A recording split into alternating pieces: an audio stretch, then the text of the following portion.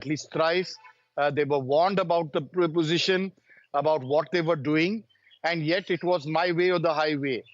Now they will have to face that highway because the blip that the Congress party had in North India is now going to vanish. And leader after leader, we saw that episode of Kamal Nath. He's saying it's a matter of consideration. A man who's been with the party for longer than Rahul Gandhi has been, 55 years and more, even before. And it's in that backdrop that you are seeing everybody is disgruntled. There is something seriously wrong with the Congress High Command, be it Rahul Gandhi, be it Mr. K.C. Venugopal, be it Mr. Karge.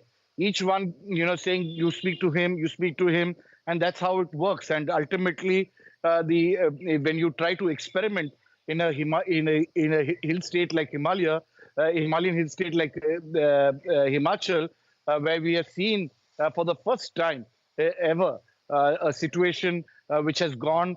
It's really it's a terrible state of affairs. So definitely, this is a huge crisis that we are facing for the Congress party. It's going to be extremely difficult for it to retrieve in this situation. But anyway, DK Shivkumar and Mr. Huda will have to try their very best to see how they can resolve this entire issue.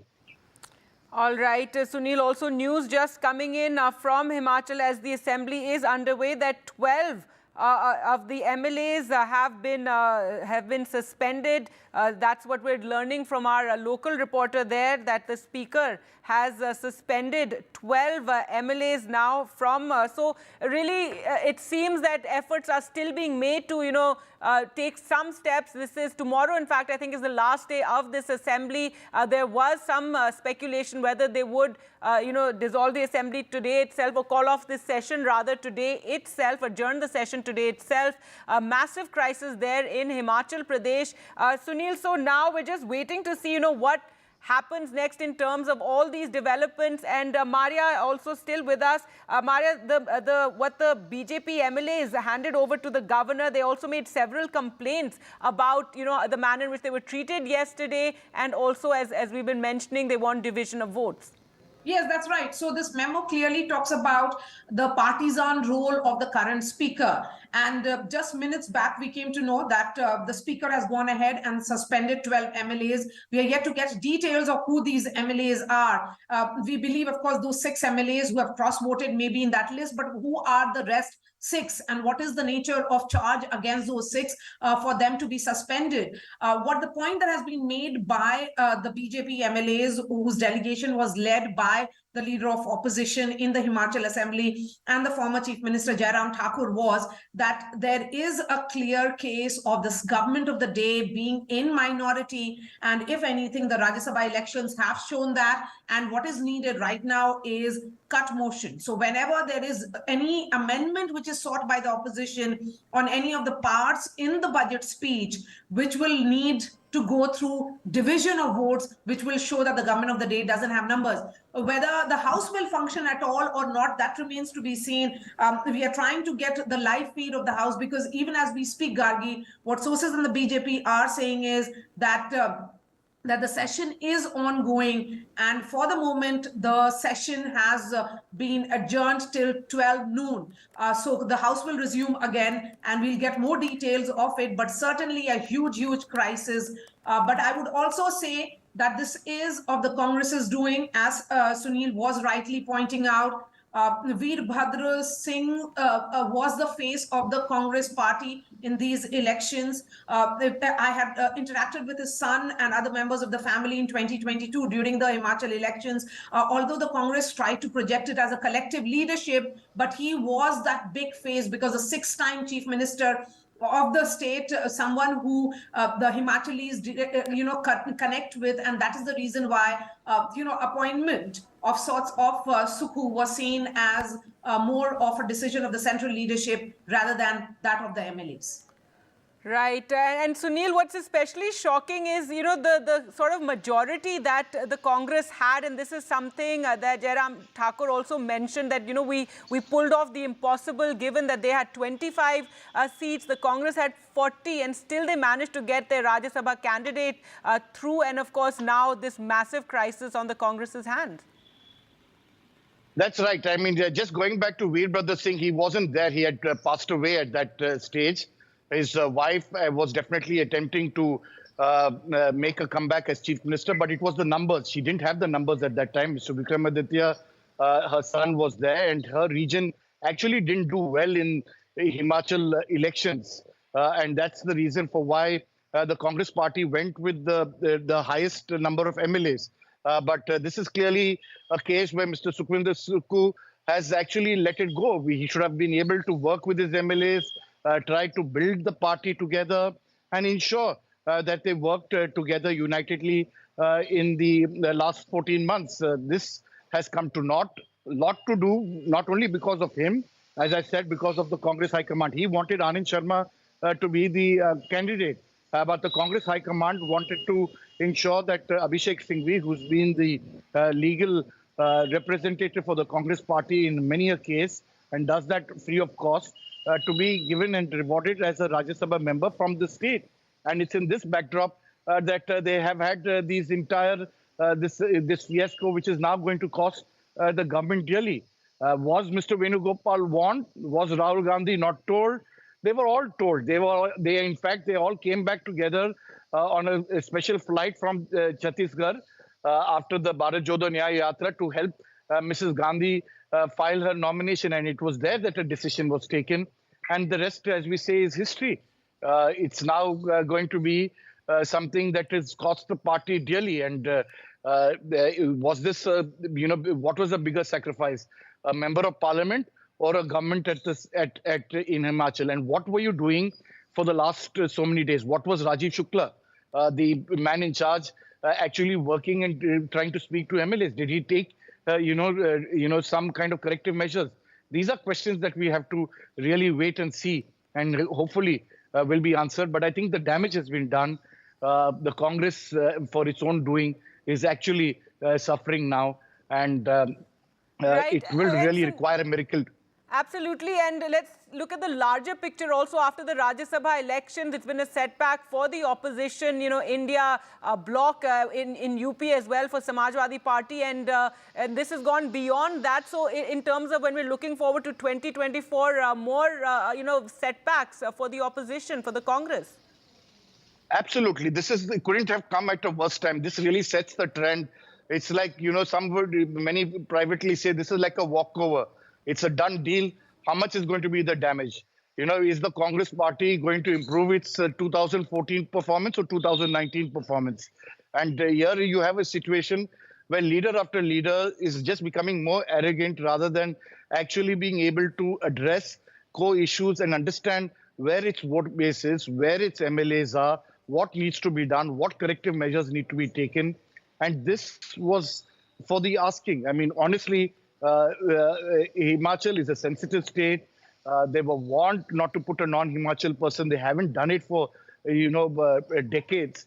And then you still go ahead with that decision. It's really like putting salt in their wounds and allowing a situation to fester. And this is what the Congress has now got to face, and really will try to handle it. But as I said, it's going to really require a miracle to retrieve the situation. All right, the assembly has been adjourned for the moment, and let's just find out the latest. We're joined on the phone line by local journalist VD Sharma. VD Sharma, if you can tell us what's happened. 12 MLAs have been suspended by the speaker. If you can give us details. जी, अगर मैं आपको जानकारी दूं तो सुबह से ही ये चर्चा थी। खुद जयराम ठाकुर कह रहे थे नेता विपक्ष के कुछ विधायकों को निलंबित किया जा सकता है, या कांग्रेस के कुछ विधायकों को एंटी डिफेक्शन लॉ के तहत भी जो है निकाला जा सकता है। लेकिन अभी इसका ताजा जो अपडेट मैं आपको बताऊं कि अभी जो सदन शुरू हुआ था 11 बजे, वो डिवीजन की मांग कर रही थी विपक्ष के वोटिंग कराई जाए, क्योंकि बजट पास सरकार को करवाना था। तो स्पीकर ने अलाउ नहीं किया। स्पीकर चाहते थे कि ध्वनिमत से हाँ में हाँ मिलाकर पास किया जाए, लेकिन विपक्ष ने उनकी बात को नहीं सुना और तुरंत प्रभाव से 14 विधायकों को जो है निलंबित कर दिया गया सदन से, और अभी जो है 12 बजे तक फिलहाल सदन को स्थगित कर दिया गया है। तो ये ताजा अपडेट है। कुछ देर में ही जो है घटनाक्रम यहाँ बदलते जा रहे हैं, जैसे ही आगे समय बढ़ता जा रहा है और शाम तक कई चीजें साफ हो जाएगी, क्योंकि ये आज का दिन इम्पोर्टेंट इसलिए है कि सदन में एक तरह से आप कह सकते हैं कि सरकार को अविश्वास प्रस्ताव को भी पार करना है, क्योंकि बजट पास होगा तो उसमें स्थिति स्पष्ट हो जाएगी कि सत्य सरकार के पक्ष में कितने विधायक है, विपक्ष में कितने विधायक है, सरकार की क्या स्थिति है, सरकार का संकट है या वो संकट से बाहर आ जाएगी। तो अभी से फिलहाल ये है कि जो विधायक सस्पेंशन जिनका हुआ है वो वोट नहीं कराएंगे, तो फिलहाल अभी जो है 12 बजे तक स्थगित किया गया है सदन को। All right, thanks so much, VD Sharma. They're reporting on the latest developments in Himachal in the assembly. As you know, the House has been adjourned now for and 12 MLAs have been suspended by the Speaker. So let's go back to Maria for more. And Maria, as I was discussing with Sunil earlier, the BJP really pulling off the impossible. First, yesterday with the Rajya Sabha elections, given they had just 25 MLAs and the Congress 40, they've managed not only to get their candidate through, but now it seems by all intents and purpose that the Congress government in the state is going to fall. So what sources are now telling us is that 6 MLAs, including the leader of opposition, have been suspended now. BJP MLAs 6, including the leader of opposition, that is Jairam Thakur, has been suspended. That's what sources in the BJP are telling us. So this is a crisis of sorts.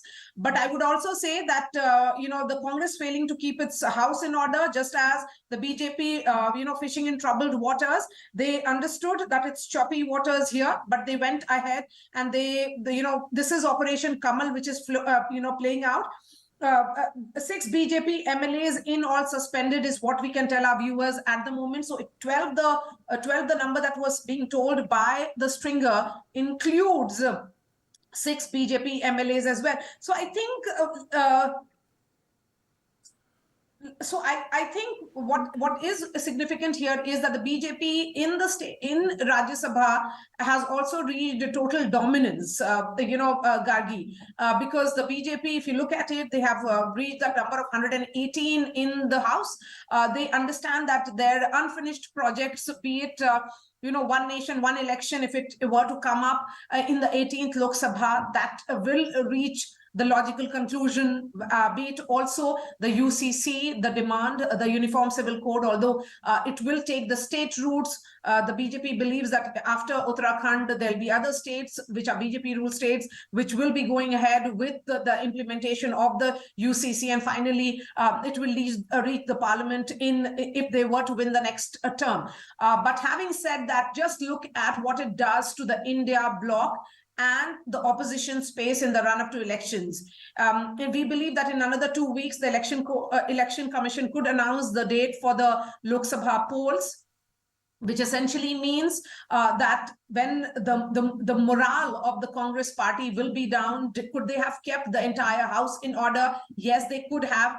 Could they have fielded a candidate keeping in mind the mood, the sentiment of what the local MLAs were asking and demanding? Yes, they could have. But it's very evident now that this group, a new group of MLAs are being led by the former Congress Chief Minister's son, who is Vikramaditya. So Vikramaditya now clearly, visibly leading this group of MLAs who are, the rebels of the Congress party. He himself doing that press conference and announcing that resignation, saying that this election was won in the name of late Virbhadra Singh.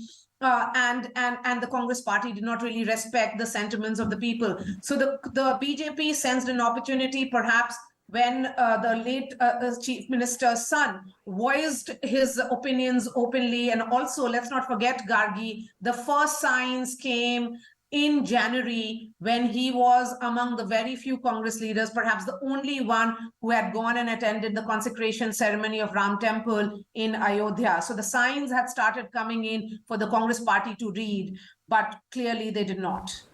All right, Maria, we're also joined by Ghazali with the very latest. And Ghazali, now it seems 15 MLAs have been suspended for misconduct. Give us the details of what's taken place in the assembly as this massive crisis is spiraling for the Congress party, with the Congress actually imploding in Himachal Pradesh. Yeah, on one side, perhaps the BJP MLAs have been suspended by the speaker for raising slogans inside the assembly session. The exact number we are trying to ascertain, but what we are picking up is that it's more than a dozen. This is being done. What the BJP alleges is to stop the MLAs from voting in the no confidence vote, or say during the budget session to pass the budget or to pass the finance bill. Meanwhile, things are falling apart for Congress, with Vikramaditya Singh now tendering his resignation as a council minister, as a cabinet minister in Himachal Pradesh, and he has not yet made it clear whether he'll continue with the Congress party or not, because he said that he'll consult his constituent voters in his constituency. But what we are also picking up, that Mr. Vikramaditya Singh perhaps spoke to Priyanka Gandhi last night, conveyed to her that he is not comfortable working with Sukhwinder Singh Sukhu, the chief minister, and that is why he wants to quit the cabinet. But we'll have to see that whether other cabinet ministers or MLAs besides those 6 who cross-voted yesterday will come under his influence and also sort of resign from the cabinet if they are ministers, or resign from the party as if they are upset with Mr. Sukhu. All right, Ghazali, there with the very latest massive crisis for the Congress party, the government in Himachal Pradesh on the brink. We will return to you. We'll just slip into a short break and return with more updates. Stay with us.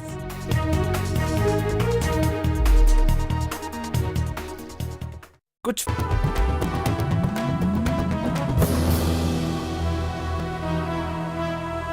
जब हम अपने air force और अपने जवानों के पास आते हैं, सेना के लोगों से मिलते हैं, तो एक अलग किस्म का जोश होता है। और आपके लिए यहाँ पर तेजपुर पे आना, कुछ यादें वापस आ रही हैं? आप यहाँ पहले आए हुए हैं? देखिए, मैंने ऊपर वाला से चाहा था कि जब मैं यहाँ शूटिंग कर रहा था तो मैं वापस आऊँ यहाँ। तो मैंने यही कहा था, चाहा कि जब आप लोगों ने मुझे कहा कि ये शो जय जवान जो मेरा फेवरेट शो है, आप लोगों कि मुझे ये इट्स माय फॉर्च्यून और my honour and privilege to be on this show, तो मैंने कहा कि तेजपुर में करेंगे। So the life comes full circle, क्योंकि मैंने यूनिवर्स में भेजा था कि मैं यहाँ आऊँ, और मैं यहाँ हूँ आपके साथ और इस शो के लिए, आपके शो के लिए। So beautiful, thank you so much and it's such an honour to have you. और आज पूरा दिन हमारे सामने है, हम देखेंगे कि यहाँ क्या क्या हो रहा है। पूरी तैयारी जो होती है लड़ाकू विमान उड़ाने के पहले, उसको भी हम आज दिन भर देखते हैं। तो चलिए आगे बढ़ते हैं यहाँ से।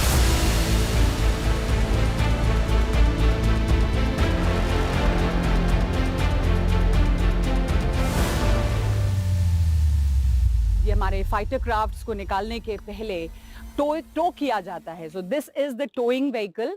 हम यहाँ इसमें चलेंगे, देखेंगे किस तरह से सुखोई को टो किया जा रहा है। Let's go.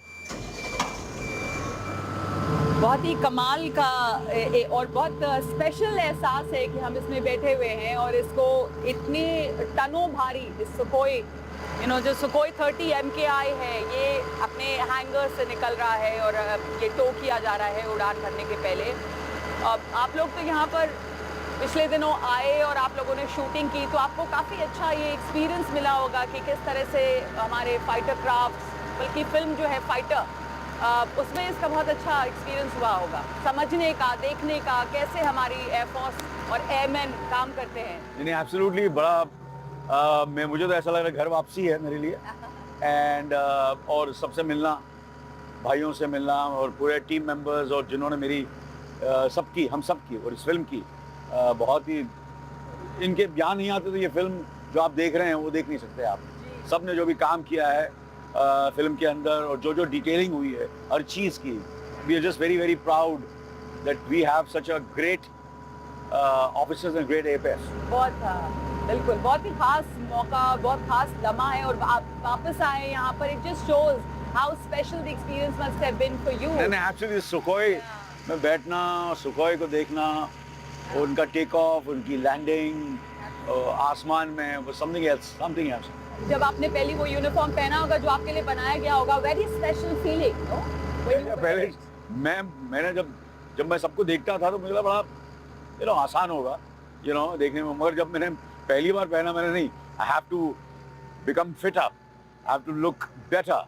So for that, to get into that uniform, इतना फिट नहीं हूँ अभी जितना मैं था जब मैं शूटिंग कर रहा था। मगर उसके लिए मैंने काफ़ी वजन भी कम किया और I had to reduce in inches to get into that uniform, so that I give full respect to that beautiful uniform of a fighter I play a commanding officer in fighter, so it was for me that was a big challenge. You tell us a little bit. What is fitness for you? आपके लिए क्या मतलब है इसका? Me, I think it's a way of life. It's a religion. It's like brushing your teeth. So that's what I do. So for me, obviously for this इस किरदार के लिए कुछ ज़्यादा करना पड़ा और ज़्यादा मेहनत करनी पड़ी और मैंने जो मेरे में ताकत थी वो सब मैंने इस रोल के अंदर डालने की कोशिश की है. I sacrificed a lot. Not only me, I think every actor. Because I worked very hard for every role, but this role was very, very special for me. I've gone to an extra length. I can very proudly say that. Yes. For this role, because I had to do it not only for the film, but for the Indian Air Force.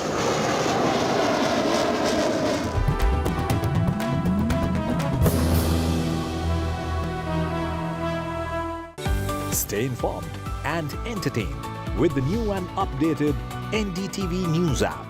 You can watch all our channels live, listen to podcasts, read breaking and exclusive news from around the world and more. Download the NDTV app today and get access to the best journalism and storytelling on your smartphone or tablet. The NDTV app. News that matters to you.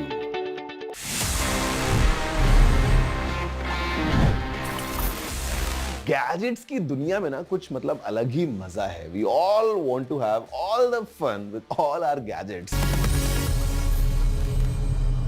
मैं आपको बताने वाला एक बहुत ही interesting tip जिसको अगर आप use करेंगे तो आप अपने गैजेट्स के साथ में, स्पेशली अपने फोन के साथ में, स्पेशली अपने एंड्रॉइड फोन के साथ में बहुत इंटरेस्टिंग फन कर सकते हैं. And the tip is you just need to go to the settings. आप जाइए in the about phone section, may be in the software section. आपको एक चीज दिखेगी which is the build number. Just keep on tapping for 7 times and instantly you will unlock the developer options in your Android smartphone. और वहां पे जाके you can change multiple settings. आप अपने animations को बहुत fast बना सकते हैं, या if you want to prank with your friends, तो you can make their phone really slow because you can reduce the speed as well. At the same time, आप USB debugging को on या off कर सकते हैं. You can enable the frame rate ताकि जब आप गेम खेले तो आपको कोने में frame rate दिख जाए. मतलब multiple options possible just through this one setting which is the developer options. However, अगर आप ये काम पहली बार कर रहे हैं तो just be careful because अगर आपको कोई चीज समझ में नहीं आ रही है, don't tap or don't enable or disable because you never know, शायद आपका फोन ठीक से फंक्शन ना करे.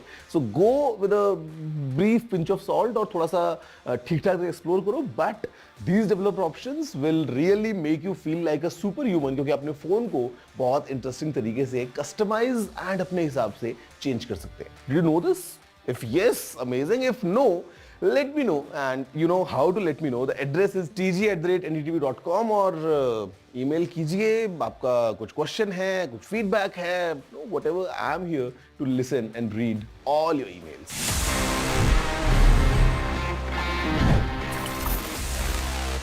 This show isn't just about news from the southern states. It's one that looks at the rest of India and the world from a diverse South India point of view. Because NDTV has always taken the southern view seriously.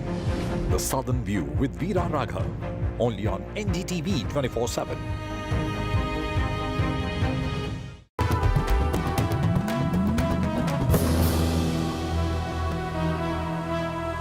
जो commandos इनसे अब हम मिलेंगे वो Garuda commandos हैं. तो इनके जो कमांडोज हैं वो भी ये बहुत ही स्पेशली ट्रेन्ड फोर्सेस का हिस्सा हैं और यहाँ पे हमें ब्रीफिंग देंगे, बताएंगे कि किस तरह से इनकी ट्रेनिंग भी होती है. तो हम मिलने चल रहे हैं उन गरुड़ कमांडोज से. Hello, good afternoon sir. हम ये जानना चाह रहे हैं कि इनकी क्या खास ट्रेनिंग होती है, इनके बारे में कुछ बताएं हमें. कमांडो की ट्रेनिंग बहुत टफ होती है. हाँ. इनका ट्रेनिंग जीआरटीसी से स्टार्ट होती है और फिर आर्मी, एयरफोर्स, नेवी, चारों तरफ ट्रेनिंग होती है. क्या खास रोल होता है गरुड़ कमांडोज का? गरुड़ कमांडो का कोई भी मिशन मिले, हाँ, उसमें फर्स्ट रिस्पॉन्डर यही होता है गरुड़ कमांडो. हमने अब जाना कुछ कि ये गरुड़ कमांडोज जो है वो क्या होते हैं, पर अभी हमें ये कुछ स्पेशल एयरबोर्न अपनी ये ट्रिक्स और वो भी दिखाएंगे, कुछ कमाल दिखाएंगे, कारनामे, जिसे देखने के लिए मैं बहुत उत्सुक हूँ कि क्या होगा. तो हम थोड़ी देर में वो भी witness.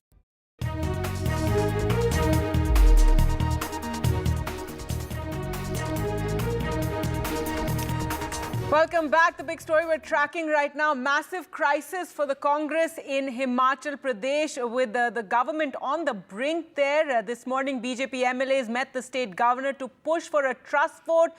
Chief Minister Sukhu also held a meeting. And what we do know is that 15 MLAs have now been suspended or expelled from the House. Let's go across to Vasudha. For more on this story. Vasudha, what can you tell us? We do know that, dramatic developments in the assembly as well and an implosion in the Congress party in the state.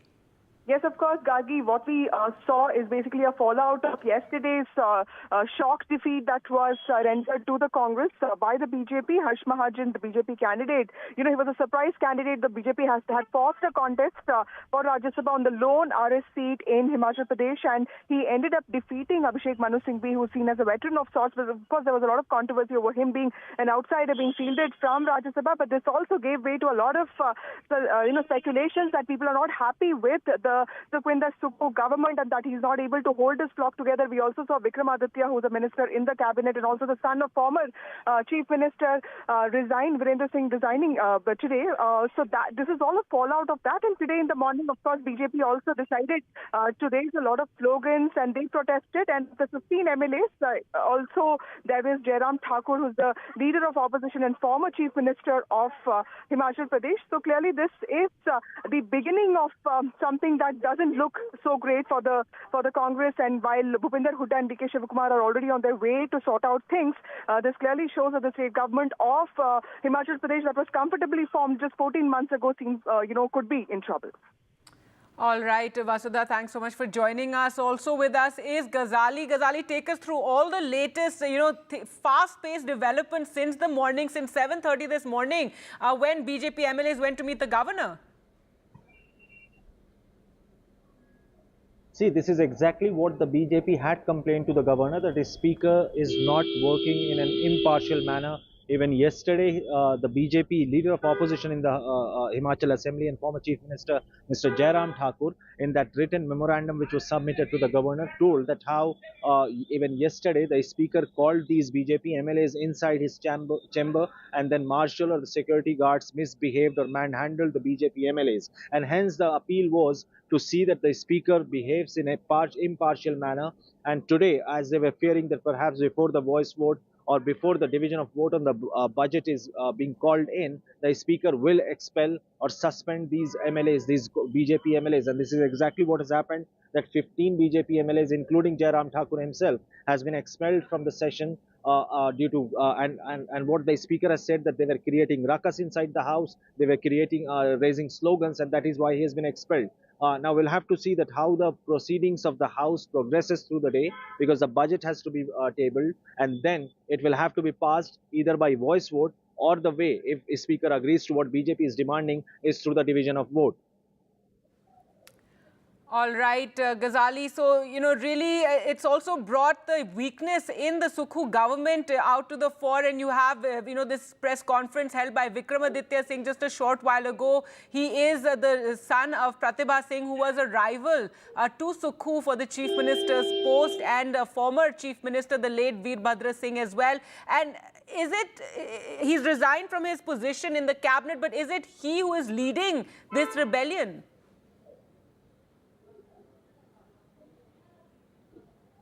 Gargi, can you please repeat? Sorry. Right.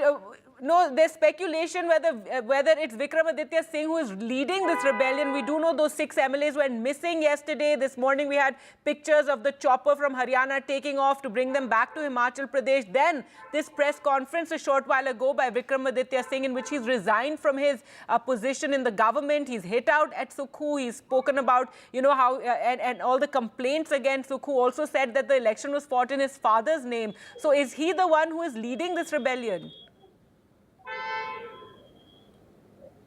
See, we can't say surely that whether he is the brains behind this engineered rebellion, but certainly Pratibha Singh was quoted in the media yesterday where he said that MLAs are unhappy, dissatisfied with the government, that and her quote even came hours before this entire Rajya Sabha elections or the voting was happening in Himachal Pradesh. So somewhere everybody within the Himachal Congress, within the government, within the state politics, or those who keep an eye on the state politics knew that from day one there were MLAs who have won the elections for like 4 or 5 terms, and even they have not been accommodated in the cabinet. There were many MLAs who were expecting that after 14 months of being in power, Mr. Sukhu will expand his cabinet and will accommodate more MLAs, but that didn't happen. And perhaps that is why these dissatisfied MLAs first expressed their dissatisfaction by cross-voting. And now Mr. Vikramaditya, son of Pratibha Singh, a member of parliament of the Congress, as well as a state president and wife of former stalwart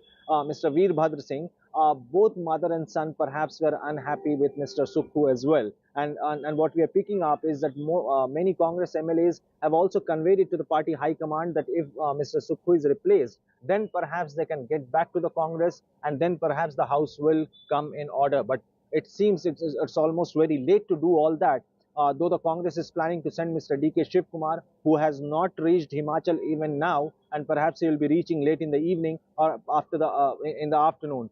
He has not yet flown from Karnataka yet. Mr. Bhupen Singh Hooda is another Congress leader who has been tasked to go to Himachal, and both these leaders will try to save the government there, which is at the risk of falling because of the rebel MLAs, because of one of the ministers now resigning, Mr. Vikramaditya Singh. And we'll also have to see that who all are the other MLAs or other cabinet ministers who are at least under influence of Mr. Vikramaditya Singh, or at least who are from the camp of Mr. Vikramaditya Singh. All right, Ghazali, let's just listen into what Vikramaditya Singh said a short while ago as he addressed that press conference where he dramatically resigned and also hit out at Sukhu and said that the elections had been fought on his father's name. 2-3 दिन के जो घटनाक्रम प्रदेश के अंदर हुए हैं, प्रदेश की विधानसभा में हुए हैं, निश्चित तौर से मैं समझता हूं कि लोकतंत्र के ऊपर और खास करके हिमाचल प्रदेश जैसे राज्यों में, जो एक पहाड़ी राज्य है, एक शांति प्रिय राज्य है, इस तरीके के घटनाक्रम होना एक चिंता का विषय है। पहले आप मेरी बात सुनिए, जब 34 आदमी हमारे पास खड़े हैं, अब जिस प्रकार का दृष्टिकोण रखना चाहते हैं, अभी तो सेशन चल रहा है ना, तो जब सेशन चलेगा तो उस समय देखेंगे। क्योंकि राज्यसभा में एक बात याद रखना, राज्यसभा की जो बात है, उन जो गे है उसमें से कई लोग, उनके परिवार के लोग उनसे पूछ रहे कि आपने ऐसा क्यों किया। जब उनके घर वाले पूछ रहे तो उसमें सोच सकता कई लोग अभी घर वापसी की तरफ भी सोचे। I don't know Congress party. I've just issued a direction that I should be there. See, I don't know why BJP is such a big hurry. After all, there are 2-3 states, and any government should have a strong opposition. It is not right, and the democratic values, if such type of horse trading, someday it may boomerang. So, this is a very bad precedent which is going on in this country. Anyway, I am confident that all our legislators will be very loyal to the party who has been elected. Did you have any word with them, sir? Because they have. I'm just going there. A team is going there, not me alone. Team is going there. Seems like every state needs a D.K. Shivkumar. No. Let's go across. Let's go across to our reporters now. Ghazali and Sunil joining us on this crisis in Himachal Pradesh for the Congress party. Sunil, we just heard, D.K. speaking there about how he's been told to go to Himachal Pradesh. He'll arrive perhaps by the evening. But since then, a lot of fast-paced developments. So we've seen since the morning, 7:30 a.m., you had BJP MLAs going and meeting the governor, asking for a trust vote. Then you have Vikramaditya Singh resigning from the cabinet, hitting out at the Chief Minister Sukhu. And a short while ago in the assembly, 15 MLAs have been suspended. That's right. 15 MLAs have been suspended. And you heard D.K. Shivkumar say very categorically that he's been directed. And why is the BJP in a hurry to form a government? The counter question to the Congress party is, why did they allow this situation to go out of hand? This was always a difficult state. Mr. Karge knew this was one of the first states that he was able to, after becoming Congress president, had to ensure with the help of Priyanka Gandhi Vadra, go through that and see how things go in terms of the entire procedure has to be followed, and ensured at that time that Mr. Sukhwinder Sukhu became the chief minister. But having said that, they have made so many mistakes that it's really unfortunate. It was for the asking, as I've been saying, and they'll try to, with the suspension that is taking place, try to get some time to ensure that this government survives by, passing it through a voice vote now that the MLAs have been suspended, and then attempt to pass the budget and adjourn the House sine die before the Congress team comes in, listens to the MLAs, tries to change the chief minister. But whether it is a little bit too late, will that work? These are big questions that have to be done. What happens to those 6 who have crossed over? How are you going to handle that situation? These are all, pros and cons which the Congress High Command will now have to take. But as many are saying, this could have been easily avoided, Gargi. This was a situation which was waiting not to happen. Every message was given to the Congress High Command. Don't make this mistake. But they decided it's either our way or the highway. And this is how the Congress party now functions. When you go to Mr. Karge, he says, tell Rahulji, you go to Rahul Gandhi, he says, tell Mr. Kesari Venugopal. This is symptomatic of the Congress party. It's really needs to pull its socks up if it has to be in the reckoning as an opposition party at this present juncture. All right, Congress on the verge of losing its government in Himachal. This as elections are about to be announced. So, Ghazali, the question really is whether, they can possibly save this government, whether some moves by the Congress, such as replacing Sukhu, will even help at this point. See, it all depends upon the organizational skills now. This is one move by the speaker to expel these 15 MLAs just to ensure that even if the division of vote happens to pass the budget or the finance bills, perhaps the BJP will not have numbers and they will bank on their own MLAs, those 40 MLAs. Out of those 40, still 6 are missing. They are not there. They have just left Panchkula for Shimla. So perhaps they will also participate there. But it all depends on the back channel talks that by the time this entire the division of vote happens, perhaps DK Shivkumar or Bhupendra Singh Hooda will manage to convince those rebel MLAs to ensure that they vote in favor of the government during the passage of those finance bills. But it all looks with a lot of riders. It includes a lot of riders of ifs and buts, because BJP will not have got into all this without prior preparation. We saw that for the Rajya Sabha elections yesterday. So even after the Rajya Sabha elections, those 6 Congress MLAs who were in Panchkula, they had once a time they wanted to go back to Shimla, but they were asked to stay back. So perhaps this entire, you can say that rebellion which was engineered was done to keeping in mind that perhaps they'll also go for a floor test tomorrow, or to at least go for a division of vote for the finance bills for today. So at least BJP would be prepared that if the division of vote happens, if the voting happens for passage of finance bills, then perhaps all these rebel MLAs have been convinced to vote for BJP. All right, Ghazali, we'll slip into a short break now, but return for more updates from you. So from losing one Rajya Sabha seat last night for the Congress, now stands to lose the state of Himachal Pradesh. More after this short break.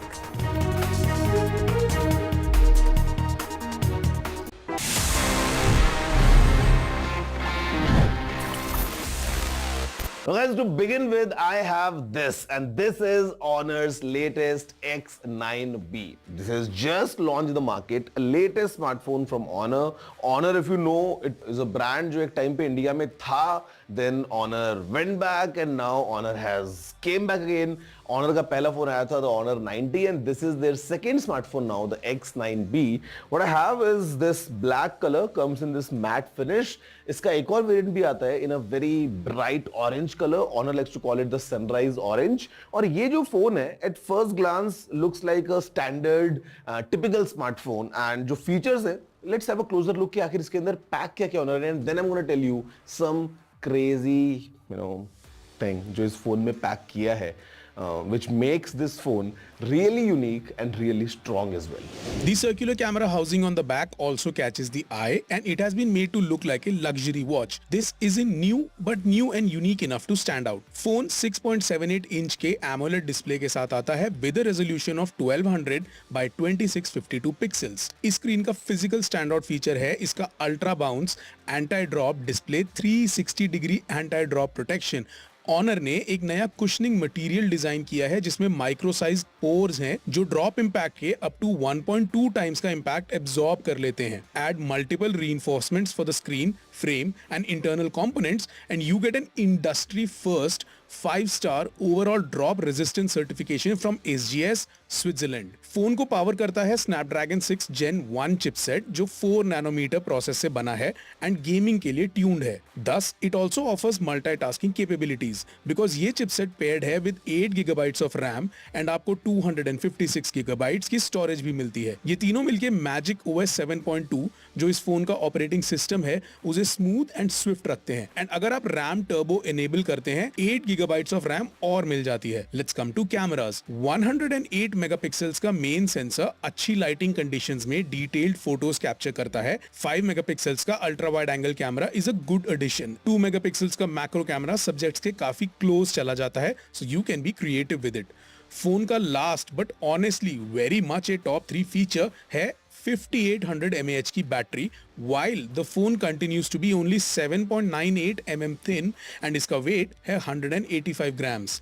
Honour ने battery की थोड़ी banking भी ली है by claiming कि even after 1000 charge cycles यानी कि approximately 3 years of regular usage battery की health 80% के ऊपर ही रहेगी. Okay, features aside, I mean 5000 mAh battery, Snapdragon 6 Gen 1, curved AMOLED screen, ये सब बातें तो ठीक हैं, but this phone packs airbag technology. Yes, airbag technology because यहाँ पे the screen, the way it's developed, it has multiple layers to it. Protection के लिए glass तो लगाया ही है, but again the way the screen and the phone's body are kind of meeting each other, यहाँ पे it creates some unique thing जो इस phone को बहुत ज़्यादा मजबूत बनाता है. Honor calls it the ultra bounce display and आप इस phone को मतलब गिराएंगे या ये फोन खुद से गिर जाएगा या आप इसको फेंक देंगे. People have done crazy testing. In fact, I have done some crazy testing जहाँ पे ये फोन टूटता नहीं है and this is the same unit जो मैंने अभी तक चेंज नहीं किया है. After being thrown मेरे ख्याल से 15, 20, 25 बार this phone is exactly same as brand new. So ये इस फोन का एक बहुत ही यूनिक फीचर है because in India, the way our daily lives are, हम इतने ज़्यादा भागदौड़ में रहते हैं. Sometimes हमारे फ़ोन हाथ से गिर जाता है, हम जल्दबाजी में होते हैं, फ़ोन हाथ से फिसल जाता है, कई बार गुस्से में फ़ोन फेंकने का मन करता है. And this phone, by the way, is very strong against all these impacts. तो ये है Honor का latest X9B, and the price is 25,999 rupees. There's just one variant with 8GB RAM and 256GB storage of this Honor X9B.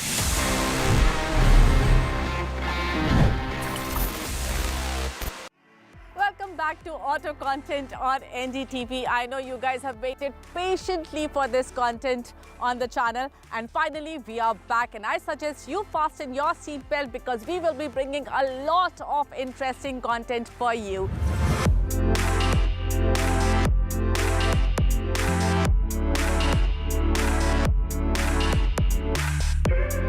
And what I have today is also a path breaker in its own right. The success of CNG vehicles has taken the auto world by surprise. But what Tata Motors have done is definitely a leg up, and that's because they have given not just the CNG but also an automatic. Today we are going to drive this and tell you how does this AMT perform. Does this give you the jerks that are so annoying in AMTs? But first, let me give you the basic facts about this Tiago CNG AMT.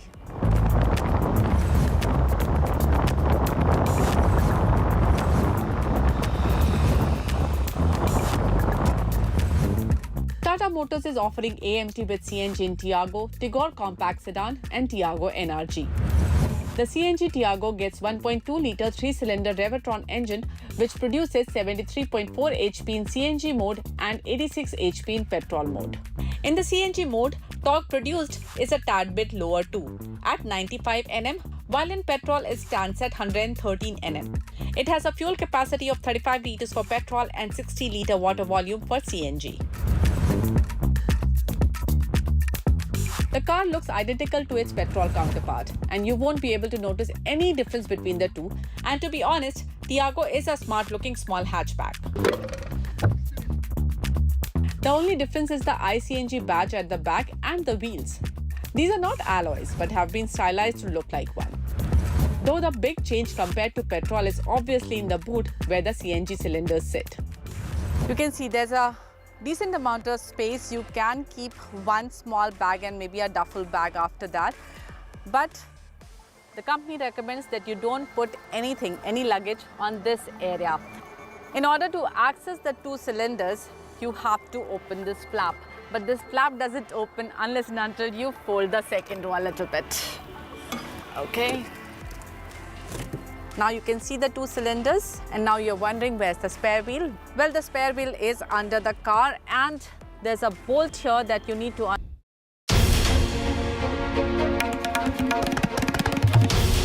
This is NDTV, and you're watching NDTV 24x7.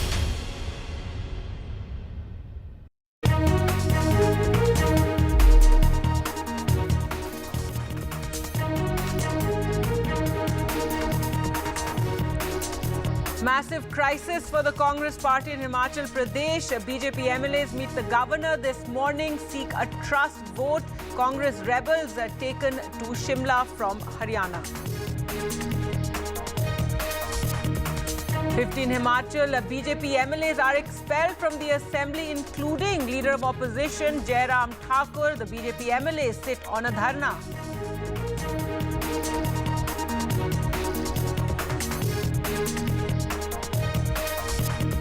And more trouble for the Congress party as it implodes in Himachal. Virbhadra Singh's son has quit his position. Vikramaditya says the MLAs who are ignored by the government resigned as a state minister.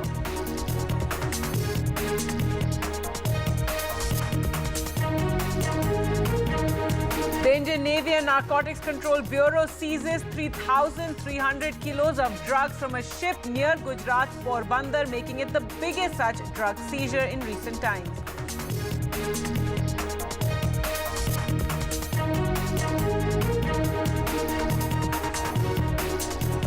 And on the second day of his Tamil Nadu visit, Prime Minister Narendra Modi lays the foundation stone for the Tuticorin port, also inaugurates projects worth 17,300 crore.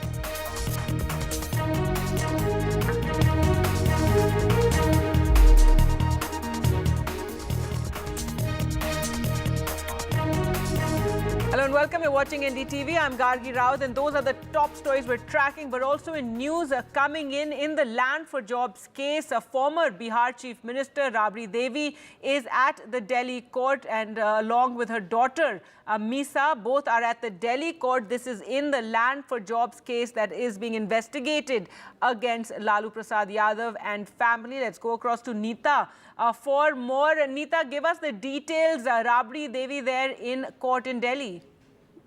Yes, Gargi, Rabri Devi and her daughters Nisa Bharti and Hema Yadav appeared before the Rouse Avenue Court, the designated court, where they were given, regular bail.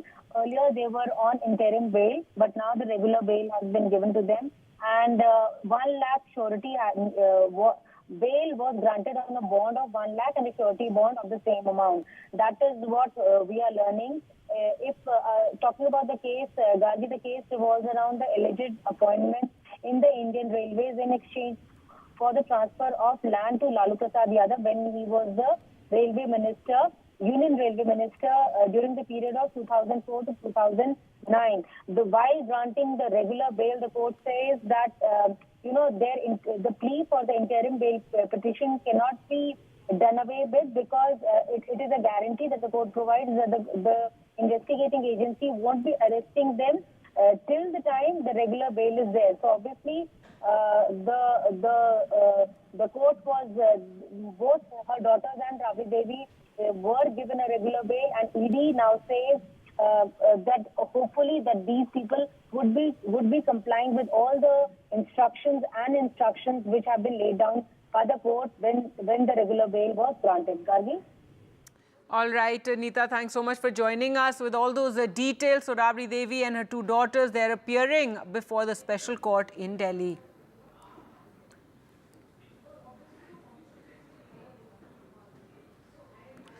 All right, let's now focus on the big story you've been tracking since the morning. All the developments, dramatic developments in Himachal Pradesh, where the Congress government is on the brink. So a political drama in the hill state escalating earlier today with 15 BJP MLAs, including the leader of opposition, Jairam Thakur, being expelled from the Himachal Pradesh Assembly. This is following their demand for a floor test after the ruling Congress lost the lone Rajya Sabha seat from the hill state. So it's been a huge escalation of the setback for the Congress party from losing that Rajya Sabha seat yesterday, despite having 40 MLAs.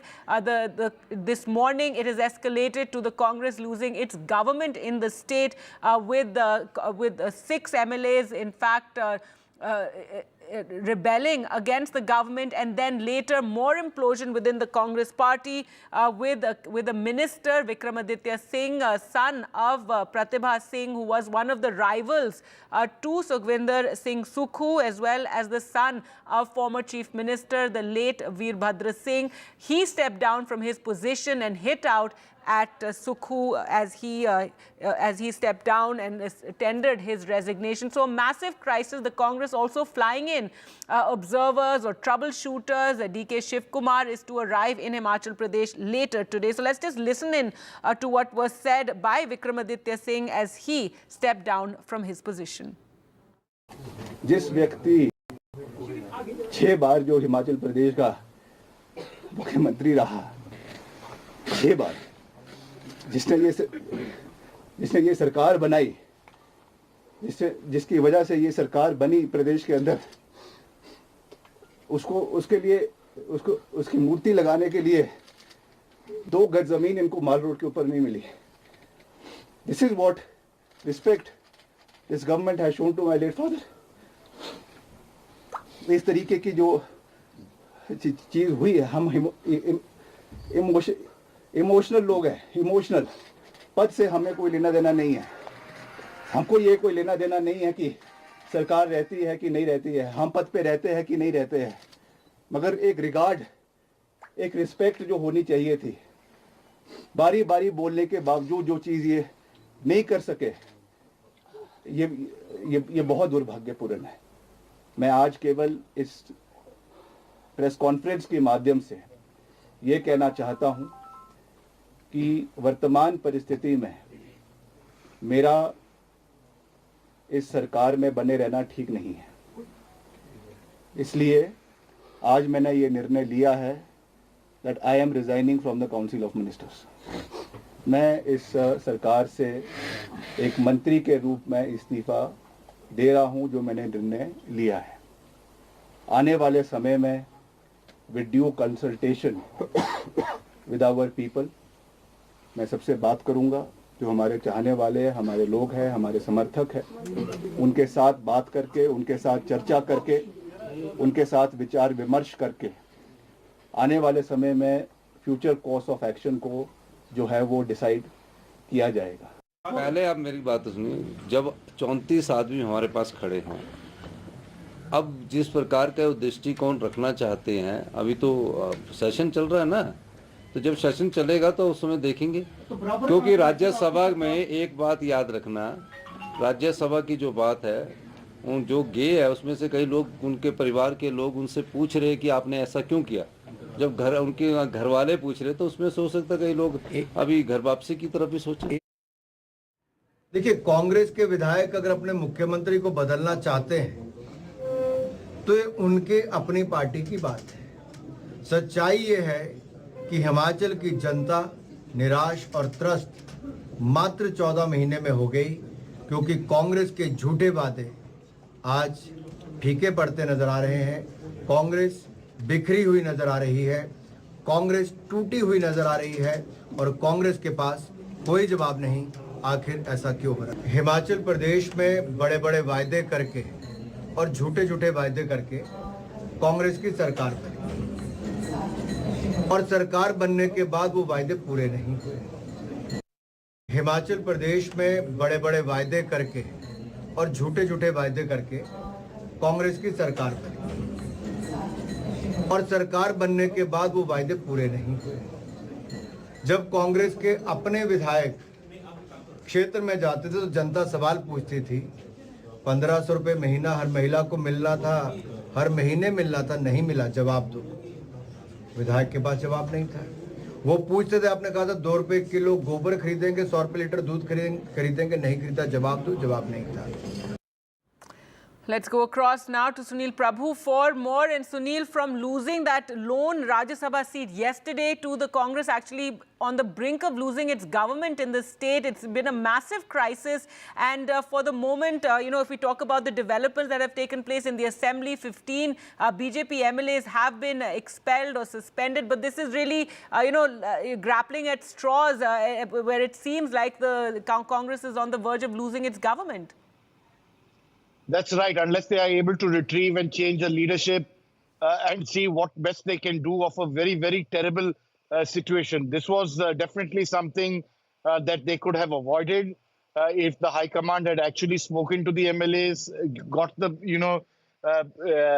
feeling from the MLAs about what exactly was the position, not being high-handed in the manner in which the Congress party has been. And these are aspects that hopefully lessons to be learned, very, very costly lessons. Hopefully, Mr. Venugopal and Rahul Gandhi and Mr. Kharge will understand that they are responsible for allowing a government now to be virtually in the hands of the BJP for its own doing. One was deciding on the Rajya Sabha MP. The other was, not speaking to the MLAs and reaching out to them. The third, of course, being that, ensuring various factions are well represented, and whatever reshuffle needed to be done, that should be done at the earliest. So it's in that backdrop that the Congress now is in a terrible position.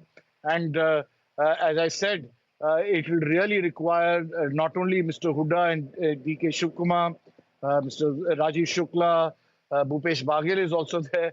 All of them will have to really work hard to try to see if they can actually win over those MLAs who are now all set to join the BJP. 6 of them have already been whisked away, and 3 independents which were supporting. So the situation is terrible. That election, of course, that they lost was by a casting ballot. Unfortunately, the rules, as you are well aware, Gargi, and it's real sad luck for Mr. Singhvi.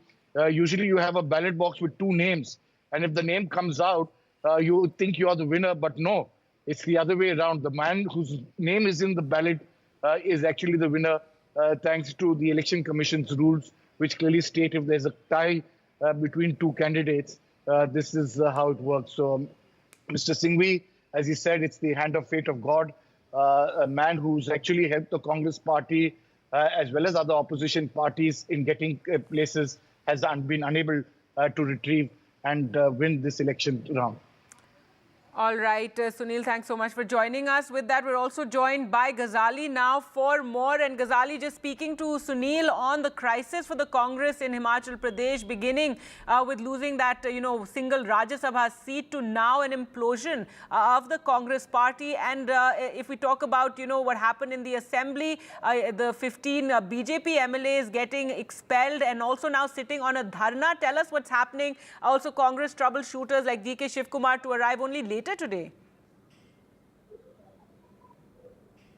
See, the House was adjourned till 12 p.m. So now it's 12 past 12, and perhaps the session will resume. The BJP MLAs are sloganeering and protesting against the expulsion order, which was issued by the Speaker, as 15 of the BJP MLAs have been expelled for raising slogans or for creating ruckus inside the House. The BJP, meanwhile, feels that perhaps there should be division of vote once the budget session, when the budget speech is done and budget has to be passed by a voice vote.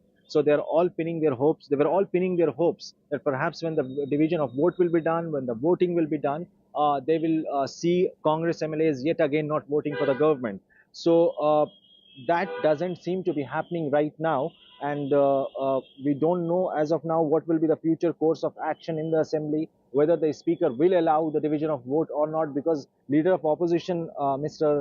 Jairam Thakur himself has been expelled by the speaker. So perhaps that is why the BJP leaders are still protesting, and once that crisis is resolved, then perhaps the House will proceed towards the passage of the budget of the finance bills. Once that crisis is resolved, once the speaker finally announces whether they will allow BJP, those 15 BJP MLAs inside the house or not, then only we'll get to know that how the day progresses as far as the proceedings of the house is concerned. All right, Ghazali, thanks so much for joining us with all those details. So that's the big story we continue to track. As Ghazali said, the assembly has reconvened after it was adjourned. However, BJP MLAs who have been suspended from the house sitting on a dharna there. Remember, the BJP this morning, led by Jairam Thakur, had approached the governor asking for a trust vote, and also asking for, as the finance bill was passed, that the votes should be looked at. And since clearly the BJP felt it had the numbers. Meanwhile, the 6 Congress MLAs who went missing yesterday, who Chief Minister Sukhu said had been taken away by the authorities from Haryana, they are en route to Himachal Pradesh. They took off on a helicopter a short while ago. Also, you have the troubleshooter DK Shiv Kumar, who is going to be arriving in Himachal Pradesh later today. But meanwhile, 15 BJP MLAs suspended from the house. Also, Vikramaditya Singh, who was the state minister, has resigned from his position, hitting out at the Chief Minister Sukhu. We'll slip into a short break and get you all the developments on the other side. Please stay with us.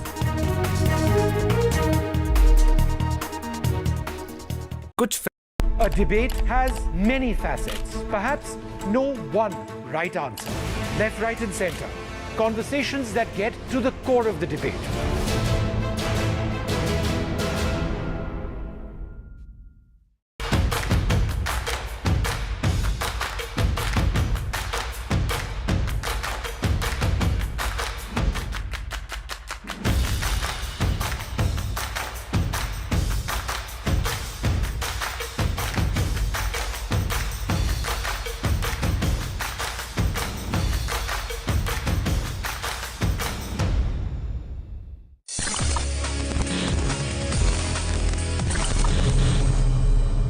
Hello everyone, my name is Gaurav, you are watching tech with TG. तो जल्दी से आगे बढ़ते हैं, चलिए शुरू करते हैं।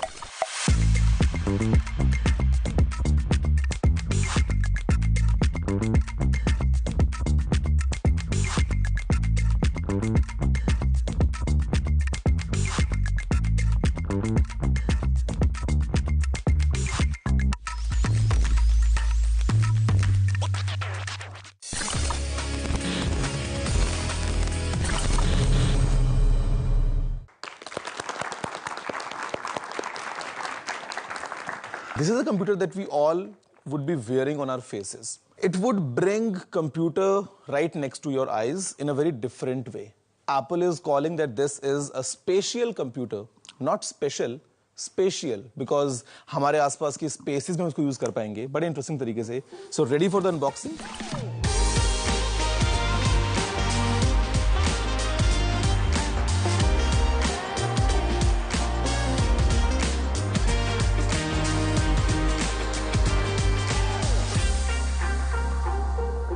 तो बेसिकली VR सबको पता है क्या होता है।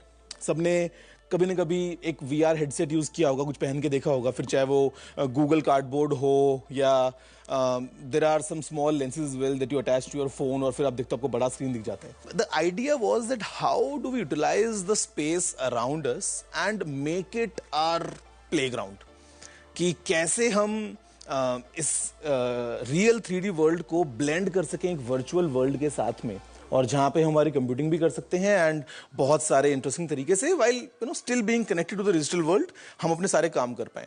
सो basically we call it extended reality और XR। Let me just give you a basic physical overview कि यहाँ पे क्या क्या चीजें हैं और ये कैसे काम करती हैं। सो ये मैंने जो लगाया था, this is the power cord. यही इसका पावर ऑन ऑफ बटन है. There is no switch. अगर मैं इसको ट्विस्ट करता हूं तो ऑन हो जाएगा. इफ मैं इसको रख दूंगा ऐसे तो it will go in stand by mode जहां पे लो पावर कंज्यूम करता है. This entire frame that you see here, it's full metal, aluminium का बना है और काफी हैवी, काफी स्ट्रॉन्ग फील होता है. This is the light seal. याद है बॉक्स में हमको एक मिला था, सो वो थोड़ा सा अलग साइज था. This is another the similar thing but in a different size. तो द यूजर कैन चूज कि जो वो कंफर्ट फील करता है, it can use that. So this is the light seal cushion. This is the light seal. और light seal as the name says कि जब आप इसको पहनते हो, the idea is to block any extra incoming lights जो मेरे आसपास से मुझे मिल सकती है. तो ये उसको ब्लॉक करता है. And this is where the magic is. By the way, मैं एक बार इसके अगर बैंड को भी हटा देता हूं, इट्स वेरी इजी. मैं इसको सीधा पुल करके निकाल सकता हूं. Very soft by the way, as a cushion use कर सकते हो इसको आप. So this is the headset. This is plastic, this is plastic, but you know ये जो आपको दिख रहे हैं दो lenses, inside we have two very high resolution, very high resolution micro OLED screens. And हम बात करते हैं ना जैसे full HD, 720p, 4K, 2K ये सब. It has more than 4K for each eye. The screens inside, they have more than 23 million pixels. Because ये हमारी आंखों के एकदम पास में रहने वाला है. So the idea is to make it as real as possible. Otherwise पहन के लग रहा है कि यार द पिक्चर इज पिक्सेलेटेड, तो फिर मैं रियलिटी कैसे फील करूंगा. The idea is to give as immersive experience. तो यहाँ पे it's a very high res pair of screens inside. यहाँ पे मेरे पास में एक डिजिटल क्राउन है. Here have one more button. नीचे अगर आप देख रहे हो तो यहाँ पे there are cameras here and there are cameras here all around. In fact cameras यहाँ पे भी हैं to track my eyes movement. आपको बताऊंगा व्हाई इट्स इंपॉर्टेंट. एंड सामने का जो आप देख रहे हो पूरा, this is glass panel, but it's laminated. It has a layer of a thin plastic over it, ताकि अगर ये गिर जाए तो कांच चूर चूर होके बिखरे ना, वो चिपका रहेगा यहाँ पे for me to easily remove it. And सामने एक स्क्रीन भी है. आपने देखा होगा सामने ब्लू लाइट जल रही थी जब मैं पहन रहा था. तो this blue light is a screen that will let the people outside know कि हाँ, अगर आप वो स्क्रीन देख पा रहे हो, उसके थ्रू अगर मेरी आंखें आप देख पा रहे हो, इसका मतलब मैं भी आपको देख पा रहा हूँ. जस्ट अदरवाइज यहां से आर पार देखने का कोई भी सिस्टम नहीं है. The question is how I am able to see all of you. उसके लिए it has like crazy amounts of cameras. यहां पे हमारे पास में 6 कैमराज हैं to see around me. 6 cameras on the outside, 2 cameras again acting as a depth camera, 4 camera अंदर भी हैं. So total 12.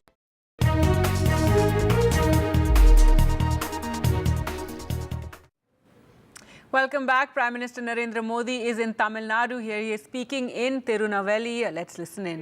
विश्वास पर खरा उतरने कोई भी कमी नहीं छोड़ेगी. ये भरोसा मैं आपको देने के लिए आज आपकी धरती पर आया हूं. ये मोदी की गारंटी है. नंदरगले ಇದು ಮೋದಿಯಿನ ಗ್ಯಾರಂಟಿ. நண்பர்களே, நேத்துக்கு நான் திருப்பூர் போயிருந்தேன், மதுரை போயிருந்தோம். இன்னைக்கு திருநெல்வேலிக்கு வரக்கூடிய மிகப்பெரிய பாக்கியம் கிடைச்சிருக்கு. ஆனா இந்த எல்லா இடத்துலயும் உங்களை பார்க்கும்போது எனக்கு ஒரு பொதுவான ஒரு பண்பு தெளிவாக தெரியுது. தமிழகத்துல குழந்தைகளாகட்டும், முதியவர்களாகட்டும், இளைஞர்களாகட்டும், பெண்களாகட்டும், ஏழை நடுத்தர குடும்பத்தினராகட்டும், இப்படி எந்த பிரிவினராக இருந்தாலும் பாரதிய ஜனதா கட்சியின் மீது மிகப்பெரிய நம்பிக்கையை வைத்திருக்கிறார்கள். தமிழக மக்களோட அந்த நம்பிக்கையை பாரதிய ஜனதா கட்சி கண்டிப்பாக காப்பாற்றும். அவங்க நம்மளுடைய சமூக நீதி எப்படி பண்றோம், உண்மையான நேர்மறையான அரசியலை எப்படி பண்றோம் என்பதை கவனித்துக் கொண்டிருக்கிறார்கள். உங்க நம்பிக்கையெல்லாம் முழுவதுமாக பாரதிய ஜனதா கட்சி நிறைவேற்றும் என்ற உறுதிமொழியை இன்று இந்த திருநெல்வேலியில் உங்கள் முன்னால் வைக்கிறேன். இது மோடியின் கேரண்டி. साथियों, तमिलनाडु के लोग भविष्य से कदम मिलाकर चलने वाले लोग हैं. तमिलनाडु की पहचान टेक्नोलॉजी से होती है, नई सोच से होती है। यही बात तमिलनाडु को बीजेपी के और करीब लाती है। हमारी ये साझी सोच और बीजेपी सरकार का ट्रैक रिकॉर्ड ये विश्वास दिलाता है कि बीजेपी ही है जो तमिलनाडु को सही भविष्य की ओर लेकर जा सकती है। ऐसे कई उदाहरण आज आप देख सकते हैं, जैसे कि आज भारत विश्व की सबसे तेजी से बढ़ती अर्थव्यवस्था है और साथ ही हम उन चुनिंदा देशों में से एक है जो रिन्यूएबल एनर्जी के प्रति पूरी प्रतिबद्धता से काम कर रहे हैं। जब रिन्यूएबल एनर्जी की बात होती है तो तमिलनाडु इसकी संभावनाओं से भरा हुआ है। देश इस नई सोच के साथ काम कर रहा है और इसका बड़ा लाभ तमिलनाडु को मिल रहा है। நண்பர்களே, தமிழ்நாட்டு மக்கள் எல்லாம் எப்போதும் வருங்காலத்தை பற்றிய, எதிர்காலத்தை பற்றிய ஒரு மிகப்பெரிய தெளிவுடன் இருப்பார்கள். அதுக்கு முக்கிய காரணம் அவர்களுடைய தொழில்நுட்ப அறிவில் அவங்க மிகச் சிறந்தவர்களாக இருக்கிறார்கள். இதுதான் தமிழகத்தை பாரதிய ஜனதா கட்சியோட இப்பெல்லாம் நெருக்கமாக்குது. ஏன்னா பாரதிய ஜனதா கட்சியுடைய அணுகுமுறையும் சித்தாந்தமும் தமிழக மக்களின் எண்ணத்தோடு மிகவும் ஒத்து போகிறது, ஒன்றுபடுகிறது. எதிர்காலத்தை நோக்கிய பாரதிய ஜனதா கட்சியின் சிந்தனையும் மக்களின் சிந்தனையும் ஒன்றுபடுவதால் தமிழக மக்களுக்கு பாரதிய ஜனதா கட்சியின் மேல் புது நம்பிக்கையை ஏற்படுத்தி இருக்கிறது. இந்த மாதிரி நிறைய உதாரணம் நான் சொல்லலாம். இது போல இன்னைக்கு இந்தியா வேகமாக வளர்ற பொருளாதாரத்தை கொண்டிருக்கிறது. மேலும் இந்த எரிசக்தியில புதுப்பிக்கத்தக்க எரிசக்தின்னு சொல்றாங்க இல்லையா, அந்த எரிசக்தி துறையில வெளிநாடுகளோட இந்தியாவும் போட்டி போட்டு முன்னேறுது. இந்த புதுப்பிக்கத்தக்க எரிசக்தியை பொறுத்த வரைக்கும் தமிழ்நாடு மிகப்பெரிய வளர்ச்சியை நோக்கி சென்று கொண்டிருக்கிறது. அந்த வளங்கள் எல்லாம் தமிழகத்தில் இருக்கிறது. இந்த நாடு புதிய சிந்தனையோடு செயல்படுகிறது. தமிழ்நாடும் இந்த புதிய சிந்தனையின் வளர்ச்சியில் மிகப்பெரிய பங்கு வகிக்கப் போகிறது. साथियों, एक और बदलाव है जिसे आज तमिलनाडु के भाई बहन देश के बाहर भी महसूस कर रहे हैं। ये बदलाव है दुनिया में भारत का बढ़ता कद, भारत का बढ़ता सम्मान। पूरे विश्व में फैले तमिल कम्युनिटी के लोग जब देखते हैं कि उन्हें भारतीय होने की वजह से सम्मान की नजर से देखा जाता है तो उनका विश्वास मजबूत होता है कि केंद्र सरकार सही काम कर रही है। ये बदलाव देश की स्थिर, विकासशील और मजबूत बीजेपी की सरकार से ही आया है। इसलिए तो आज तमिलनाडु बीजेपी से इतनी तेजी से जुड़ रहा है। நண்பர்களே, உங்களுக்கெல்லாம் ஒரு உதாரணம் சொல்றேன்.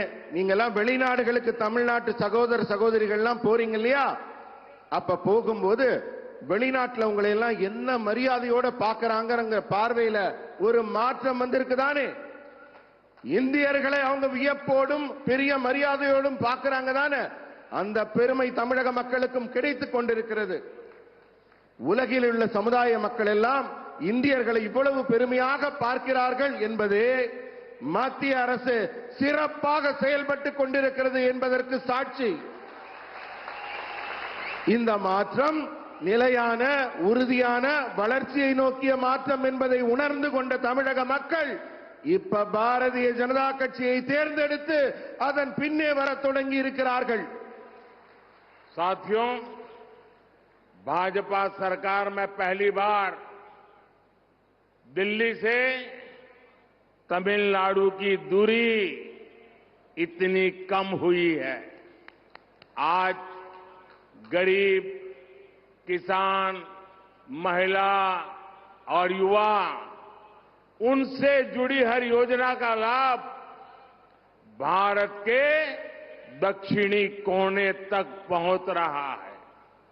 बीजेपी सरकार कैसे काम करती है, आज तमिलनाडु खुद इसका गवाह है. 5 साल पहले तमिलनाडु के सिर्फ 21 लाख ग्रामीण घरों में नल से जल आता था. 20 लाख. आज जल जीवन मिशन के कारण 1 करोड़ से ज्यादा ग्रामीण घरों में नल से जल पहुंचता है. सब जानते हैं कि कैसे घर तक पानी न आने से सबसे ज्यादा तकलीफ घर की महिलाओं को उठानी पड़ती थी. लेकिन घर घर नल पहुंचने से उसने जीवन को आसान कर दिया है. आज तमिलनाडु की 40 लाख से ज्यादा महिलाओं के घर तक, उनके किचन तक उज्ज्वला योजना का सिलेंडर पहुंच रहा है. इससे उन्हें धुएं से मुक्ति मिल गई है. आप सोचिए, हमारी माताओं बहनों की ईज ऑफ लिविंग कितनी बड़ी है. और इसीलिए तो आज तमिलनाडु में जहां जाता हूं, माताएं बहनें बहुत बड़ी संख्या में आकर के मुझे आशीर्वाद देती है. நண்பர்களே, நான் யோசிச்சு பார்க்கிறேன், இப்பதான் முதல் முறையா டெல்லிக்கும் தமிழ்நாட்டிற்கும் இடையே இருக்கிற தூரம் ரொம்ப குறைஞ்சு போச்சு. நெருக்கமா வந்திருக்கோம். இன்னைக்கு ஏழைங்க, விவசாயிங்க, பெண்கள், இளைஞர்கள், இப்படி ஒவ்வொருத்தருக்கான திட்டத்தின் பலன்களும் தமிழ்நாட்டின் மூலை முடுக்கெல்லாம் தென் தமிழக மக்களுக்கெல்லாம் சென்று கிடைத்திருக்கிறது. இதுதான் பாரதிய ஜனதா அரசு எப்படி செயல்படுதுங்கிறதுக்கான ஒரு நல்ல சாட்சியா, நல்ல சான்றா இருக்குது. 5 ஆண்டுக்கு முன்னாடி தமிழ்நாட்டில் கிராமப்புற வீடுகளில் இருந்த குடிநீர் திட்டம் குழாய் எவ்வளவுன்னா வெறும் 21 லட்சம். ஆனா இப்ப நம்ம அரசு 1 கோடி வீடுகளுக்கும் மேல கிராமப்புற வீடுகளுக்கு குடிநீர் குழாய் இணைப்பு கொடுத்திருக்கோம். வீட்டுல தண்ணி இல்லாததுனால நம்ம வீட்டு பெண்கள்லாம் எவ்வளவு கஷ்டப்பட்டாங்க, எவ்வளவு துன்பப்பட்டாங்கிறதெல்லாம் நமக்கெல்லாம் தெரியும். ஒரே ஒரு குடிநீர் குழாய் இல்லாம இந்த ஏழை பெண்கள்லாம் பட்ட அவஸ்தைய சொல்ல முடியாது. ஆனா இந்த குழாய் நாம் கொடுத்த உடனே அவங்க வாழ்க்கையே சுலபமாகி இருக்கு. இதே மாதிரி உஜ்வாலா திட்டத்தின் மூலம் இலவசமா சிலிண்டர் கொடுக்கப்பட்டிருக்கு. 40 லட்சத்துக்கும் மேற்பட்ட பெண்களின் வீடுகளுக்கு சிலிண்டர் போயிருக்கு. இதன் மூலம் புகையிலிருந்தும் அந்த சமைக்கும் துன்பத்திலிருந்தும் பெண்களுக்கு விடுதலை கிடைச்சிருக்கு. நம்ம தாய்மார்கள், நம்ம சகோதரிகள், இவர்களுக்கெல்லாம் வாழ்க்கையில எவ்வளவு பெரிய நன்மை கிடைச்சிருக்கு, எவ்வளவு பெரிய நன்மை கிடைச்சிருக்குன்னு சொல்லவே முடியாது. அதனாலதான் நான் போற பக்கமெல்லாம் இத்தனை தாய்மார்கள், இத்தனை பெண்கள் திரளாக வந்து எனக்கு ஆசி கொடுக்கிறார்கள், வாழ்த்து சொல்கிறார்கள். அந்த தாய்களுக்கும் பெண்களுக்கும் மிக்க நன்றி. साथियों, आज अगर देश 100 कदम आगे बढ़ता है तो तमिलनाडु भी उतनी ही तेजी से आगे बढ़े. ये मोदी का संकल्प है.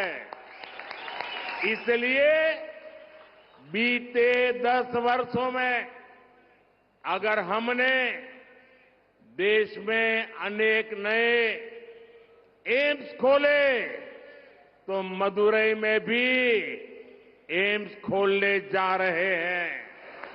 आज अगर देश में हर गरीब को 5 लाख रुपए तक के मुफ्त इलाज की गारंटी मिल रही है तो उसमें 50 लाख से ज्यादा लाभार्थी हमारे तमिलनाडु के भाई बहन हैं और ये सेवा हम तब कर रहे हैं जब राज्य में ऐसी सरकार है जो हमें तमिलनाडु के हित के लिए भी सहयोग करने के लिए तैयार नहीं है। इसलिए तमिलनाडु के विकास की विरोधी राज्य सरकार से ऐसे विकास विरोधी राजनीतिक दल से आप सबको सतर्क रहने की जरूरत है। अब उनसे हिसाब मांगने की जरूरत है। इन लोगों ने तमिलनाडु के विकास के नाम पर आपको खूब लूटा है। इतना ही नहीं, आपके बच्चों के भविष्य को उन्होंने गहरे गड्ढे में डाल दिया है। और अब मैं आपको गारंटी देता हूं, मैं आपके बच्चों के भविष्य को बर्बाद नहीं होने दूंगा। मोदी ऐसा नहीं होने देगा। और ये भी मोदी की गारंटी है। इधर मोदी न गारंटी। नंबरगले साथियों, तमिलनाडु की इस धरती का भगवान श्री राम के साथ जो संबंध है वो दुनिया जानती है। 22 जनवरी को अयोध्या में होने वाले आयोजन से पहले मैं जो अनुष्ठान कर रहा था उसके तहत विभिन्न मंदिरों में गया था, धनुषकोडी भी गया था। सदियों के इंतजार के बाद अयोध्या में प्रभु राम का राम मंदिर के निर्माण से पूरा देश खुश है। इसी विषय पर संसद में एक प्रस्ताव आया था। अभी कुछ ही दिन पहले पार्लियामेंट में एक रिजोल्यूशन आया था, लेकिन इस दौरान डीएमके के सदस्य सारे एमपी सदन छोड़ करके भाग गए। डीएमके इस व्यवहार ने फिर साबित किया है कि उन्हें आपकी आस्था से कितनी नफरत है। साथियों, डीएमके और कांग्रेस सिर्फ लोगों में, समाज में बंटवारा करती है, जबकि हम देश के हर कोने, हर परिवार को अपना परिवार समझते हैं। मैं इसका एक उदाहरण आपको देता हूं। तमिलनाडु और तमिल लोगों से मेरा इतना लगाव है कि हमने तमिलनाडु की संतान एक दलित बेटे को मंत्री बनाया है। वो तमिलनाडु से जीत करके नहीं आया था, तो हमने हार्टलैंड हिंदी भाषी मध्य प्रदेश से दोबारा उनको राज्यसभा से भेजा है, क्योंकि हम तमिलनाडु को प्रेम करते हैं। साथियों, बीजेपी राष्ट्र प्रथम, नेशन प्रथम नेशन फर्स्ट का सिद्धांत लेकर चलने वाली पार्टी है। बीजेपी की हमारी सरकार दुनिया भर में संकट में फंसे भारतीयों की सुरक्षित वापसी के लिए कोई कोर कसर बाकी नहीं छोड़ती।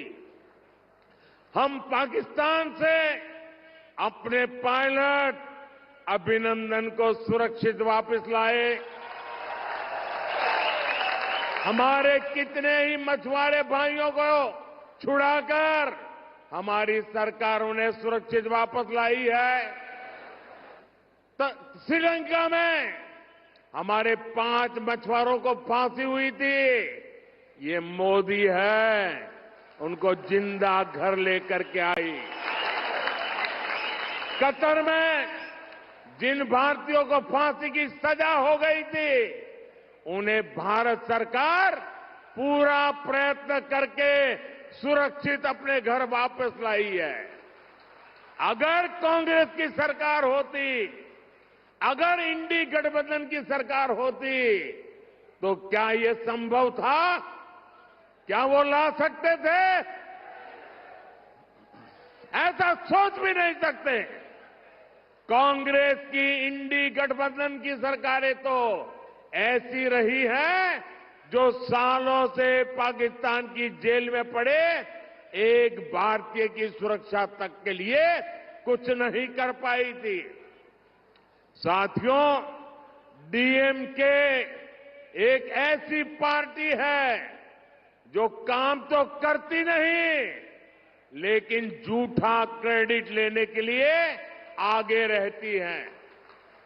ये कौन नहीं जानता कि ये लोग हमारी स्कीम पर अपने स्टीपर चपका देते हैं।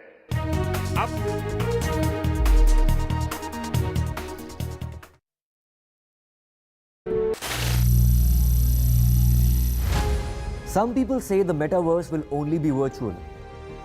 One day this lecture hall will be made of code, and driverless cars would be trapped in intersections. But even in this maze of the future, you can't wish away health. It's time to become more resilient.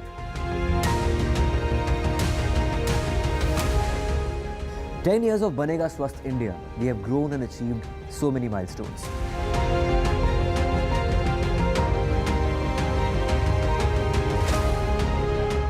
And now I have a plan to beat the urgency, to stop breathing with difficulty, to relieve getting choked with inactivity.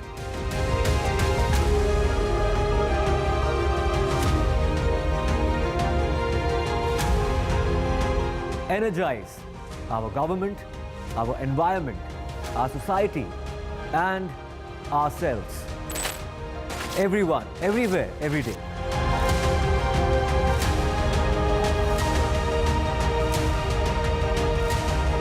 Banega Swasth India. One world hygiene. And there's too much talking but very little being said. Too many voices but hardly any being heard. You turn to a show that puts you front and center. A show that headlines the stories of the people, by the people, for the people.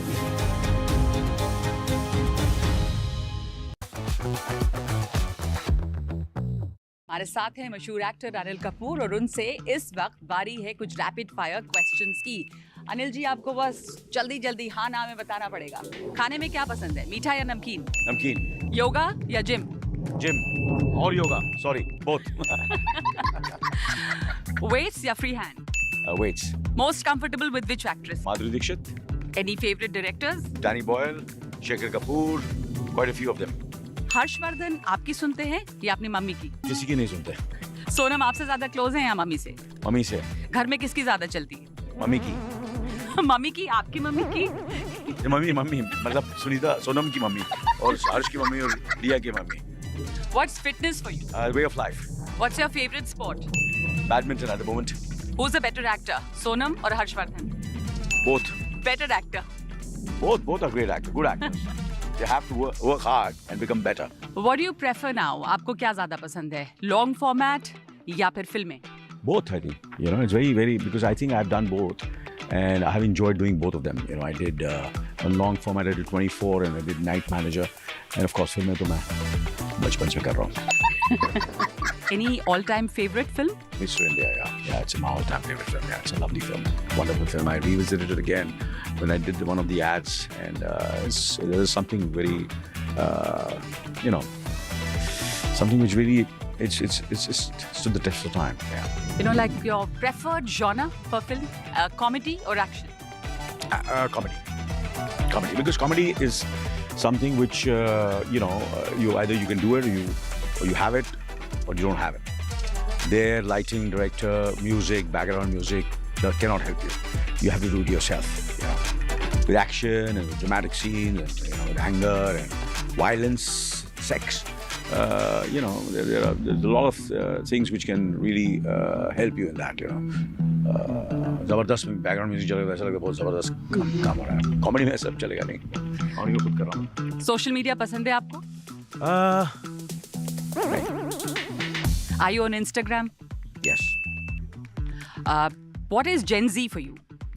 Gen Z for me is, I think, Gen Z is the mind, you know. For me, anybody who has a young mind, for me is Gen Z, yeah. You would call yourself a Gen Z? Absolutely. Great.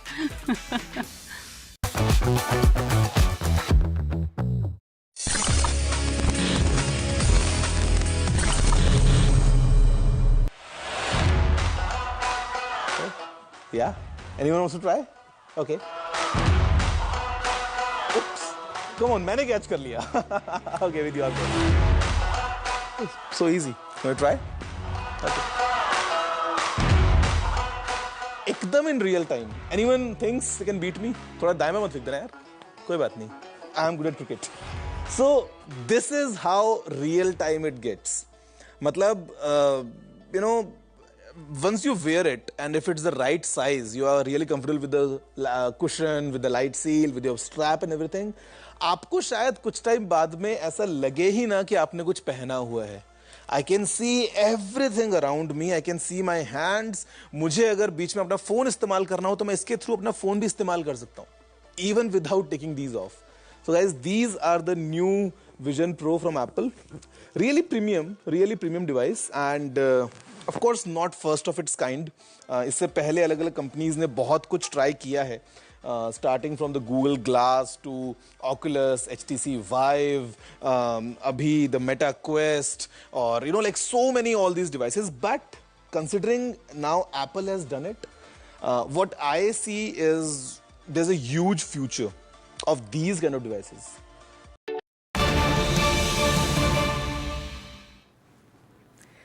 Welcome back. Even as we've been tracking the crisis for the Congress in Himachal Pradesh, now news from Assam, where President of the Assam Pradesh Congress Committee, Rana Goswami, has resigned from the post, also as a member of the party. Let's go across to Ratnadeep for more. And Ratnadeep, there was friction with the seniors in the Congress in the state. Give us more details. Well, Rana Goswami is an important Congress leader, given the fact that he is the working president of the Assam Pradesh Congress Committee, and he was seen at the forefront of the Bharat Joro Nyaya Yatra, particularly in the stretch of the Yatra in Upper Assam region. He was a former Congress MLA from Jorhat, which used to be a stronghold of the Congress in Upper Assam. In fact, there was a case filed against Congress with regards to violation of the route of the Yatra in Jorhat, and Rana Goswami very recently was served notice by the state police to appear in connection to that case. And after that, we saw a movement that first Rana Goswami actually sent out a letter to the PCC chief here, saying that he would like to quit from all official responsibilities as the working president. And today he has sent out a letter to the AICC, his resignation letter as the working president of the Congress in Assam, as well as the primary member of the party. Now this comes ahead of the Lok Sabha election, and what we are picking up from our sources is that in a day or two he would be in all likelihood joining the BJP. Remember, only a couple of days back, 2 Congress MLAs in Assam had issued their letter of support to the government within the assembly when the budget session of the Assam assembly was on.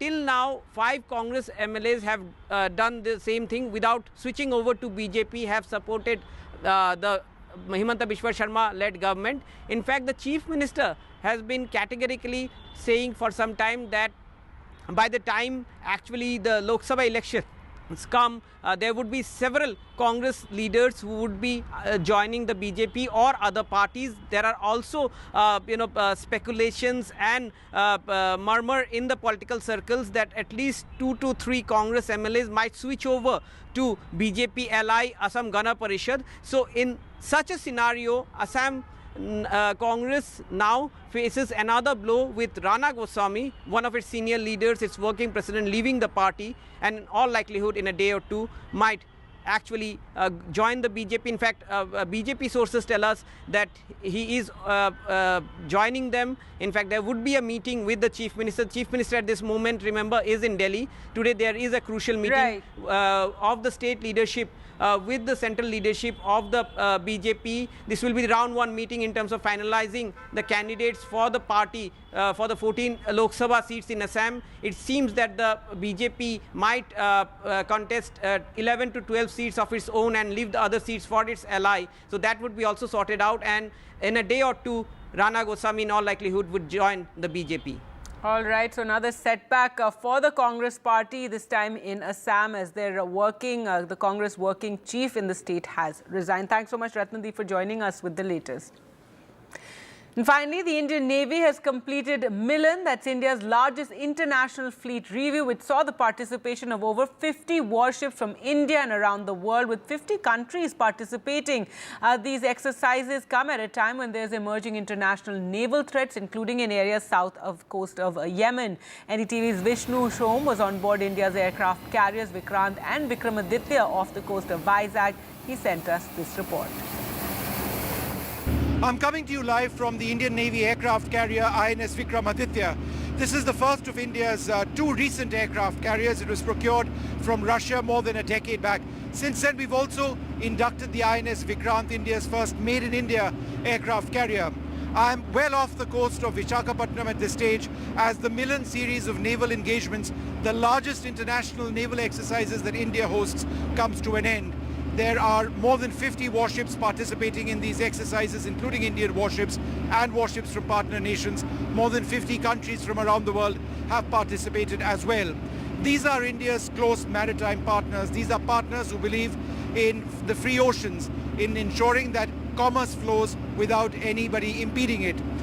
It also comes at a time when there are a different set of threats which navies around the world are well aware of. The threat, for example, of shipping ballistic missiles, the threat of anti-ship cruise missiles fired by irregular forces like the Houthis off the coast of Yemen. Navies around the world are talking about this. The Indian Navy is trying to understand these threats as well. In fact, they're trying to deal in exercises with the threat of such drones, whether they're drones from the air, whether they're semi-submersible or submersible drones. These are situations which navies in just the recent past didn't have to encounter, and it wasn't in their mindscape. It certainly is now. For India, this is also an opportunity to showcase our naval diplomacy in a part of the world, the Indian Ocean region, where we believe we have extremely important stakes, whether it is our sea lanes of communication, our exclusive economic zones, or partnerships with nations in this region. With camera person Manoj Thakur, Vishnu Shom for NDTV.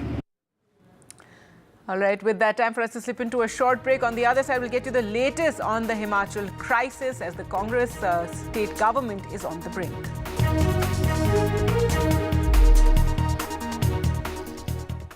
How often have you turned away from debates that descend into endless fights?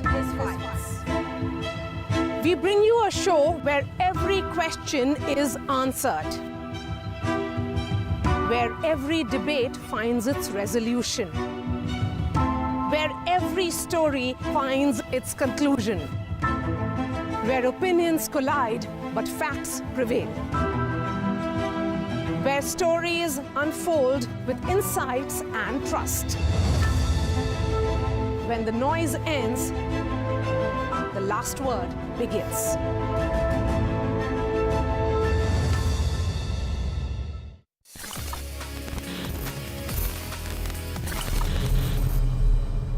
In today's episode we are talking about generative AI. Jin friends ने अभी join किया उनको बता दूं कि break से पहले हमने discuss किया that how we have evolved starting January 1966 to today, जहां पे एक command डालते ही हमारे पास में incredible videos बन जाती हैं.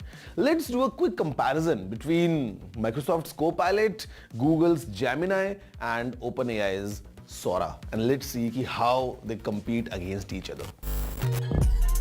2022 की स्टार्टिंग में किसने सोचा था कि जेनरेटिव एआई नवंबर आते आते उस टाइम का हॉटेस्ट टॉपिक बन जाएगा, एंड ये किसने सोचा था कि 2024 का फेब आते आते इस सो कॉल्ड नेसेंट इंडस्ट्री में कंपटीशन फियर्स हो जाएगा. बात हो रही है ओपनएआई के सोरा, गूगल के जेमिनाई एंड माइक्रोसॉफ्ट के कोपायलट की. Let's start with Microsoft Copilot because इसका native Windows integration has been very useful even for us. Copilot lives on the task bar, एक क्लिक पे एक्टिवेट हो जाता है एंड मल्टीपल प्लगइन सपोर्ट करता है. एक सिंगुलर विंडो में Copilot does so many things. Ask it search queries, Copilot will answer. Ask it to write anything for you, Copilot आपके लिए कंटेंट जनरेट कर देगा. Ask it to generate a photo, it will. ये Microsoft के ecosystem में well plugged in है.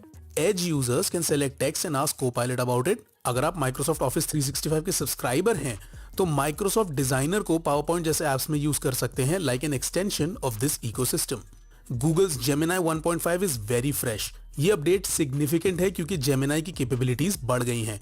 Gemini 1.5 अब multi modal हो गया है एंड जेमिनाई 1.5 अपने कॉन्टेक्स्ट विंडो में अब 10 लाख टोकन समझ जाता है. दिस मीन्स जेमिनाई 1.5 काफी बड़े टेक्स्ट प्रॉम्प्ट समझ जाता है एंड मल्टी मोडल है, सो इससे और टाइप्स के डेटा को एनालाइज एंड जनरेट किया जा सकता है. इनफैक्ट फॉर डेमोज गूगल ने जेमिनाई 1.5 को साइलेंट मूवीज इनपुट करके उनका प्लॉट डिस्कवर कर दिखाया. Using this much raw power, Gemini 1.5 ज्यादा नुआंस्ड और इंफॉर्मेटिव कॉन्वर्सेशंस कर सकता है एंड इससे काफी ज्यादा बड़े डॉक्यूमेंट्स को समराइज किया जा सकता है. काफी ज्यादा लंबे लाइंस ऑफ कोड्स लिखे जा सकते हैं एज एन एग्जांपल एंड कई अलग तरह के कंटेंट को जनरेट किया जा सकता है. सोरा ओपनएआई का लेटेस्ट प्रोडक्ट है जो अपनी हाइपर रियलिस्टिक वीडियो रेंडर्स को लेके वायरल है. Sora is generating lifelike faces, real world physics से motivated motion and elements. I mean, just look at some examples. We do understand that since अभी एक बहुत छोटी developer and testing community के लिए ही open है, these samples posted could be the best results being generated. But some of the results are simply mind-boggling. हम लोग ये results देख के equally troubled and optimistic हैं. On one hand, Sora की realism fake content के spread को लेके डराती हैं. On the other, Imagine the creativity on offer. Stock videos, shoots जो वैसे शायद ना हो पाती. Developed by OpenAI and capable of generating realistic and imaginative video scenes from simple text descriptions, this model utilizes diffusion techniques to transform static noise into video frames, showcasing impressive potential for various creative and problem-solving applications. तो friends, ये जो tools है इनसे generated videos इतने ज्यादा realistic लगते हैं. Now you know my brain knows that they are AI generated, but my eyes tell me different story because इतने realistic लगते हैं जहां पे even if I see up close, my eyes are seeing them as real as it gets because मेरे को दिखता है कि lighting is perfect, the reflections are perfect, the shadows, the details, the physics, everything is working perfectly in favor of these videos जहां पे हमको लगता है that yes, this is in fact a real video, and that's how मतलब हम इतना नजदीक आ चुके हैं you know taking advantage of all the powers of AI of creating these videos. मतलब future में I think maybe there would be movies just made using AI, मतलब जहां पे कुछ कमांड्स की जरूरत है. There is no need of expensive cameras, all these big crews of hundreds of people. जरूरत ही नहीं है. Everything is done by AI. तो शायद ऐसा हो सकता है. But then question is, how do we know that the video that we are seeing is AI or is real? So the thing is, हमको थोड़ा सा ध्यान से देखने की जरूरत है. We need to see up close. एकदम frame by frame, looking at all the corners, सब तरफ पूरा फ्रेम एनालाइज करके शायद आपको पता चल जाए कि जो वीडियो है वो एआई ने बनाया है या एक रियल वीडियो है. At the same time there are websites जो कि अगेन यूज करते हैं एआई को to check if the video is AI generated or not. At the same time, we need to sometimes apply logic as well. You might see your favorite celebrity endorsing maybe a product जो शायद आपको लगता है that why would he endorse such a product? And next thing you know कि ये जो video है ये AI ने बनाया था. तो बेसिकली हम अगर लॉजिक लगाएं, हम अगर थोड़ा सा एनालाइज करें तो हम पता लगा सकते हैं that जो वीडियो है वो AI से बनाया है या normal. And I think we all need to be this smart for sure going ahead, because the future, जब हम बात कर रहे हैं इंटरनेट की, जब हम बात कर रहे हैं इतना डीप पेनिट्रेशन जब हो चुका है इंटरनेट का, यू नेवर नो कि कितनी ज्यादा वीडियोस जो ऐसी एआई जनरेट होंगी वो हम सभी के चारों तरफ फैलने वाली हैं और हम शायद डेली बेसिस पे उनको कंज्यूम भी करें. So we all need to be this smart at least to figure out that whether a video is AI generated और it is a real thing. और हमारा लॉजिक अप्लाई करना बहुत जरूरी है. वैसे आपका मुझे ईमेल करना बहुत जरूरी है. You know the address, it's tg@ndtv.com. और आपसे मुझे चाहिए आपके सजेशंस, आपका फीडबैक, आपके questions, whatever you might have. कुछ नए आपको अगर आइडियाज हैं, something that you want to see in the next episodes, आप वो भी लिख सकते हैं. And I promise I'll not use AI to generate these episodes. I will shoot them myself, because as of now AI lacks the emotional part. मतलब अगर आप ChatGPT से भी अपना एक essay लिखवाते हैं, sometimes it lacks that human touch.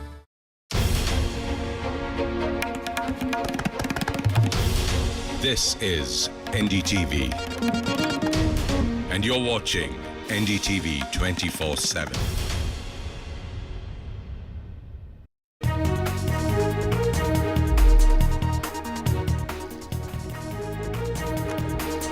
The Congress government in Himachal is on the brink. Will Chief Minister Sukhu resign? BJP MLAs meet with the governor this morning seeking a trust vote. The Congress has rushed observers like DK Shivkumar to the state. 15 Himachal BJP MLAs are expelled from the assembly, including the leader of opposition Jairam Thakur. The BJP MLAs sit on a dharna.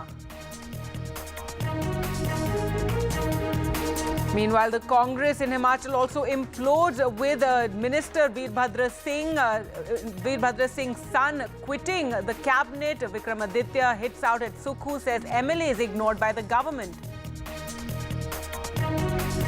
And more bad news for the Congress, a jolt in Assam as the Congress working president Rana Goswami has resigned, the second Congress working president to quit in 2 days.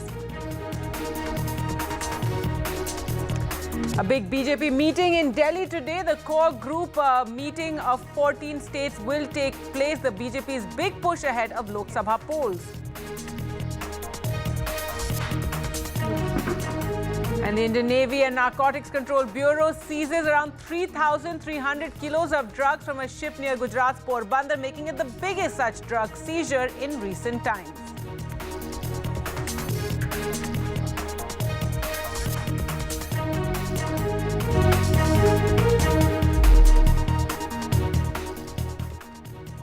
The Sukhu government in Himachal Pradesh is on the brink. BJP MLAs met governor earlier today.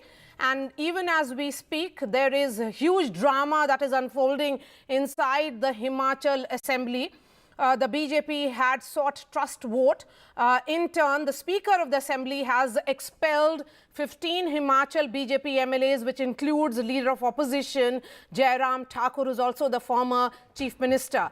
Top Congress Minister Virbhadra Singh's son, Vikramaditya Singh, has also quit. Multiple developments taking place in Himachal Pradesh, a small assembly of just 68, where the Congress only recently in 2022 formed the government. Lots of reactions coming in. Let's first listen into the reactions. पहले आप मेरी बात सुनिए, जब 34 आदमी हमारे पास खड़े हैं, अब जिस प्रकार का दृष्टिकोण रखना चाहते हैं, अभी तो सेशन चल रहा है ना, तो जब सेशन चलेगा तो उस समय देखेंगे। क्योंकि राज्यसभा में एक बात याद रखना, राज्यसभा की जो बात है, उन जो गे है उसमें से कई लोग, उनके परिवार के लोग उनसे पूछ रहे कि आपने ऐसा क्यों किया। जब उनके घर वाले पूछ रहे तो उसमें सोच सकता कई लोग अभी घर वापसी की तरफ भी सोचे। जिस व्यक्ति 6 बार जो हिमाचल प्रदेश का मुख्यमंत्री रहा, 6 बार, जिसने ये सरकार बनाई, जिसकी वजह से ये सरकार बनी प्रदेश के अंदर, उसकी मूर्ति लगाने के लिए 2 गज जमीन इनको माल रोड के ऊपर नहीं मिली। This is what respect this government has shown to my late father. इस तरीके की जो चीज हुई है, हम इमोशनल लोग हैं, इमोशनल। पद से हमें कोई लेना देना नहीं है, हमको ये कोई लेना देना नहीं है कि सरकार रहती है कि नहीं रहती है, हम पद पे रहते हैं कि नहीं रहते हैं, मगर एक रिगार्ड, एक रिस्पेक्ट जो होनी चाहिए थी। बारी बारी बोलने के बावजूद जो चीज ये नहीं कर सके, ये बहुत दुर्भाग्यपूर्ण है। मैं आज केवल इस प्रेस कॉन्फ्रेंस के माध्यम से ये कहना चाहता हूं कि वर्तमान परिस्थिति में मेरा इस सरकार में बने रहना ठीक नहीं है। इसलिए आज मैंने ये निर्णय लिया है that I am resigning from the Council of Ministers. मैं इस सरकार से एक मंत्री के रूप में इस्तीफा दे रहा हूं, जो मैंने निर्णय लिया है। आने वाले समय में with due consultation with our people, मैं सबसे बात करूंगा, जो हमारे चाहने वाले हैं, हमारे लोग हैं, हमारे समर्थक हैं, उनके साथ बात करके, उनके साथ चर्चा करके, उनके साथ विचार विमर्श करके आने वाले समय में फ्यूचर कोर्स ऑफ एक्शन को जो है वो डिसाइड किया जाएगा। ऐसे है, ये अब फास्ट मूविंग एक्सरसाइज हो रही है। ये कांग्रेस तो बिखर गई है, खत्म हो गई है। प्रदेश में भारतीय जनता पार्टी की सरकार बनेगी और कांग्रेस में बिखराव आ गया है। जिस तरह से सरकार से नाराजगी है, जिस तरह से सरकार अपने विधायकों को ही अपने साथ नहीं रख सकी, उन्हीं को प्रताड़ित करती रही, ये उसी का नतीजा है। मेरे तो सारे जान पहचान के थे, पुराने विधायक भी, नए विधायक भी सारे, और मैं उनमें इतनी डिससेटिस्फैक्शन देख रहा था कि उनको ऐसे भेड़ बकरी थोड़ा है विधायक तो विधायक होता है, चुनाव नुमाइंदा होता है, उनको रिस्पेक्ट मिलनी चाहिए, उनको काम होनी चाहिए। आफ्टर ऑल तो वोटर के पास वापस जाएंगे ना वोट के लिए। देखिए, कांग्रेस के विधायक अगर अपने मुख्यमंत्री को बदलना चाहते हैं तो ये उनके अपनी पार्टी की बात है। सच्चाई ये है कि हिमाचल की जनता निराश और त्रस्त मात्र 14 महीने में हो गई, क्योंकि कांग्रेस के झूठे वादे आज फीके पड़ते नजर आ रहे हैं। कांग्रेस बिखरी हुई नजर आ रही है, कांग्रेस टूटी हुई नजर आ रही है और कांग्रेस के पास कोई जवाब नहीं, आखिर ऐसा क्यों हो रहा है। हिमाचल प्रदेश में बड़े बड़े वायदे करके और झूठे झूठे वायदे करके कांग्रेस की सरकार बनी और सरकार बनने के बाद वो वायदे पूरे नहीं हुए। हिमाचल प्रदेश में बड़े बड़े वायदे करके और झूठे झूठे वायदे करके कांग्रेस की सरकार बनी और सरकार बनने के बाद वो वायदे पूरे नहीं हुए। जब कांग्रेस के अपने विधायक क्षेत्र में जाते थे तो जनता सवाल पूछती थी, 1500 रुपये महीना हर महिला को मिलना था, हर महीने मिलना था, नहीं मिला, जवाब दो। विधायक के पास जवाब नहीं था। वो पूछते थे, आपने कहा था 2 रुपये किलो गोबर खरीदेंगे, 100 रुपये लीटर दूध खरीदेंगे, नहीं खरीदा, जवाब दो, जवाब नहीं था। So it's a crisis which is playing out in the state of Himachal. It's a small assembly of just 68. But this entire drama seems to be only escalating a political crisis there in Himachal. Virbhadra is joining me live from the BJP headquarters here in the national capital. We have Ghazali from Chandigarh, also Aishwarya Jain tracking the story from the Congress office, and Sunil Prabhu is joining us. Sunil, can the situation be salvaged for the Congress party? Virtually impossible. There are offers that and this is what happened yesterday, that he had told the observers very categorically that he would like to offer his resignation in case the government can be saved. But as you have seen, 6 MLAs have already switched over.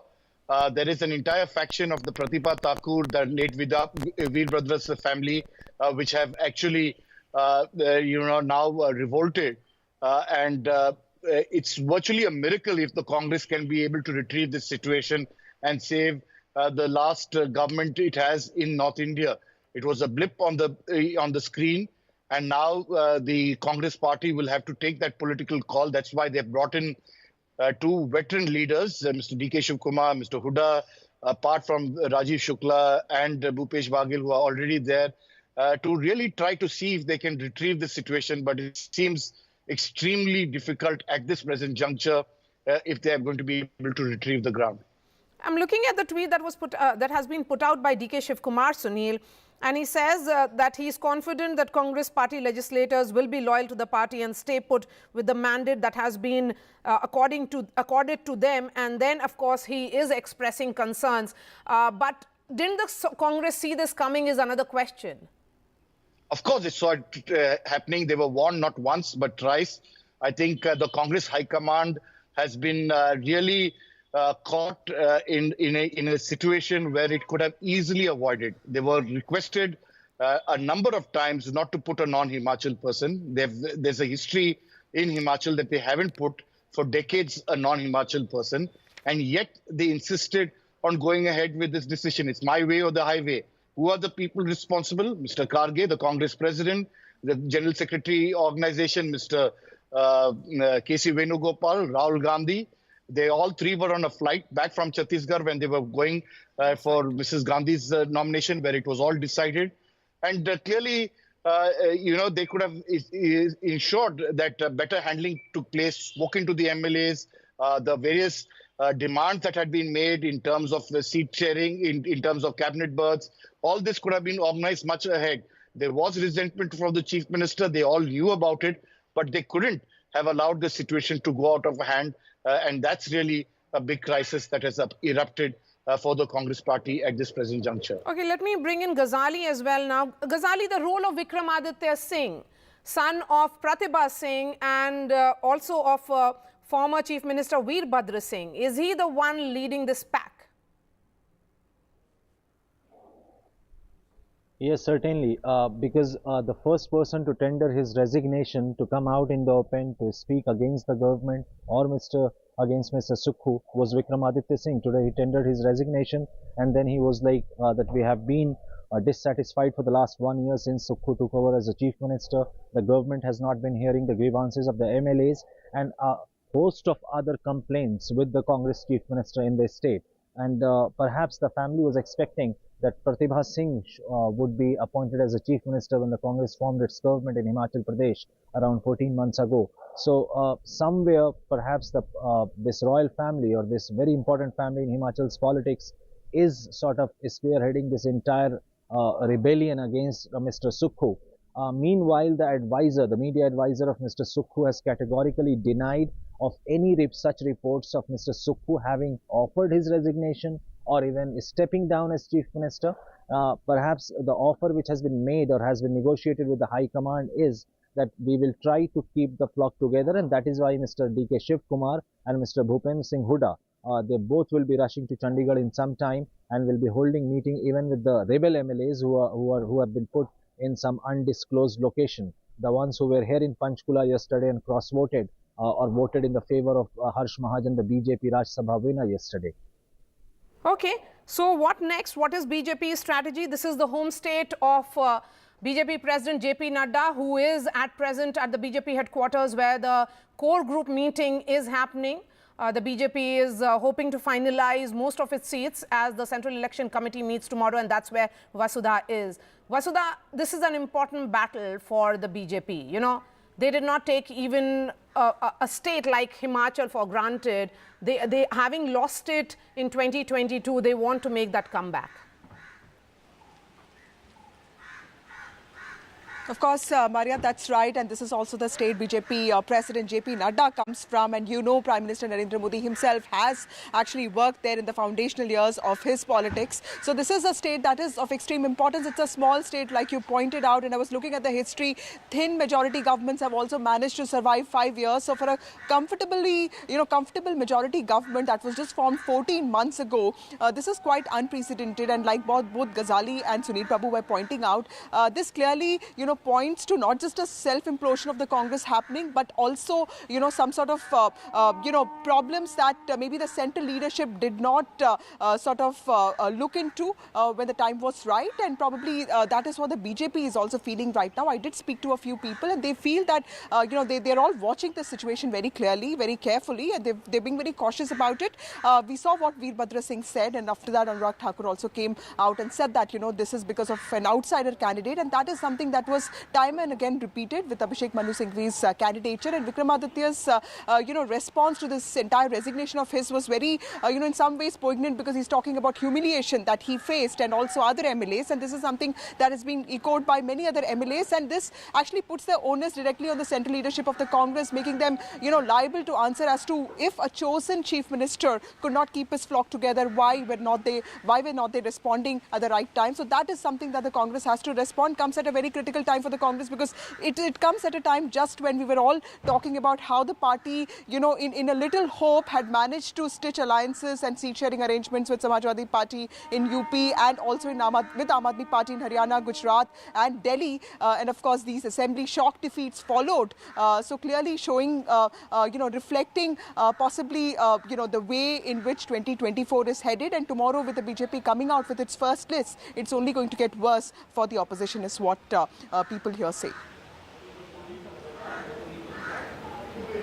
Well, certainly, as far as Bharatiya Janata Party is concerned, they are very closely monitoring the situation of what's happening in Himachal Pradesh. And on the other side as well, it is Congress Party who has sent its observer, be it Bhupendra Hooda or be it Mr. DK Shiv Kumar.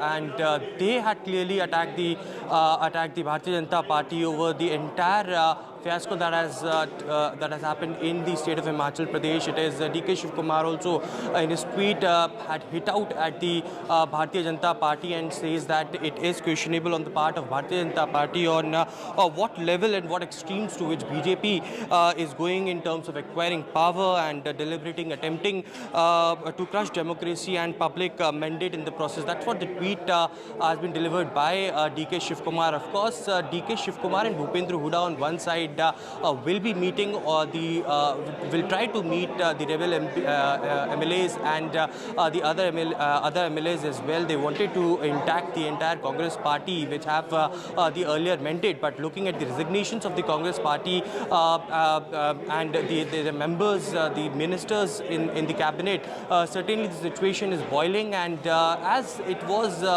seen earlier as well, one can say, and many senior leaders have said, that BJP never sleeps. BJP do politics and does active amount of accountability to each and every state, and that's what we have seen in Bihar as well during the entire Ayodhya consecration ceremony. It was just few days after the BJP formed its government in Bihar, and that's what happened. And therefore, the reason perhaps many are saying that the High Command of the Congress Party could have been more careful in handling the entire situation. And yesterday's Rajya Sabha election has seen it all. So certainly, it is now all which depends on these observers which have been rushed to Himachal Pradesh. Also, one very important fact that we are getting to know from our sources is that the High Command of the Congress Party, including Priyanka Gandhi, Rahul Gandhi, is directly in touch with the Congress President, and they are also looking at the situation of what's happening. It is to be seen now whether the Congress Party remains intact after the entire scenario which has just concluded in Himachal Pradesh or not, whether the government could be saved or not. That may well be very late by the time DK Shiv Kumar and others arrive in Shimla. this government is on the brink. And someone who is seen as very critical in engineering everything is Harsh Mahajan. We are expecting him to join in just a bit on NDTV. But first, let me also go back to Ghazali. Ghazali, how much time does this government have? And with, Sukhwinder Singh Sukhu also offering that if it takes for his, removal for the government to be saved, that is not to be. I mean, do they really have the numbers anymore? See, Congress is also relying on the assembly session right now, which is not proceeding due to the protest by the BJP leaders and expulsion of around 15 MLAs. So even BJP needs MLAs inside the house to go for trust vote or to go for the voice vote or voting, physical voting for the vote division on the budget session. So until that happens, even with the numbers, if it doesn't all happen inside the assembly session, we can say that the Congress government is in danger. But until the trust vote process happens, still the government is buying time. The Congress party or the government there is buying time. And perhaps that is why they are delaying the entire process. And by the time Mr. Hooda and Mr. D.K. Shivkumar reach there, perhaps the back channel talks are still open with those Congress MLAs who have turned rebel. The party is also trying to get in touch with the family of late Virbhadra Singh, with Vikramaditya as well as Pratibha Singh. So perhaps some offers will be made when Mr. Sukhu, though his aides are claiming that he has not offered his resignation, neither he is going to step down as of now. But the High Command is more interested in retaining Himachal or retaining the government in Himachal. So some alternatives will be discussed, and this is exactly what is happening right now within the Congress itself, while the BJP is trying to go for the trust vote as soon as possible. BJP will be trying to go for the trust vote, but what happens in the assembly becomes interesting because 15 BJP MLAs in all have been suspended, which also includes the leader of opposition, Jairam Thakur, who has said that the government doesn't have the numbers. And if anything, there should be a flow test for them to prove the numbers. Let's listen in to what Jairam Thakur is saying. His soundbite is now coming. कि budget पारित करने के लिए कांग्रेस के पास बहुमत नहीं है और वो बहुमत साबित करने के लिए सिर्फ एक ही हथकंडा करेगी, वो भारतीय जनता पार्टी के विधायकों को सदन से सस्पेंड करेगी। और आज सदन में आते ही पार्लियामेंट्री अफेयर मिनिस्टर द्वारा प्रस्ताव मूव किया गया कि 15 विधानसभा के सदस्य हैं जिसमें जिनके नाम पढ़े गए उनको सस्पेंड करने के लिए प्रस्ताव पारित करने के लिए वहां पर कहा गया।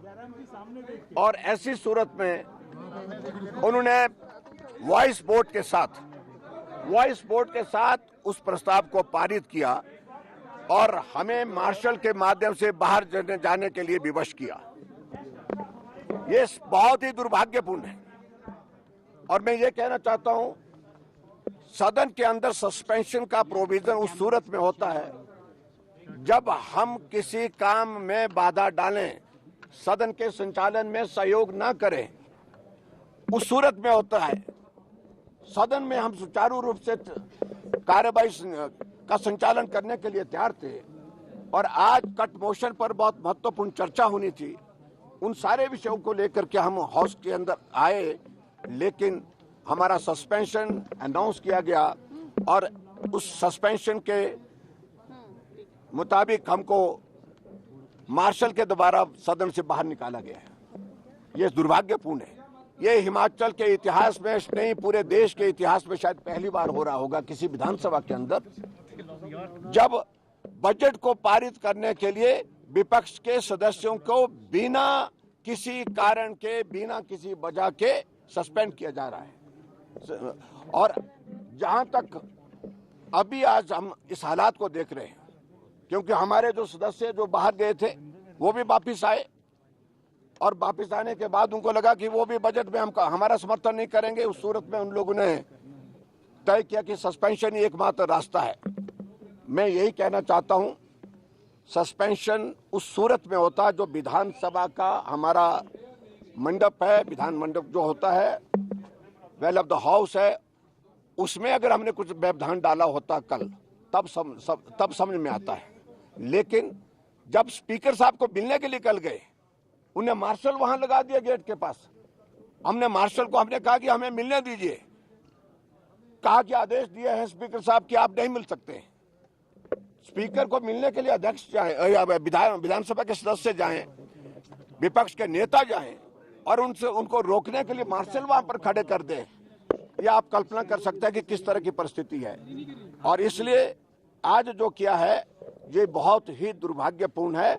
हम इसकी निंदा करते हैं और ये सरकार सही मायने में सत्ता में रहने का अधिकार, नैतिक अधिकार ही खो चुकी है और इस सरकार को सत्ता छोड़ देनी चाहिए, यही मैं कहना चाहता हूं। और मुझे जानकारी मिली है, मुझे मालूम नहीं कितना सत्य है, हाउस के अंदर बता रहे हैं कि मुख्यमंत्री महोदय जी ने अपने त्याग पत्र की पेशकश कर दी है या हाईकमान ने मांगा, मुझे मालूम नहीं। और उस सूरत में बजट पास करने की अगर बात आएगी तो ये तो एक ऐसा अनोखा उदाहरण पूरे देश भर में होगा कि मुख्यमंत्री ने त्याग पत्र दे दिया है और बजट जो है वो वहाँ सदन के अंदर पारित किया जा रहा है। बीजेपी विधायक शायद उनकी तबीयत भी खराब हुई थी जब वहाँ पे धक्का मुक्की हुई है, तो वहाँ चारों तरफ जो है लगभग 60-70 से भी ज्यादा, विधानसभा में 68 सदस्य हैं, लेकिन 100 के करीब वहाँ पर मार्शल भेजे गए। वहाँ सदन के अंदर हवा आना बंद हो गई और उस कारण से हमारे माननीय सदस्य की रणधीर शर्मा की तबीयत खराब हो गई और उसके बाद उनको मेडिसिन देने के बाद वो स्टेबल है। लेकिन मेरा कहने का अभिप्राय है कि ऐसी दादागिरी, इस प्रकार से लोकतंत्र की हत्या करने का किसी ने आज से पहले प्रयास नहीं किया जो वर्तमान सरकार ने किया। जो 9 विधायक हैं, जो 6 और 3 निर्दलीय, क्या वो आपके साथ हैं, बीजेपी के साथ हैं या अभी भी वो कांग्रेस के साथ हैं? देखिए, आप इस बात को लेकर के मैं वो भी यही कहूंगा कि उन्होंने राज्यसभा में भारतीय जनता पार्टी के कैंडिडेट को समर्थन दिया है, वो हमारे साथ है और भी बहुत सारे लोग हो सकते हैं। और आज पीडब्ल्यूडी मंत्री ने, आज कटमोशन लगे थे पीडब्ल्यूडी पर और पीडब्ल्यूडी मंत्री ने त्याग पत्र दिया कि इस सरकार में रहने का कोई अभिप्राय नहीं है। मेरे पिता को जलील किया, मेरे पिता की भावनाओं को जलील किया और उसके बाद मुझे बार बार जलील किया। जब मंत्री ही इस प्रकार का आरोप सरकार पर लगाए तो आप इस बात को समझ सकते हैं कि क्या हालात। सीएम बदलने की बात चल रही है कांग्रेस के अंदर, किसी और को मुख्यमंत्री बनाया जाए तो बगावत जो है रुक सकती है। मैं इस बात को कुछ नहीं रुकेगा, ये सरकार जानी है, आज नहीं तो कल जानी। कितने दिन लगेंगे? तो भाजपा की सरकार बनेगी जयराम जी फिर? तो आगे देखेंगे, लेकिन ये सरकार नहीं होगी। चलिए नमस्कार। अगर आज की बात करें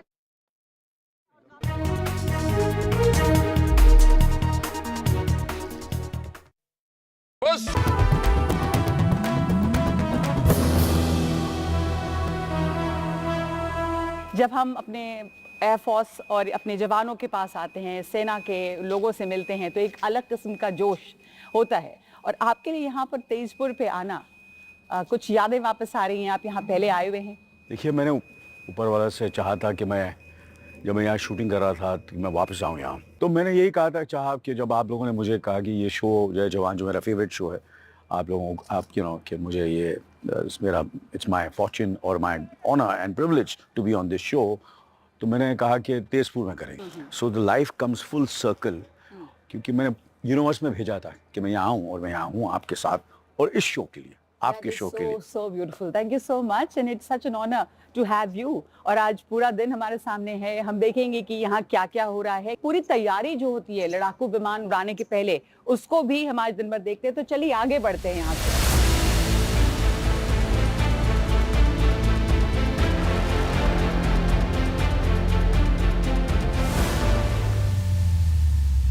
ये हमारे फाइटर क्राफ्ट्स को निकालने के पहले टो किया जाता है। सो this is the towing vehicle. हम यहाँ इसमें चलेंगे, देखेंगे किस तरह से सुखोई इसको टो किया जा रहा है। Let's go.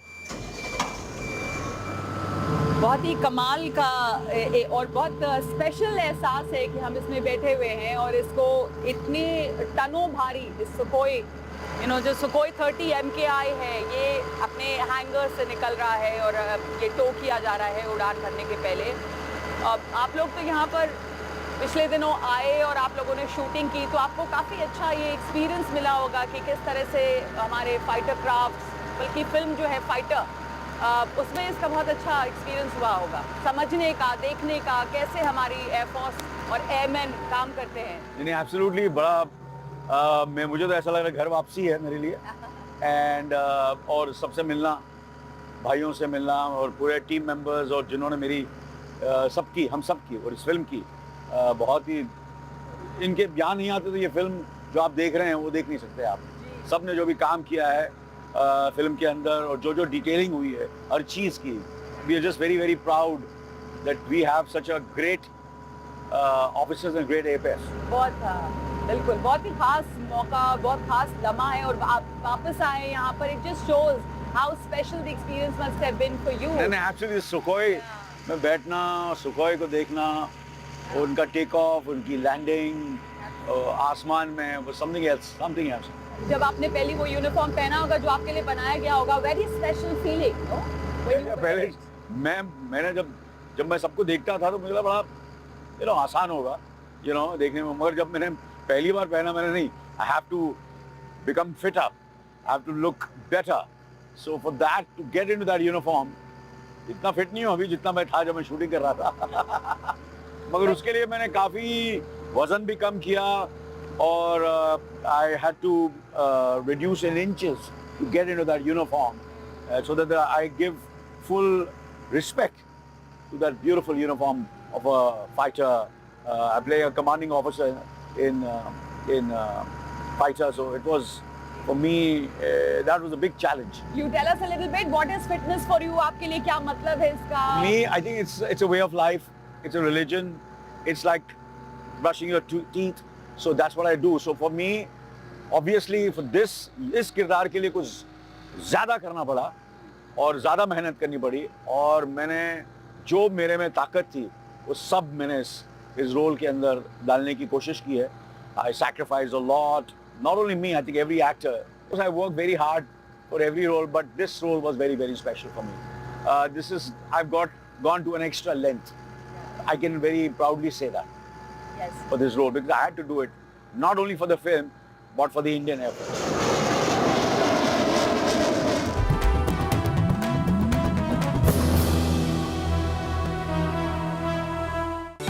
Stay informed and entertained with the new and updated NDTV News app. You can watch all our channels live, listen to podcasts, read breaking and exclusive news from around the world and more.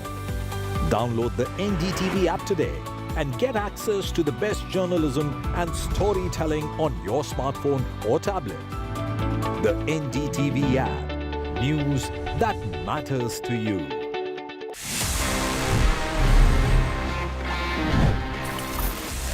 Gadgets की दुनिया में ना कुछ मतलब अलग ही मजा है. We all want to have all the fun with all our gadgets. मैं आपको बताने वाला हूं बहुत ही इंटरेस्टिंग टिप जिसको अगर आप यूज करेंगे तो आप अपने गैजेट्स के साथ में, स्पेशली अपने फोन के साथ में, स्पेशली अपने एंड्रॉइड फोन के साथ में बहुत इंटरेस्टिंग फन कर सकते हैं. And the tip is you just need to go to the settings. आप जाइए in the about phone section, may be in the software section. आपको एक चीज दिखेगी which is the build number. You just keep on tapping for 7 times and instantly you will unlock the developer options in your Android smartphone. और वहां पे जाके you can change multiple settings. आप अपने animations को बहुत fast बना सकते हैं, या if you want to prank with your friends, तो you can make their phone really slow because you can reduce the speed as well. At the same time, आप USB debugging को on या off कर सकते हैं. You can enable the frame rate ताकि जब आप गेम खेले तो आपको कोने में frame rate दिख जाए. मतलब multiple options possible just through this one setting which is the developer options. However, अगर आप ये काम पहली बार कर रहे हैं तो just be careful because अगर आपको कोई चीज समझ में नहीं आ रही है, don't tap or don't enable or disable because you never know, शायद आपका फोन ठीक से फंक्शन ना करे. So go with a brief pinch of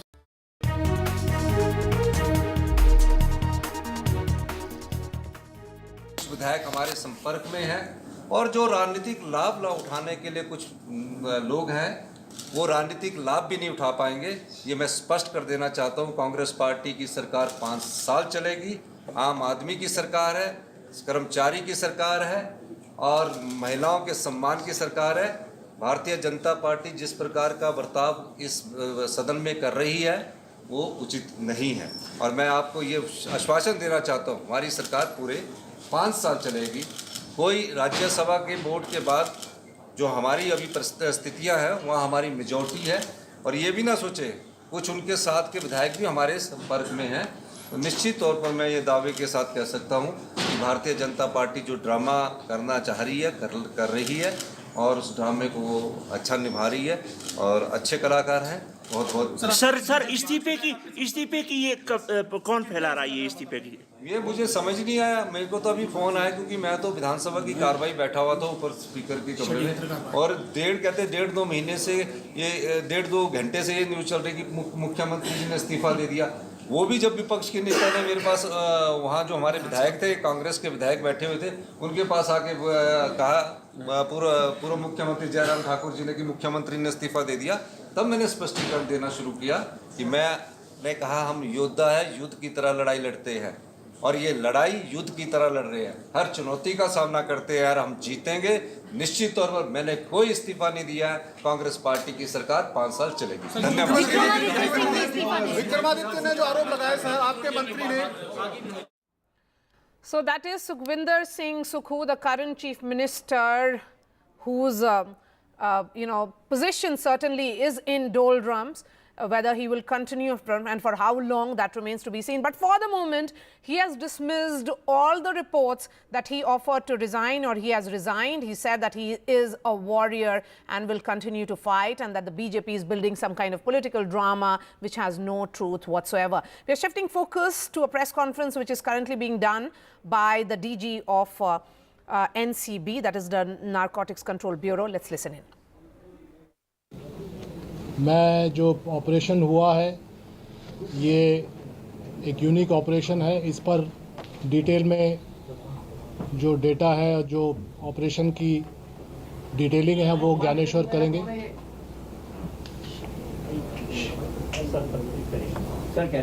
जो डिटेलिंग है वो ज्ञानेश्वर जी करेंगे, जो डीडीजी ऑपरेशन है एनसीबी के। मैं थोड़ा सा कॉन्टेक्स्ट बता दूं। कॉन्टेक्स्ट ये है कि सबसे पहली बात ये है कि हम लोग पिछले 5 ऑपरेशन जो हुए हैं हाई सी में, ये operation on the basis of the principle of pro action हुआ है, नॉट रिएक्शन। पहले एनसीबी की टीम कभी भी हाई सीज में नहीं जाती थी, न नेवी के साथ तो कोस्ट गार्ड के साथ। वो अपने ज़मीनी जो हमारे सीमाएं हैं वहाँ तक सीमित रहती थी। सो for the first time, the NCB team is going into the sea along with the sister agencies like Indian Navy and Coast Guard. दूसरा जो प्रोएक्शन इंस्टेड ऑफ रिएक्शन के अलावा जो दूसरा मुद्दा है वो है intervention before investigation. We intervene before we investigate. Investigation जब इज़ ऑल्सो रिएक्शन। एक कोई पकड़ा जाता है, कोई सीजर होता है और उसके बाद हम लोग कार्रवाई करते हैं। उससे अच्छा है कि हम लोग इनपुट लेके, इंटेलिजेंस इनपुट लेके और उस पर हम लोग इंटरवीन करें before it reaches our shores. So इस केस में आपने देखा होगा कि हम लोगों ने उसको हाई सी में इंटरवीन किया और उसको फिर शोर पर हम लोग लाए इंटरवीन करने के बाद। और तीसरा जो माननीय गृह मंत्री जी ने बहुत बार इसको कहा है और जो कि एनसीबी ने इसको हम लोगों ने एज अ मूल मंत्र माना है, top to bottom and bottom to top approach. Because हम लोगों ने ये रियलाइज़ किया कि एनसीबी एक फेडरल एजेंसी है और 90% से ज़्यादा जो ड्रग्स का सीजर होता है वो स्टेट पुलिस करती है, because day to day policing state police करती है। फेडरल एजेंसी का काम है कोऑर्डिनेशन करना, तो NCB is the coordination platform. और बड़े सिंडिकेट्स जो कि नेशनल सिक्योरिटी पर थ्रेट हैं उनका उद्भेदन करना। So this is what we are doing, top to bottom and bottom to top approach में। उसका जो मतलब है वो ये है कि सिंडिकेट्स पर फोकस रहना चाहिए, न कि पेडलर्स पर फोकस रहना चाहिए। पेडलर्स पर फोकस स्टेट पुलिस करेगी। और इसी कड़ी में मैं आपको बता दूं, ये आप लोगों को शायद मालूम नहीं होगा, लेकिन एज अ कॉन्टेक्स्ट गुजरात का एटीएस इसमें कारगर रूप से कार्रवाई किया। वो गुजरात में एएनटीएफ के रूप में काम कर रहा है anti narcotics task force. You may be surprise to know that 36 states और यूनियन टेरिटरीज ने अब तक एज ऑफ लास्ट 3 मंथ्स पहले तक सभी स्टेट्स और यूनियन टेरिटरीज ने एंटी नार्कोटिक्स टास्क फोर्स या तो एडीजी या आईजी के अंडर में नोटिफाई कर दिया है। And there is more trouble for the Congress party, this time from the state of Assam. Their working president has quit. This coming within 48 hours of Geeta Koda, who was the lone Congress MP from the state of Jharkhand, and also the working president of Jharkhand Pradesh Congress Committee resigning. So this is certainly a big setback for the Congress in the state of Himachal. So far, the state has seen a bipolar contest, and now Rana Goswami quitting. Where is he going? Let me bring in Ratandeep. Ratandeep, the leader really hasn't really written the reason why he is quitting. That's right. In fact, he has not written the reason why he is quitting, but previous to this resignation letter, he had sent another letter to the state Congress president asking that he should be relinquished from all the organizational responsibilities that he has. Remember, Rana Goswami is a former Congress MLA from Jorhat, which used to be a Congress stronghold, but no more. But this time, when Rahul Gandhi Bharat Jodo Nyaya Yatra was traveling through Assam, he was seen in the forefront of organizing the yatra, particularly in the stretch of Upper Assam. In fact, the state police had lodged a case for violation of the yatra route in Jorhat, in connection to which he was called for questioning. Rana Goswami was called for questioning a few days back, and only in the last 1 week we did see some movement in terms of Rana Goswami not seen in Congress meetings, and then he's sending his letter to the Assam Pradesh Congress chief saying that he should be,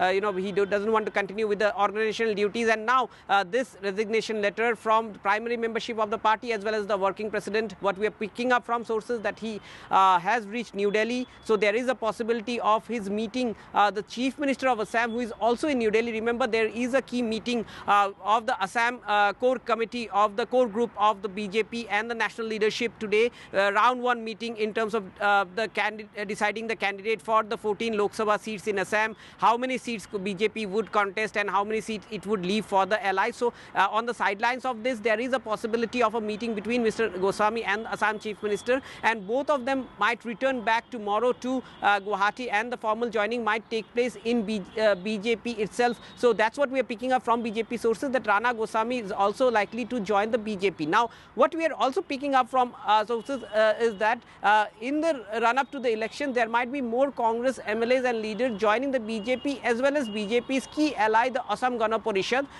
In fact, if you remember, last week we had reported during the budget session of Assam Assembly that 2 Congress MLAs actually issued a letter of support to the Himanta Biswa Sharma government without quitting the Congress. In fact, in past, 3 other Congress MLAs had done the same. So therefore, now ahead of the elections, Congress seems to be in a weak foot as far as Assam is concerned, where many of its leaders are leaving the party, and those who are inside the party, like the 5 Congress MLAs who are still inside the party, are supporting the BJP. Therefore, it seems that there is a beeline of Congress leaders trying to join BJP or BJP allies in Assam ahead of 2024 general elections.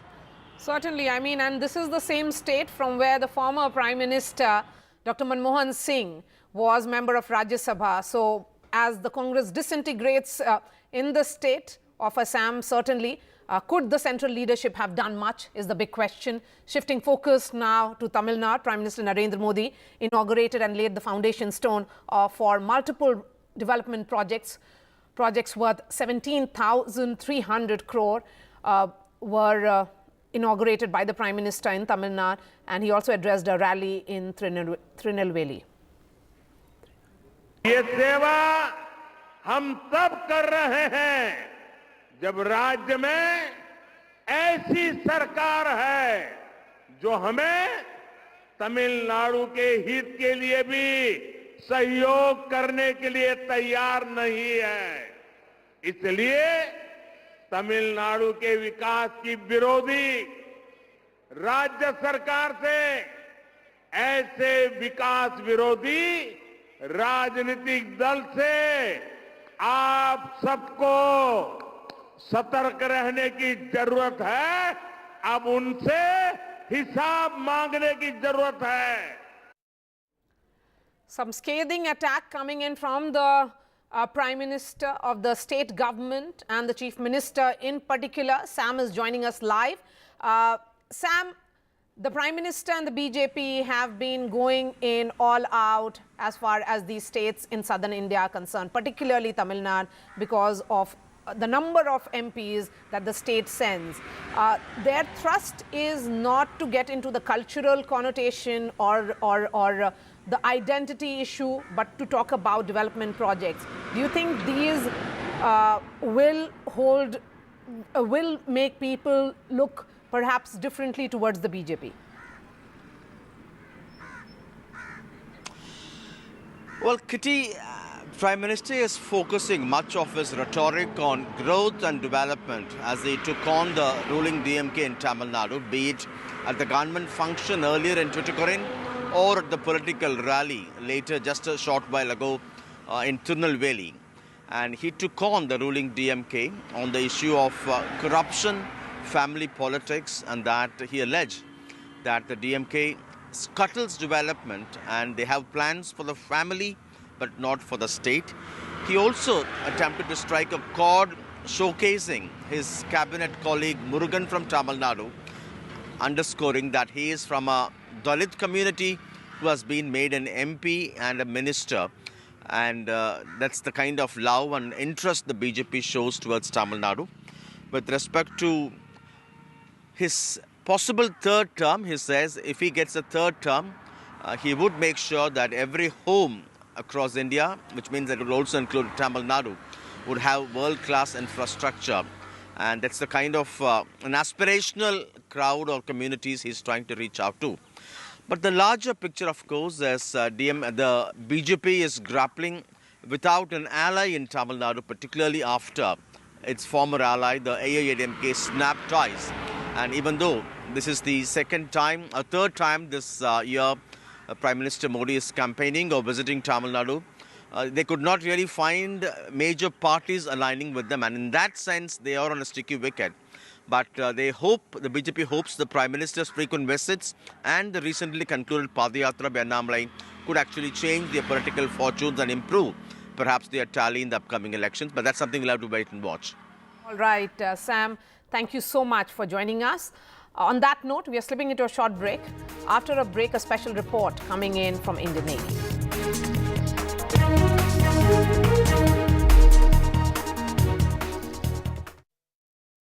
This show isn't just about news from the southern states. It's one that looks at the rest of India and the world from a diverse South India point of view, because NDTV has always taken the southern view seriously.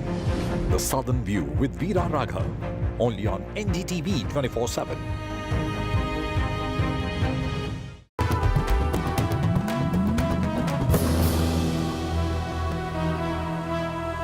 जो commandos इनसे अब हम मिलेंगे वो Garuda commandos हैं। तो इनके जो कमांडोज हैं वो भी ये बहुत ही स्पेशली ट्रेन्ड फोर्सेस का हिस्सा हैं और यहाँ पे हमें ब्रीफिंग देंगे, बताएंगे कि किस तरह से इनकी ट्रेनिंग भी होती है। तो हम मिलने चल रहे हैं उन गरुड़ कमांडोज से। Hello, good afternoon sir.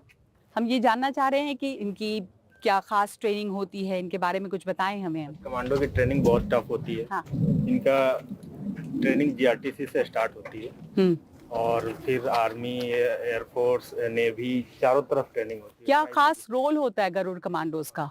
Garuda commando का कोई भी मिशन मिले, हाँ, उसमें फर्स्ट रिस्पॉन्डर यही होता है गरुड़ कमांडो। हमने अब जाना कुछ कि ये गरुड़ कमांडोज जो हैं वो क्या होते हैं, पर अभी हमें ये कुछ स्पेशल एयरबोर्न अपनी ये ट्रिक्स और वो भी दिखाएंगे, कुछ कमाल दिखाएंगे, कारनामे, जिसे देखने के लिए मैं बहुत उत्सुक हूँ कि क्या होगा। तो हम थोड़ी देर में वो भी विटनेस करेंगे। तो आज हम ट्रेनिंग मिशन पे जा रहे हैं। अपना हमारा मिशन होगा, यहाँ से हमारा आईजेड है अराउंड 5 मिनट्स का फ्लाइंग टाइम। तो यहाँ से हम लोग इम्प्लेन होंगे, वहाँ पे स्लीदर डाउन करना है हमको इंसर्जन जोन में। बेसिकली पर्पस ऑफ स्लीदरिंग इज़ कि हम कई जगह करते हैं। वॉर टाइम में दुश्मन के इलाके में गरुड़ कमांडोज या ट्रूप्स को इंसर्ट करने के लिए करते हैं। पीस टाइम में HADR प्राकृतिक आपदा कोई आती है तो अगर ट्रूप्स की वहाँ पर रिक्वायरमेंट हो तो उनको इंसर्ट करने के लिए करते हैं। आज ट्रेनिंग मिशन है तो पहला अपना सेफ्टी प्रिकॉशंस पहले हमारे ऊपर है, कोई हम मिशन पे नहीं जा रहे हैं आज, तो अपना सेफ्टी प्रिकॉशंस रखे, ध्यान में रखिए।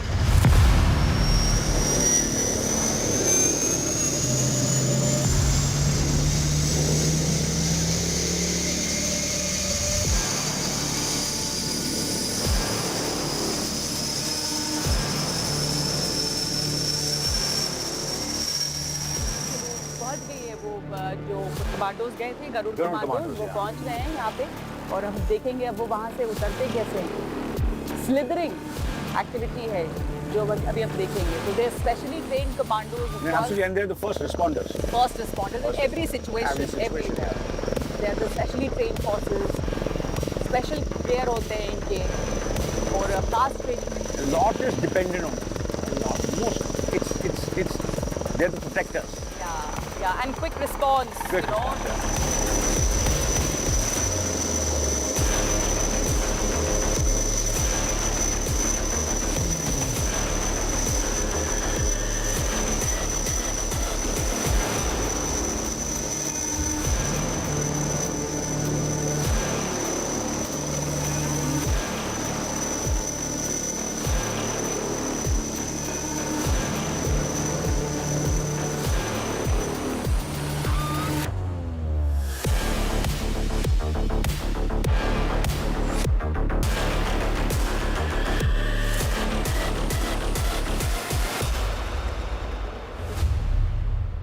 अनिल जी, हमने अभी वहां देखा था पीछे उन कमांडोज को, गरुड़ कमांडोज को, और किस तरह से वो स्लिदर करके नीचे उतरे। ये अब हम उस एरिया में आ गए हैं जहां पर उनकी ट्रेनिंग होती है।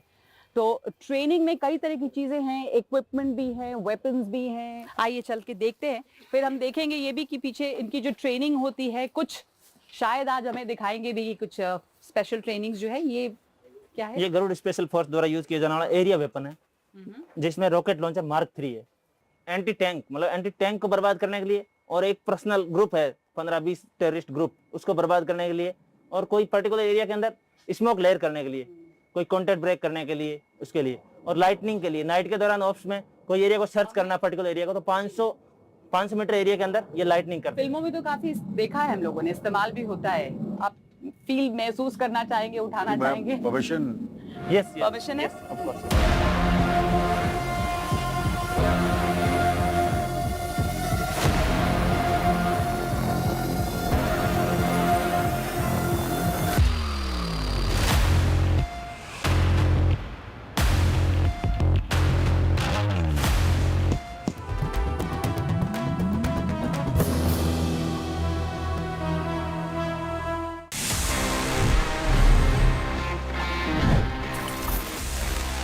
So guys, to begin with, I have this, and this is Honor's latest X9B. This has just launched the market, a latest smartphone from Honor. Honor, if you know, it is a brand जो एक time पे India में था, then Honor went back and now Honor has came back again. Honor का पहला phone आया था, the Honor 90, and this is their second smartphone now, the X9B. What I have is this black color, comes in this matte finish. इसका एक और variant भी आता है in a very bright orange color. Honor likes to call it the sunrise orange. और ये जो phone है, at first glance looks like a standard typical smartphone, and जो features है, let's have a closer look कि आखिर इसके अंदर पैक क्या क्या होना है, and then I'm going to tell you some crazy, thing जो इस फोन में पैक किया है, which makes this phone really unique and really strong as well. The circular camera housing on the back also catches the eye, and it has been made to look like a luxury watch. This isn't new, but new and unique enough to stand out. Phone 6.78 inch के AMOLED display के साथ आता है with a resolution of 1200 by 2652 pixels. इस screen का physical stand out feature है इसका ultra bounce anti drop display, 360 degree anti drop protection.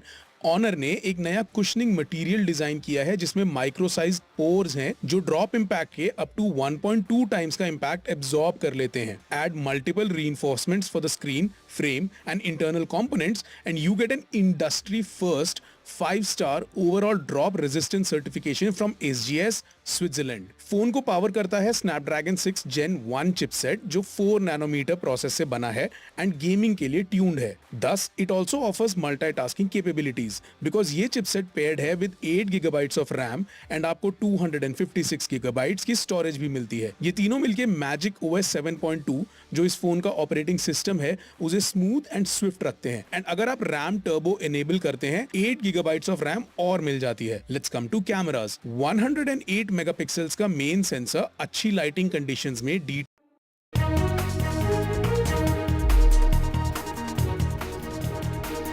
Welcome back. The Indian Navy has completed Milan, India's largest international fleet review, which saw the participation of over 50 warships from India and around the world. Vishnu Som was on board India's aircraft carriers Vikrant and Vikramaditya off the coast of Vizag. And he has sent us this report.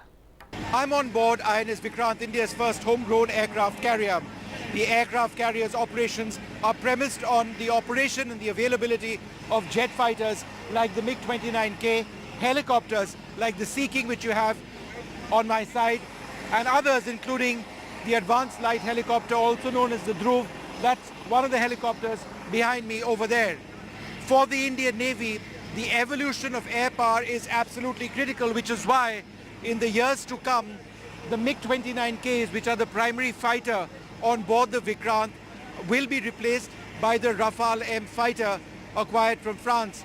The Rafale jet is already in service with the Indian Air Force, but the Rafale M is specially designed to operate off the small runway, which purports to being an airfield, in other words, the aircraft carrier itself. With Manoj Thakur, Vishnu Som for NDTV.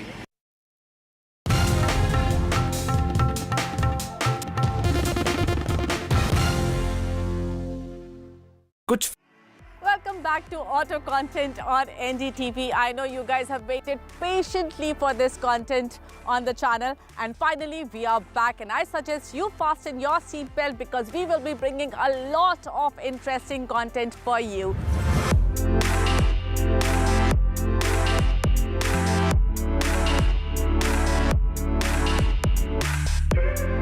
And what I have today is also a path breaker in its own right. The success of CNG vehicles has taken the auto world by surprise. But what Tata Motors have done is definitely a leg up, and that's because they have given not just the CNG but also an automatic. Today we are going to drive this and tell you how does this AMT perform. Does this give you the jerks that are so annoying in AMTs? But first, let me give you the basic facts about this Tiago CNG AMT.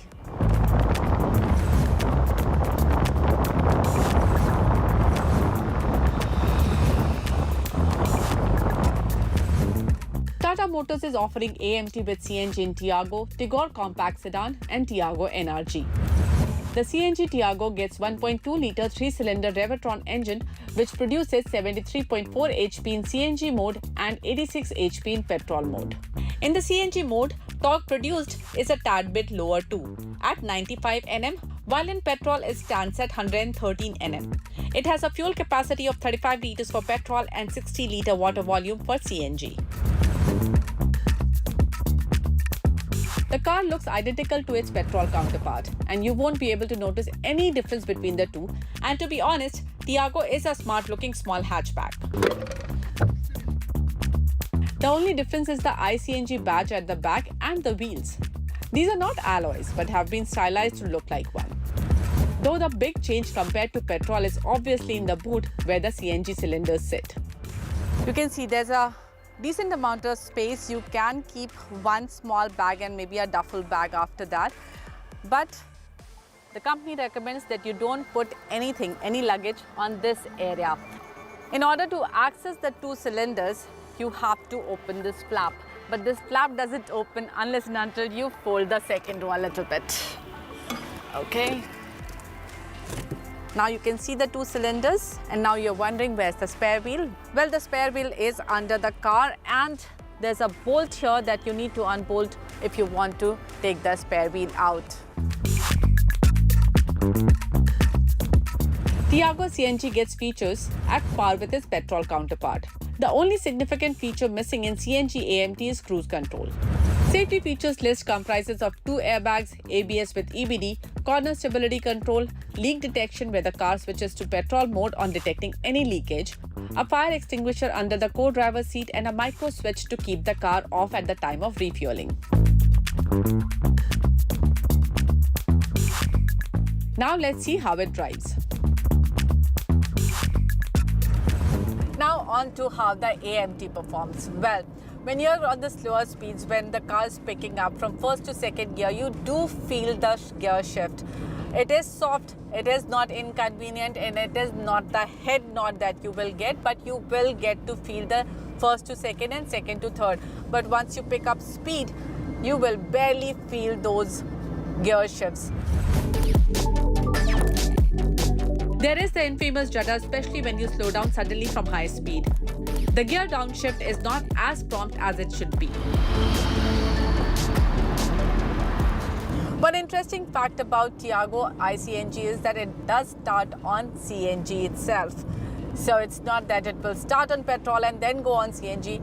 It starts on CNG, stays on CNG. And with a push of a button, you can switch between petrol and CNG, which is seamless, and you do not feel any substantial difference between the two modes. Tata Tiago iCNG AMT's prices start from Rs 7.9 lakhs and go up to Rs 8.8 lakhs ex-showroom, which is roughly 50,000 more than the similar manual CNG variant. For an AMT, gear changes are smooth. However, the transmission is not perfect as highlighted earlier. But the combination of automatic and CNG offers convenience and savings on fuel cost.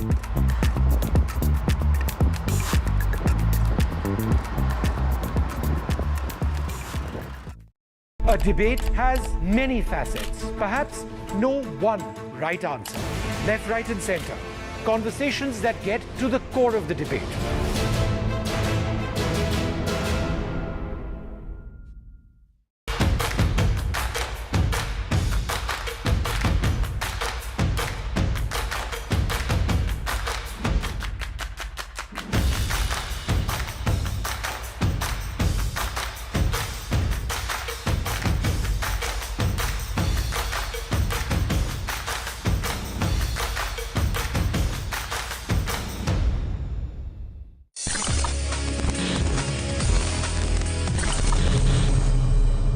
Hello everyone, my name is Gaurav. You're watching Tech with TG. तो जल्दी से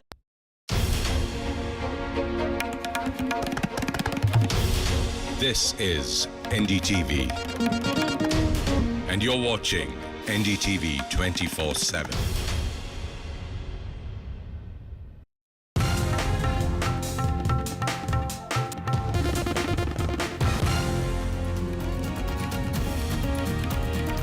Massive political developments taking place in Himachal Pradesh amid reports of Sukhu offering to resign. Chief Minister says that my government will complete 5 years. Jairam Thakur says Sukhu should resign. His government has lost confidence of the House. Top Congress Minister in Himachal Pradesh resigns. Virbhadra Singh's son Vikramaditya has quit. He said that the MLAs were ignored by the government. Big BJP meeting in Delhi today. Core group of the BJP will meet. BJP's big push seen ahead of Lok Sabha polls.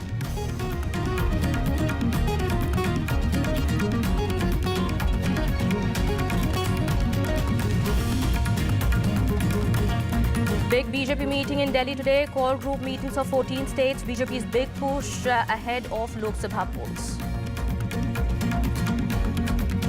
The Indian Navy and the NCB had seized around 3,300 kgs of drugs from a ship near Gujarat, Porbandar, making it the biggest such drug seizure in recent times.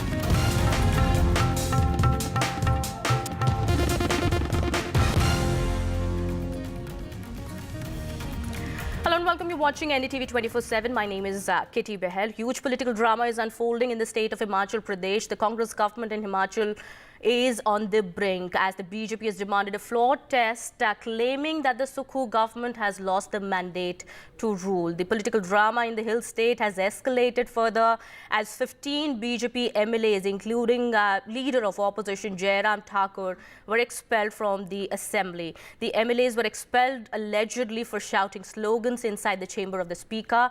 The BJP has also alleged there was use of force in the assembly. Well, the BJP, as we know, has been demanding for a floor test after the ruling Congress lost the lone Rajya Sabha seat in the hill state. The BJP has said that the Rajya Sabha elections have made it clear that the Congress government is in minority in Himachal Pradesh. Well, Himachal Pradesh minister, top minister and Congress leader Vikramaditya Singh has also quit as minister, and after stepping down, he said that the outcome of the Rajya Sabha polls was a result of the system that was prevailing in the government since its formation. He said his father was also disrespected. Well, what we are also now learning is that Chief Minister Sukhu, there have been reports, of course, of him offering to resign. Now, Chief Minister Sukhu, putting up a brave front, has said that he hasn't resigned and his government will complete 5 years. Listen in.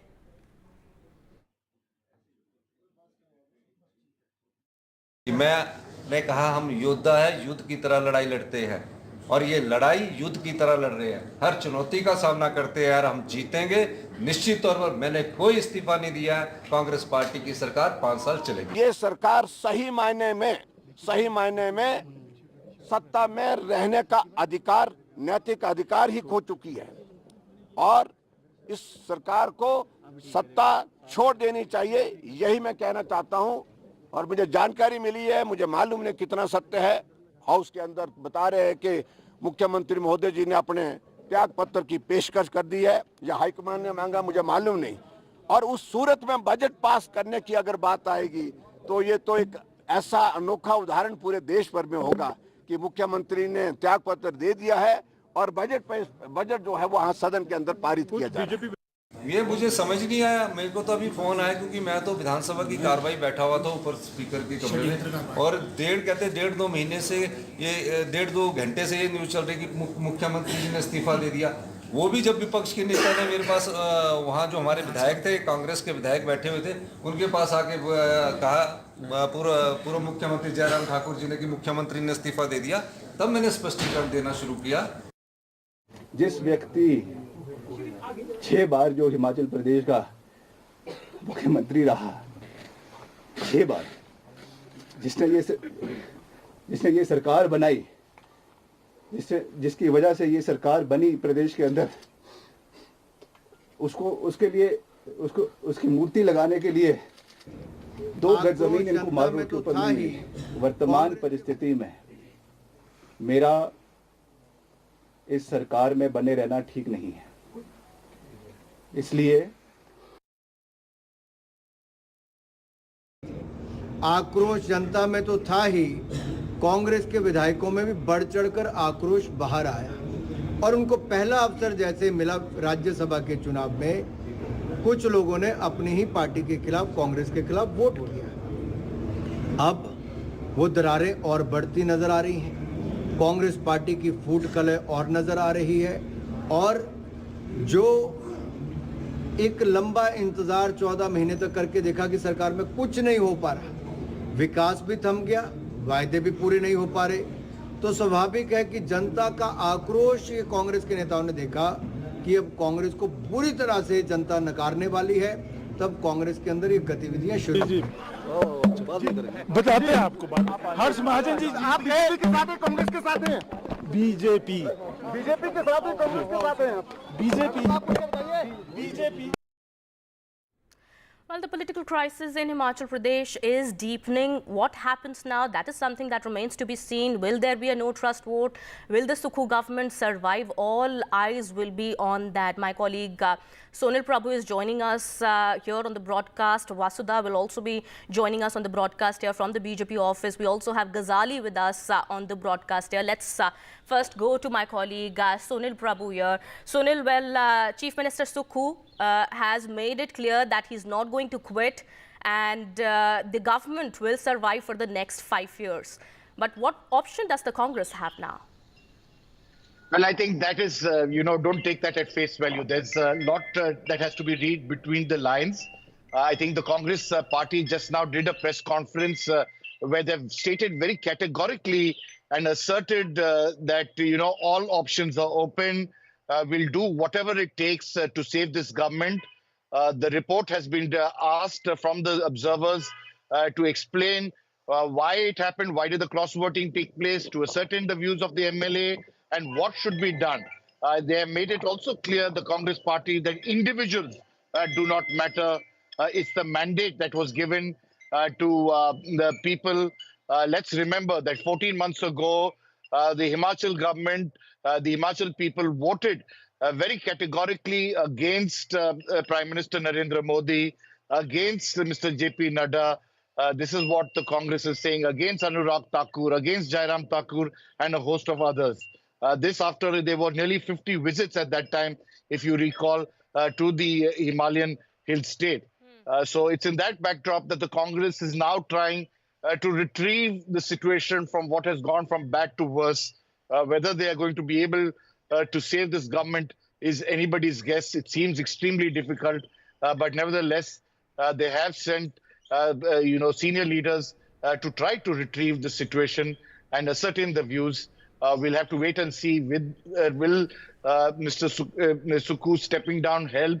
Who will be the probable candidate? Will those other MLAs who have jumped ship and are in safe custody will be able to take those steps? All those issues still remain to be answered. Okay, we'll talk about that as well, Sunil. Let me also go across to my colleague Vasudha here, who's at the BJP office, tracking the situation there at the BJP camp. What is happening at the BJP camp? Vasudha, the BJP, of course, has been seeking a trust vote and is saying that the ruling Congress government in Himachal Pradesh has lost the mandate. What is the BJP's next plan going to be, next action going to be? Well, Kitty, as with regard to Himachal Pradesh, like Sunil was also pointing out, the BJP does think that this is a self-implosion of sorts. So it's waiting and watching the situation very closely. Remember, this is a very critical state because it is the home state of the BJP President JP Nadda. It's also the state that Prime Minister Narendra Modi spent the formative years of his politics in. He was in charge of the state there as part of the BJP. He was sent there specifically. So this is one state that the BJP is clearly very keenly watching, but of course they also feel that this is for the Congress to sort of sort out, and situation seems to be really advantage BJP right now. Remember, there are 25 MLAs that the party has, but it's a comfortable majority that the Congress has, and the government was formed just 14 months ago. And if you look at the history of Himachal Pradesh, even thin majority governments have survived in the last many years. So clearly there is much that is waiting to unfold, and the BJP is watching it very closely. And here BJP is preparing for the grand meeting of CEC that is going to happen tomorrow. In fact, Prime Minister Narendra Modi is also going to be present there. What I saw right now is the MP team just left. There were many core group meetings that were held. These are back-to-back core group meetings that are being held for the first list of the party to come out tomorrow. 14 core group meetings are likely to happen today. 5 core group meetings happened on Saturday, and today's core group meetings, of course, have to do with Delhi, Haryana, Jammu Kashmir, Jharkhand. Some of these states will also have assembly polls later this year. And remember, Sapa and Congress have also had sharing arrangements in seats in states like Uttar Pradesh. They've also announced, alliances in Delhi, Haryana, Gujarat. Gujarat is also going to be one state that's going to be discussed today. So back core group meetings today, even as Prime Minister has time and again reiterated that 370 is going to be the target for the BJP. It's also a psychological, emotional push that the BJP is doing, with most people talking about what the target and margins of victory are going to be like, and not really, what the election consequence is going to be, making it clear that the contest is not really a question right now, and that's what probably the BJP is trying to drive at. So critical day tomorrow, even as unfolding, political developments unfold in Himachal Pradesh. Absolutely, a critical day tomorrow, as you're saying, Vasudha, but a lot is happening today as well. And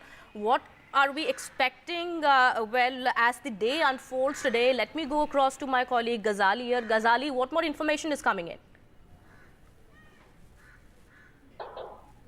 As far as the information is concerned, all eyes are now on the Himachal Pradesh assembly proceedings. Whatever has to happen if the government has to survive or if the government collapses. In both conditions, all eyes are on the proceedings of the assembly. If the budget session, which was scheduled for today, if that session passes off smoothly, as the party high command has also been stressing that Mr. Sukhu should ensure that during the budget session he manages to pull it off, he manages to get all the votes from the Congress MLAs, and hence the fate of who will be the next chief minister or the fate of the next government all depends upon the budget session today. While BJP MLAs have been expelled, leader of opposition Mr. Jairam Thakur and 14 others have been expelled. So until BJP is allowed inside the assembly session to participate in the budget session, as they are pressing for the division of vote, until that entire process happens and BJP MLAs, those who have been expelled by the speaker, are allowed to participate, till then only we can say that perhaps BJP has a chance of dislodging this government or getting support from the Congress MLAs. If that doesn't happen, then perhaps Mr. Sukhu's government is safe. All the senior party leaders who have been rushed to Himachal Pradesh, they will try to speak to all the disgruntled MLAs and assure them that their grievances will be heard. But as of now, all eyes are on the budget session, when the session will start there, because assembly has been adjourned since the BJP MLAs were expelled and they were protesting against it. Right, absolutely. So what happens in the budget session today, that remains to be seen. We'll try and get more details as developments take place. My colleague Aishwarya is also now joining us. He's at the Congress office. We're learning. Aishwarya, what is happening in the Congress camp now? Well, we do understand the Congress, meanwhile, just a while back, did a press conference. The party has said that all options are open. What is the Congress party looking at?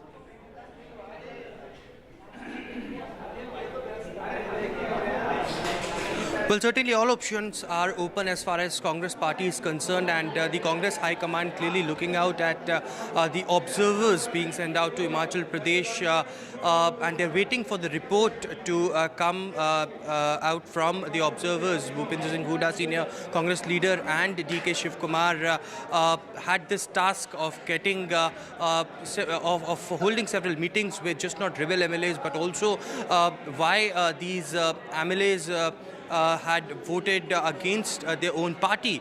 So certainly the report has to come, and the final decision about what has to be done as far as the chief minister is concerned, or certainly what has happened in the Rajya Sabha polls, and only after that the decision will be taken. But as far as Congress party is concerned, they have stated that they will be taking hard decisions, and they will not fear of doing so, and they are waiting for this reports from the observers. But on the other side, it is the Bharatiya Janata Party also very closely looking and monitoring the situation, because it is the Congress party first wanted to pass the budget, and if budget is passed, then the government would be saved for at least 6 months. So the first priority is to save and pass the budget and to save the government. On the other side, it is this position where one of the key minister in the cabinet has resigned, and there is a fear of toppling this government. So, looking at those already today, 15 of the MLAs have been suspended. So, now the task has been on the observers as far as Mr. Huda and DK Shiv Kumar is concerned, and Congress is waiting for that particular report to take any such decision. Okay, we'll come to that. Let me go back to my colleague Ghazali here. Let me also ask him, where are those rebel MLAs at the moment? We do understand they were taken, they were brought back to Shimla, and they were seen in the assembly as well. What happens then, Ghazali? I mean, the numbers also, of course, have to be looked at. At this point in time, well, the BJP is, of course, claiming that it has the majority, and it is, of course, seeking for a floor test. Will those MLAs also side with the BJP? Well, as the BJP is saying at the moment, is, well, confirming that the MLAs stand with it. What happens now?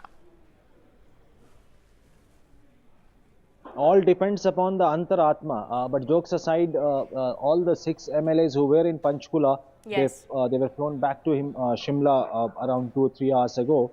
But what the party high command is considering, that all these observers, or Mr. DK Shiv Kumar or Mr. Bhupen Singh Huda, they have been tasked to get in touch with every individual MLA. And perhaps these 6 MLAs of Congress who turned rebel yesterday or cross-voted are not some leaders who are novice leaders. They are experienced people. Some have won elections of 4 to 5 times. So perhaps they are not somebody that the party high command or influential or senior leaders like Mr. Huda or Mr. DK Shiv Kumar can't reach out to. Their family members are in touch with Himachal Chief Minister Mr. Sukhu, who even yesterday said, while he was confirming that they have been kidnapped and been taken to Haryana, that their family members are calling them up. So if the party high command or if these senior observers who have been sent to Himachal Pradesh, if they want to get in touch with these 6 MLAs, they can certainly do that. They are all there in Himachal Pradesh only, and they must be there in Shimla, because the BJP is just waiting for that one chance that the moment that budget session starts, and if they are allowed, if that order of expulsion is reversed, and even the BJP MLAs are allowed to participate in the what you call the division of vote, then they sniff a chance, and those 6 MLAs will also have to be there. Until and unless BJP doesn't have the number, it just has 25 MLAs. Even if you include the 3 independent MLAs, still they fall short of 7 MLAs to cross that majority mark of 34 to 35. Okay.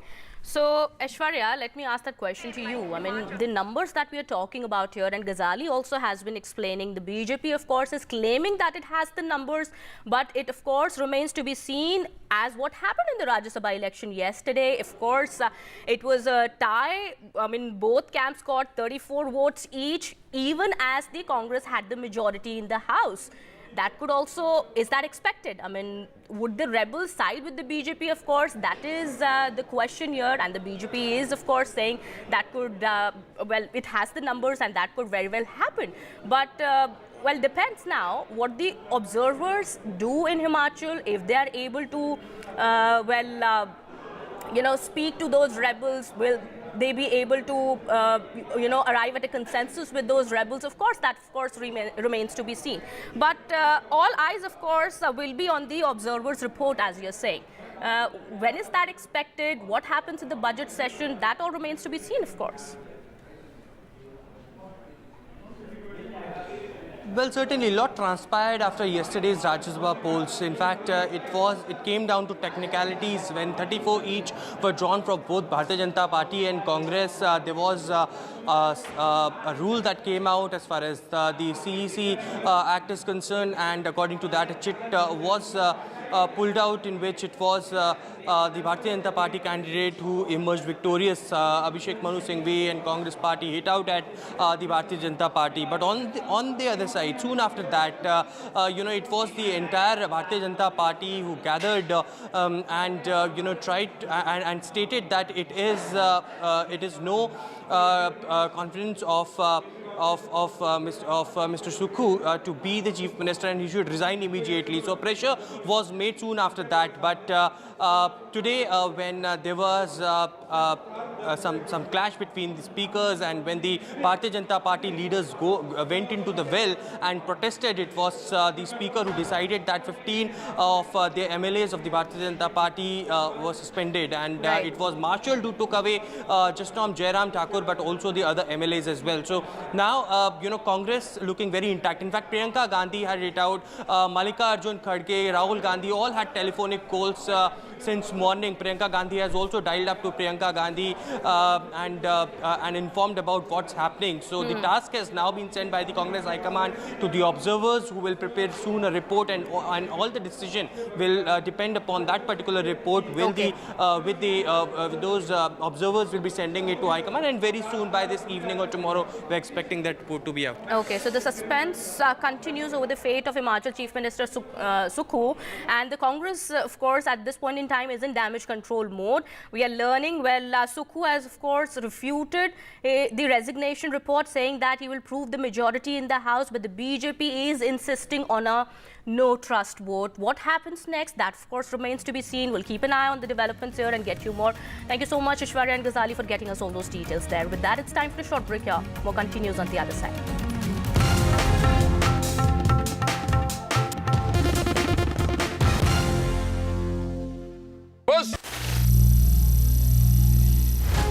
Some people say the metaverse will only be virtual. One day this lecture hall will be made of code, and driverless cars would be trapped in intersections. But even in this maze of the future, you can't wish away health. It's time to become more resilient.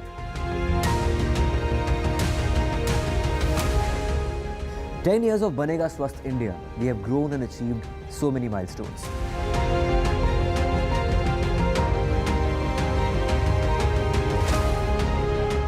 And now I have a plan.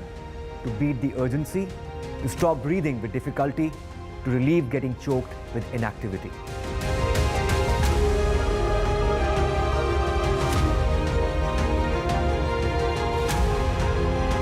Energize our government, our environment, our society, and ourselves. Everyone, everywhere, every day.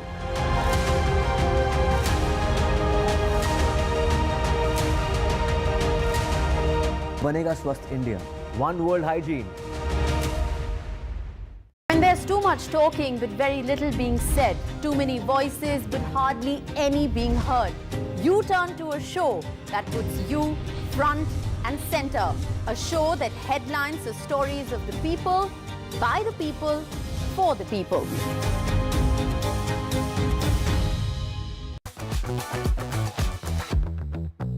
हमारे साथ हैं मशहूर actor Anil Kapoor और उनसे इस वक्त बारी है कुछ रैपिड फायर क्वेश्चंस की। अनिल जी, आपको बस जल्दी जल्दी हाँ ना में बताना पड़ेगा। खाने में क्या पसंद है, मीठा या नमकीन? नमकीन। योगा या जिम? जिम और योगा, सॉरी, बोथ। वेट्स या free hand? Weights. Most comfortable with which actress? Madhuri Dixit.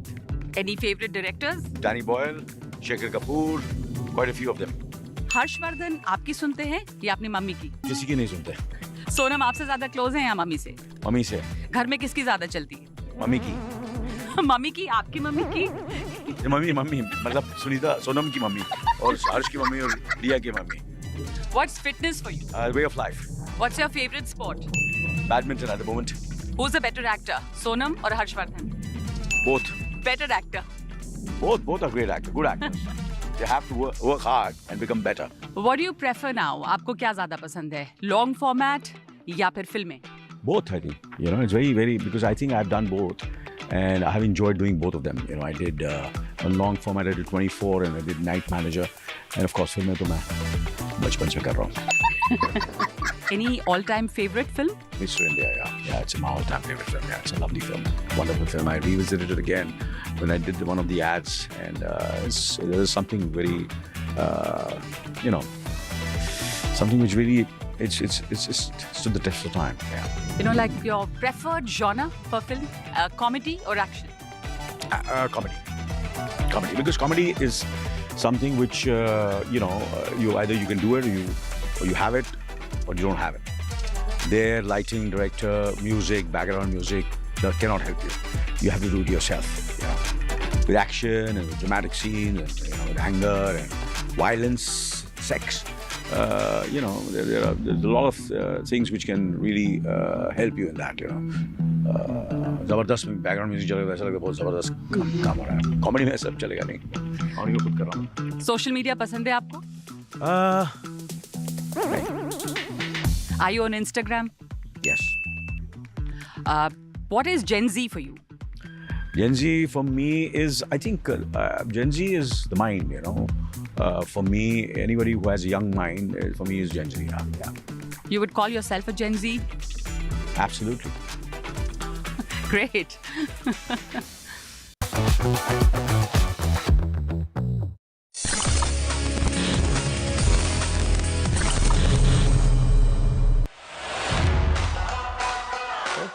Yeah? Anyone wants to try? Okay.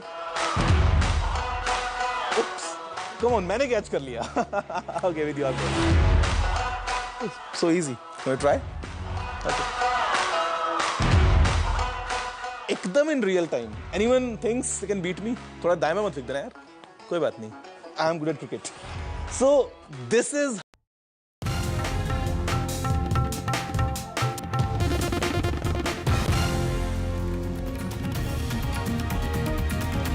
Welcome back after the break. Another setback to the Congress party. President of the Assam Pradesh Congress Committee, Rana Goswami, has resigned from the post and also as an active member of the party. In a letter addressed to All India Congress Committee, General Secretary K.C. Venugopal Goswami wrote, I beg to state that I am tendering my resignation as the working president of the Assam Pradesh Congress Committee and as an active member of the Indian National Congress. Well, this comes amid speculations of him joining the BJP.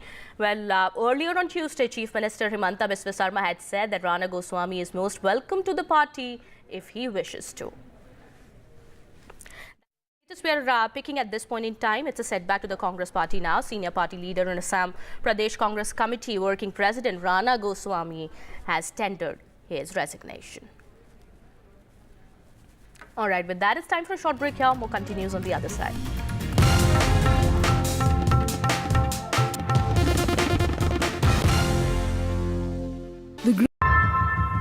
How often have you turned away from debates that descend into endless fights? We bring you a show where every question is answered, where every debate finds its resolution, where every story finds its conclusion, where opinions collide but facts prevail, where stories unfold with insights and trust. When the noise ends, the last word begins.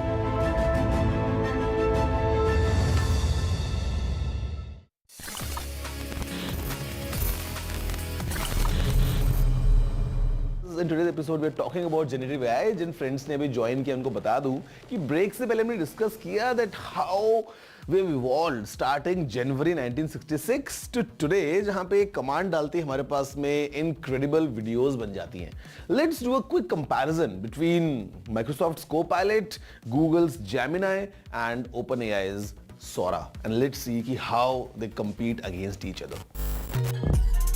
2022 की starting में किसने सोचा था कि generative AI नवंबर आते आते उस time का हॉटेस्ट टॉपिक बन जाएगा, एंड ये किसने सोचा था कि 2024 का फेब आते आते इस सो कॉल्ड नेसेंट इंडस्ट्री में कंपटीशन फियर्स हो जाएगा.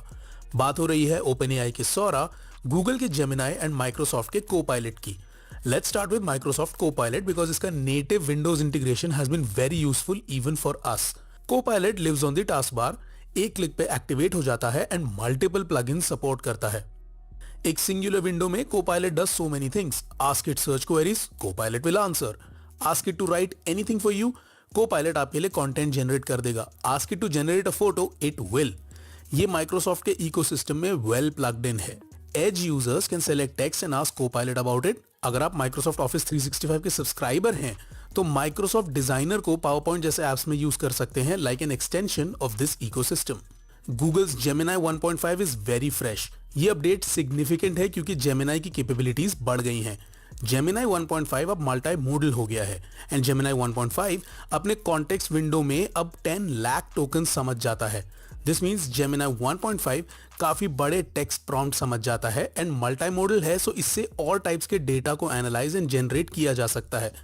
इनफैक्ट फॉर डेमोज गूगल ने जेमिनाई 1.5 को साइलेंट मूवीज इनपुट करके उनका प्लॉट डिस्कवर कर दिखाया. Using this much raw power, Gemini 1.5 ज्यादा नुआंस्ड और इंफॉर्मेटिव कॉन्वर्सेशंस कर सकता है एंड इससे काफी ज्यादा बड़े डॉक्यूमेंट्स को समराइज किया जा सकता है, काफी ज्यादा लंबे लाइंस ऑफ कोड्स लिखे जा सकते हैं एज एन एग्जांपल, एंड कई अलग तरह के कंटेंट को जनरेट किया जा सकता है.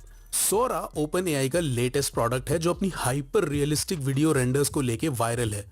Sora is generating lifelike faces, real world physics से motivated motion and elements. I mean, just look at some examples. We do understand that since अभी एक बहुत छोटी developer and testing community के लिए ही open है, these samples posted could be the best results being generated. But some of the results are simply mind-boggling. हम लोग ये results देख के equally troubled and optimistic हैं. On one hand, Sora की realism fake content के spread को लेके डराती हैं. On the other, Imagine the creativity on offer. Stock videos, shoots जो वैसे शायद ना हो पाती.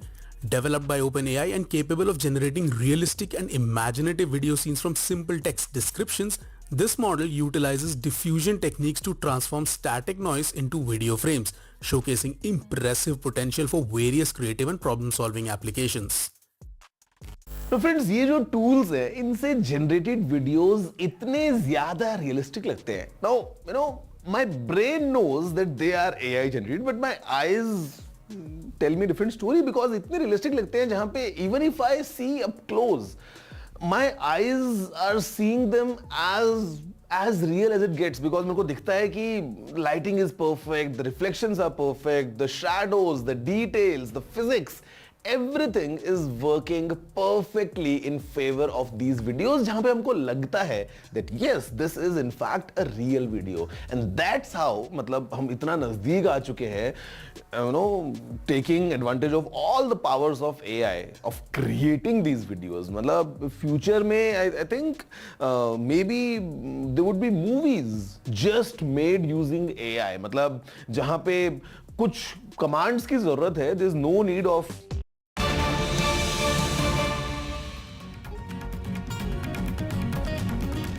Big breaking news now coming in. We are learning the CBI has summoned Samajwadi Party Chief Akhilesh Yadav for questioning on 29th of February in the illegal mining case. The CBI has summoned Akhilesh Yadav, former Chief Minister of UP and Samajwadi Party President, for questioning in connection with the case. Akhilesh Yadav was the Chief Minister of the state between 2012 and 2017 and he held the mining portfolio as well during 2012 to 13, apparently bringing his role under scanner according to the FIR. Well, the CBI also had carried out searches at various locations in connection with the FIR that was filed against 11 people that also included Samajwadi Party leaders. And now we are learning that Akhilesh Yadav has been summoned by the Central Bureau of Investigation. The CBI has summoned SP Chief as the witness in the case. This is the information coming in through sources at this point in time. Well, we'll try and get more details about this. That is the latest we're picking. Big breaking news that is coming in at this point in time. The chief, the CBI has summoned Samajwadi Party Chief Akhilesh Yadav for questioning in connection with the illegal mining case on 29th of February. That is the big update we are learning of at this point in time. We'll try and get more details about this.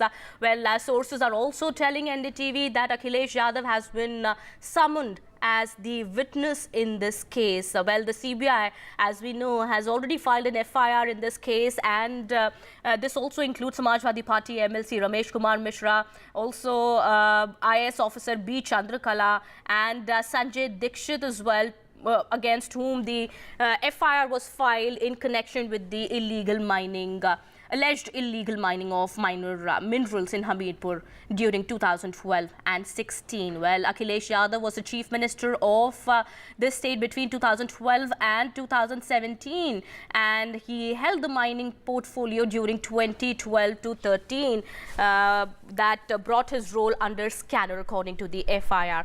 My colleague Alok Pandey is now joining us on the broadcast, getting us more on that. Alok, we're learning now the CBI has summoned Akhilesh Yadav and sources are also telling NDTV that he's been called as the witness in this case. Take us through the details, yeah. Yes, those are the details that we have right now. That Akhilesh Yadav has been summoned as a witness in the illegal mining case that the CBI is investigating. While at the moment he has been summoned as a witness, I think politically the FP will now say that this is another way of putting pressure on an opposition party before the Lok Sabha elections hit. Akhilesh in the past, though, has said that he is ready to face the CBI in the illegal mining case. You did give out some details of what the case actually is. So I think at the end of the day, this is also a political story as much as it is about the CBI summoning the Samajwadi Party chief for appearing before it just tomorrow. So, I mean, the notice has been sent out today. He's been asked to actually appear tomorrow. In fact, I do remember that a top minister and a former close aide of Akhilesh, Gayatri Prajapati, was also arrested in the illegal mining case earlier. The CBI has been investigating this for years. The CBI also booked many other people, including former IAS officials, contractors, etc., etc. There's even an environmental panel to assess illegal mining in the state. Absolutely. Thank you so much, Alok, for getting us all those details there.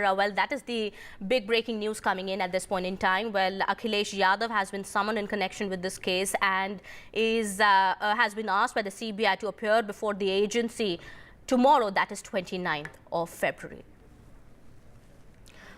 Shifting our focus now to some more news that we're tracking at this point in time. This is coming from Gulmarg. A fire has broken out at a hotel in Gulmarg and efforts are on to douse the fire.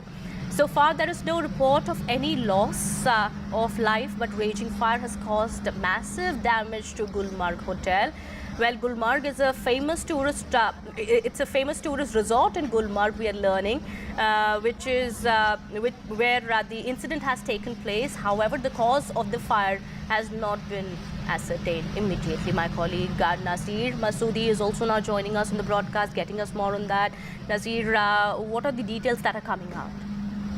Well, fire broke out in a hotel in Gulmarg, and it has caused substantial damage to the hotel. It emerged from third floor of the hotel. As you can all see also in the visuals, fire broke out and then it engulfed the whole hotel. And before fire tenders reached to douse the fire, employed other people, they started throwing snowballs on the fire to douse the flames. So this is an incident where good news is that so far there's no report of any loss of life or injury, but we are waiting for the official information and confirmation. So far, no official statement has been issued on this. Gulmarg is covered under several feet of snow for last 2 weeks, and it has come alive with large number of tourists and the skiers, and all hotels are full with the tourists. And fortunately, as I said, there's no report of any loss of life, but efforts have been on to douse the flames. As I said, even the common people, they use snowballs on these raging flames to douse the flames. All right. Thank you so much, Nazir, for getting us all those details there. Well, no loss of life. That is what we're learning in the fire that that broke out in Gulmarg. Massive damage has happened to the Gulmarg Hotel. We are learning. However, there are no casualties. Well, shifting our focus now, we'll get you more news and updates in just a bit. It's time for a short break here.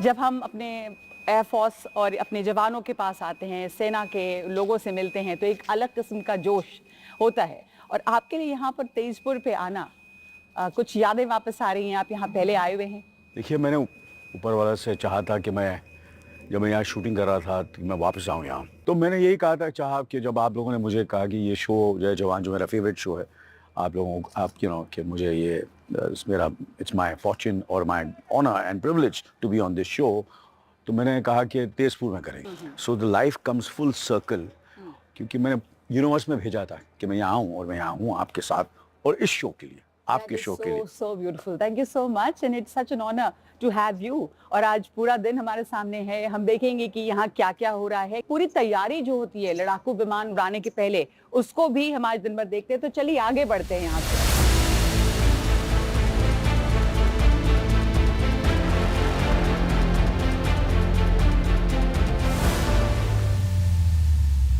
ये हमारे fighter crafts को निकालने के पहले to किया जाता है। सो this is the towing vehicle. हम यहाँ इसमें चलेंगे, देखेंगे किस तरह से सुखोई इसको टो किया जा रहा है। Let's go. बहुत ही कमाल का और बहुत स्पेशल एहसास है कि हम इसमें बैठे हुए हैं और इसको इतनी टनों भारी सुखोई जो सुखोई 30 MKI है, ये अपने हैंगर से निकल रहा है और ये टो किया जा रहा है उड़ान भरने के पहले।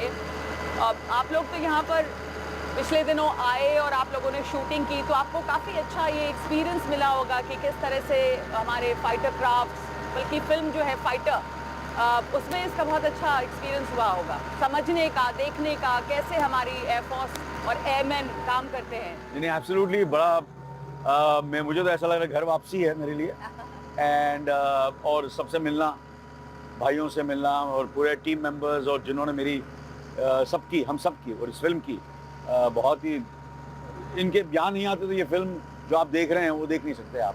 सब ने जो भी काम किया है फिल्म के अंदर और जो डिटेलिंग हुई है हर चीज़ की, we are just very very proud that we have such a great officers and great air force. बिल्कुल, बहुत ही खास मौका, बहुत खास लम्हा है और आप वापस आए यहाँ पर। It just shows how special the experience must have been for you. नहीं, एक्चुअली सुखोई में बैठना, सुखोई को देखना, उनका टेक ऑफ, उनकी लैंडिंग आसमान में, वो समथिंग एल्स।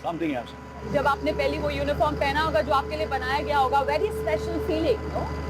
पहले मैंने जब मैं सबको देखता था तो मुझे लगा बड़ा आसान होगा देखने में, मगर जब मैंने पहली बार पहना, मैंने नहीं, I have to become fitter, I have to look better, so for that to get into that uniform, इतना फिट नहीं हूँ अभी जितना मैं था जब मैं शूटिंग कर रहा था मगर उसके लिए मैंने काफी वजन भी कम किया और I had to reduce in inches to get into that uniform, so that I give full respect to that beautiful uniform of a fighter.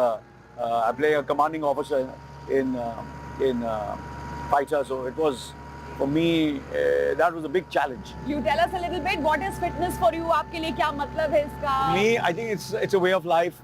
It's a religion. It's like brushing your teeth.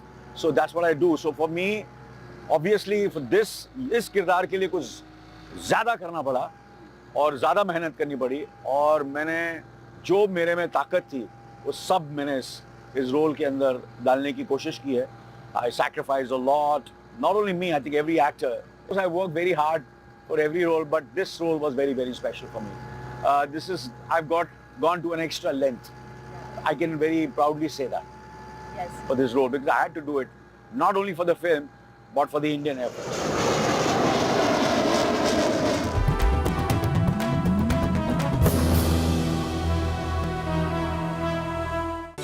Stay informed and entertained with the new and updated NDTV News app. You can watch all our channels live, listen to podcasts, read breaking and exclusive news from around the world and more.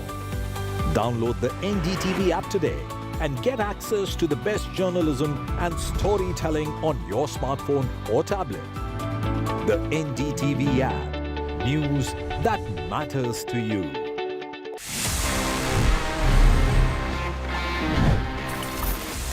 Gadgets की दुनिया में ना कुछ मतलब अलग ही मजा है. We all want to have all the fun with all our gadgets.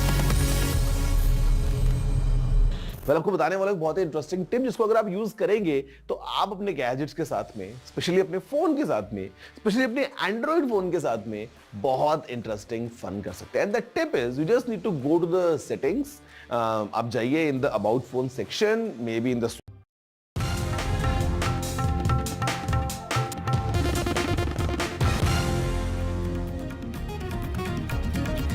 Welcome back after the break. Prime Minister Modi inaugurated and laid the foundation stone of multiple development projects worth about 17,300 crore rupees at Thoothukudi in Tamil Nadu. He's also addressed a rally in Tirunelveli. Prime Minister Modi hated at the DMK government in the state and said that the Stalin government had stalled the growth of Tamil Nadu. Listen in. DMK एक ऐसी party है जो काम तो करती नहीं लेकिन झूठा क्रेडिट लेने के लिए आगे रहती है. ये कौन नहीं जानता कि ये लोग हमारी स्कीम पर अपने स्टीपर चपका देते हैं. अब तो इन्होंने हद कर दी. इन्होंने तमिलनाडु में, अभी अन्नामलाई विस्तार से बता रहे थे, इन्होंने तमिलनाडु में इसरो लॉन्च पैड का क्रेडिट लेने के लिए चीन का स्टिकर चिपका दिया है. भाइयों बहनों, ये तमिलनाडु डीएमके के नेता, उन्होंने देखना अब संभव नहीं रहा. कुछ देख ही नहीं सकते हैं, और जो देख नहीं सकता है उसको क्या कहते हैं आपको मालूम है. और इसलिए भारत की प्रगति देखने को तैयार नहीं है, भारत के स्पेस की प्रगति देखने को तैयार नहीं है. और जो पैसे आप देते हैं, जो टैक्स तमिलनाडु के भाई बहन देते हैं, उन पैसों से उन्होंने एडवर्टाइजमेंट दिया, और एडवर्टाइजमेंट दे करके उसमें भारत के स्पेस का चित्र नहीं रखा. भारत के स्पेस की सफलता को वो दुनिया के सामने, तमिलनाडु के सामने रखना नहीं चाहते थे. उन्होंने हमारे साइंटिस्टों का अपमान किया, हमारे स्पेस सेक्टर का अपमान किया, आपके टैक्स के मनी का अपमान किया, आपका अपमान किया। ऐसा आंखें बंद करने वाले, पूरी तरह न देख पाने वाले ये डीएमके को अब सजा करने का मौका आ गया है। ये सेवा हम तब कर रहे हैं जब राज्य में ऐसी सरकार है जो हमें तमिलनाडु के हित के लिए भी सहयोग करने के लिए तैयार नहीं है। इसलिए तमिलनाडु के विकास की विरोधी राज्य सरकार से ऐसे विकास विरोधी राजनीतिक दल से आप सबको सतर्क रहने की जरूरत है। अब उनसे हिसाब मांगने की जरूरत है। All right, let's listen into what DMK MP Kanimoy has to say. யாரோ ஆர்ட் ஒர்க் பண்ணவங்க அது ஏதோ ஒரு இதை எடுத்து போட்டிருக்காங்க. இதுல வந்து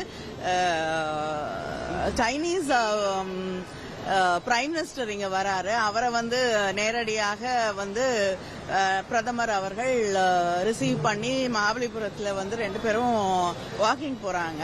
அப்படி இருக்கக்கூடிய சூழல்ல அதை எதிரி நாடுன்னு யாரும் இது வரைக்கும் அறிவிக்கல. Well, my colleague Sam is also now joining us on the broadcast, getting us more on that. Sam, we do believe that a controversy seems to have erupted over a poster, and DMK MP Kanimoy is also saying that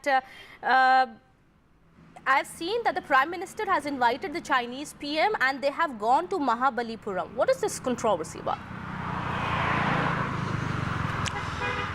Well, Kitty, it's about an advertisement released by DMK minister from Tuticorin in his personal capacity, welcoming the Prime Minister, and also the project of ISRO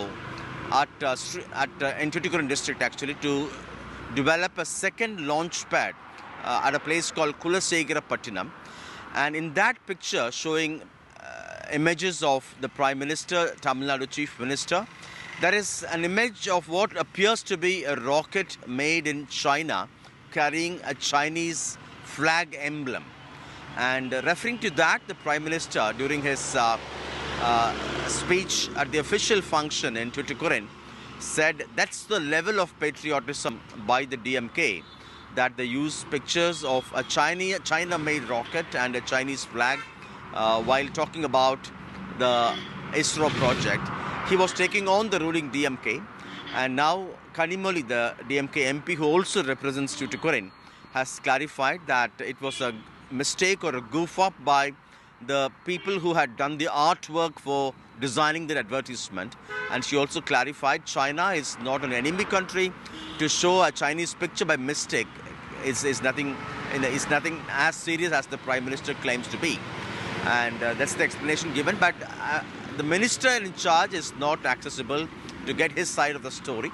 Many would call this to be a trivial issue because this is not something by the Tamil Nadu government but by a minister in his personal capacity, and this is not a poll issue, but it's election time and daggers are fully drawn, be it for the Prime Minister or for the DMK, ruling DMK in Tamil Nadu. No such issue as trivial. This is part of the Prime Minister's efforts to increase the footprint of the DMK also in Tamil Nadu as he makes his third visit ahead of the polls here since January. All right, absolutely. Thank you so much, Sam, for getting us all those details. Prime Minister Modi also launched a fierce attack on the DMK today, also saying that the Stalin government had stalled growth, and also the controversy that erupted today over this poster. Well, this seems to have escalated now. Meanwhile, shifting our focus now to some more news that we're tracking at this point in time, we are learning a big BJP meeting in Delhi is being held today.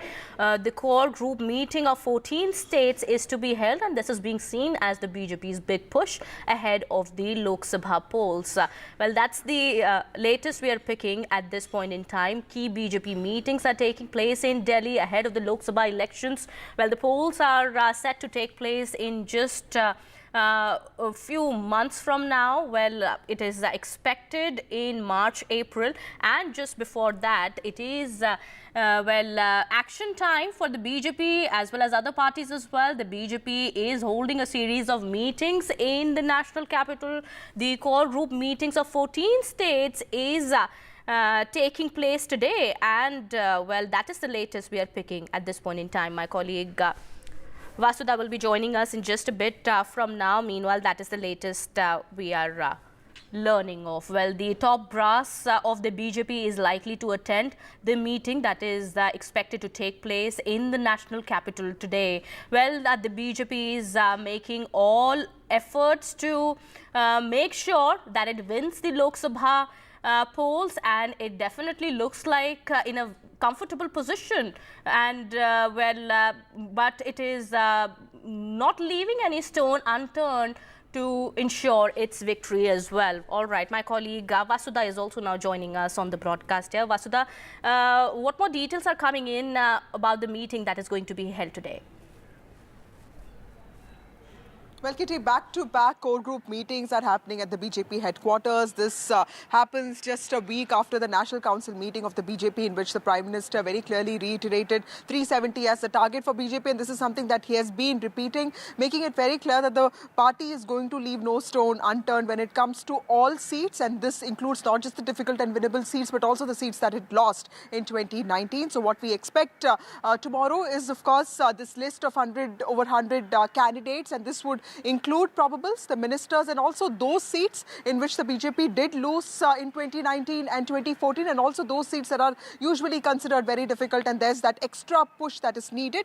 And what we understand is that there could also be some special emphasis on South, some influencers, some celebrities, names that have been doing rounds. That could also make it to the list, is what we know. Some ministers could also make it. What is happening today is 14 state core group meets are happening today. This includes states like Delhi, Jharkhand, Jammu Kashmir, and of course, other states, including Uttarakhand and Madhya Pradesh. Madhya Pradesh meeting just got over, and important names like Shivraj Chauhan were discussed, is what we've been told. And these are also some of the states like Delhi, Jharkhand, are also some of the states which will see assembly elections later this year. Of course, Delhi sees it next year, Jharkhand and Jammu Kashmir. Maharashtra, Bihar, and Tamil Nadu are some states where the seat sharing and NDA alliances are being worked out. So those core group meetings are going to happen later, is what we've been told. But clearly, back-to-back meetings happening right now, and preparations for the big CEC meeting that is scheduled to happen tomorrow.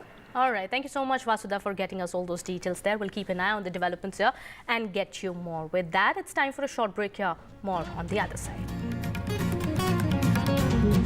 This show isn't just about news from the southern states. It's one that looks at the rest of India and the world from a diverse South India point of view, because NDTV has always taken the southern view seriously.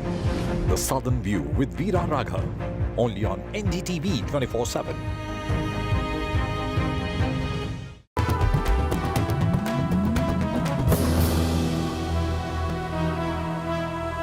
जो commandos इनसे अब हम मिलेंगे वो Garuda commandos हैं, तो इनके जो कमांडोज हैं वो भी ये बहुत ही स्पेशली ट्रेन्ड फोर्सेस का हिस्सा हैं, और यहाँ पे हमें ब्रीफिंग देंगे, बताएंगे कि किस तरह से इनकी ट्रेनिंग भी होती है। तो हम मिलने चल रहे हैं उन गरुड़ कमांडोज से। Hello, good afternoon sir.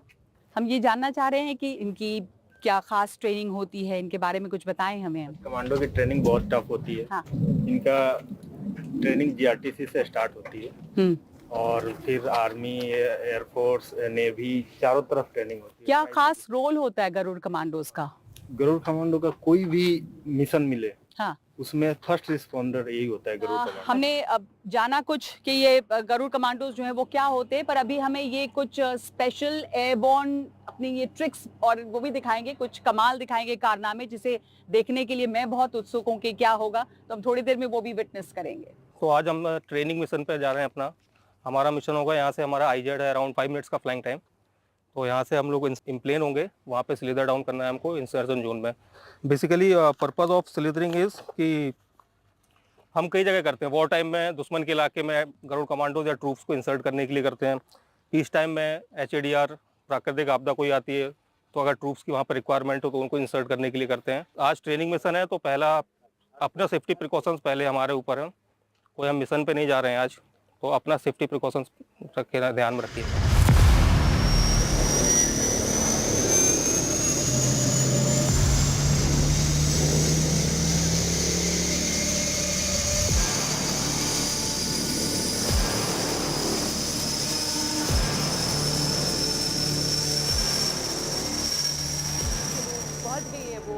जो कमांडोज गए थे, गरुड़ कमांडोज, वो पहुंच रहे हैं यहाँ पे और हम देखेंगे अब वो वहाँ से उतरते कैसे हैं। स्लिदरिंग एक्टिविटी है जो अभी हम देखेंगे। So they are specially trained commandos. Absolutely, and they are the first responders. First responders in every situation, everywhere.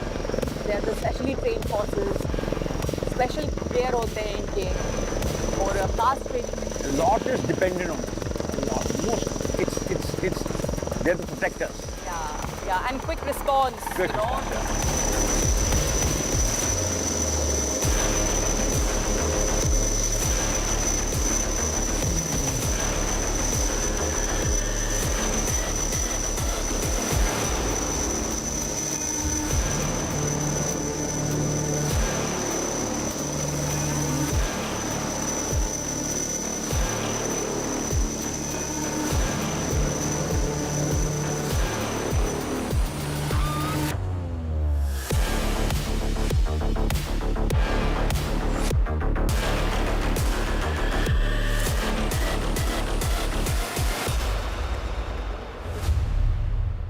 Anil ji, हमने अभी वहां देखा था पीछे उन कमांडोज को, गरुड़ कमांडोज को, और किस तरह से वो स्लिदर करके नीचे उतरे। ये अब हम उस एरिया में आ गए हैं जहां पर उनकी ट्रेनिंग होती है। तो ट्रेनिंग में कई तरह की चीजें हैं, इक्विपमेंट भी है, वेपन्स भी हैं। आइए चल के देखते हैं, फिर हम देखेंगे ये भी कि पीछे इनकी जो ट्रेनिंग होती है, कुछ शायद आज हमें दिखाएंगे भी कुछ स्पेशल ट्रेनिंग जो है। ये क्या है? ये गरुड़ स्पेशल फोर्स द्वारा यूज किया जाने वाला एरिया वेपन है, जिसमें रॉकेट लॉन्चर मार्क 3 है।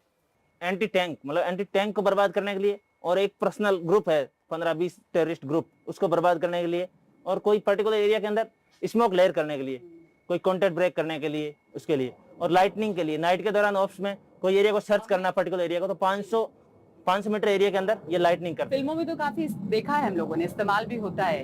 आप फील महसूस करना चाहेंगे, उठाना चाहेंगे? परमिशन? यस, परमिशन है, of course.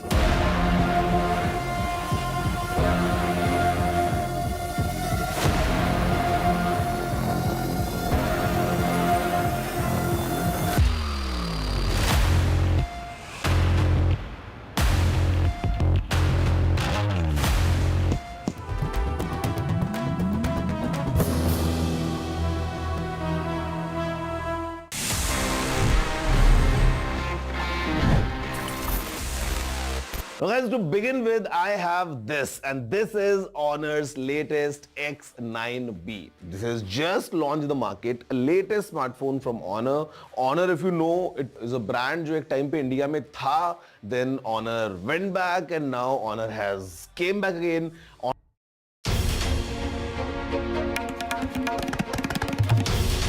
This is NDTV, and you're watching NDTV 24x7.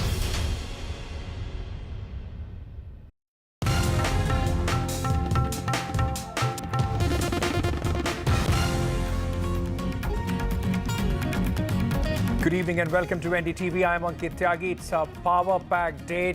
Many news stories waiting for your attention. Let's straight away take you to the headlines.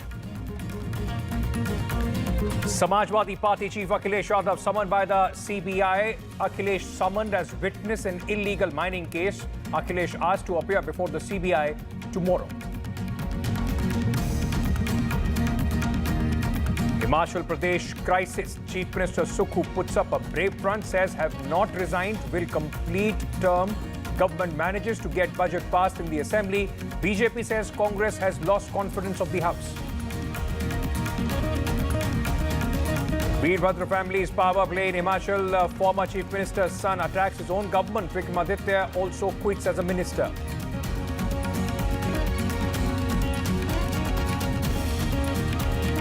Akhilesh Yadav hits out at Samajwadi Party MLAs who cross-voted in the Rajya Sabha polls. How will they answer voters is Akhilesh's question. 7 Samajwadi Party MLAs, remember, voted for the BJP in the Rajya Sabha polls.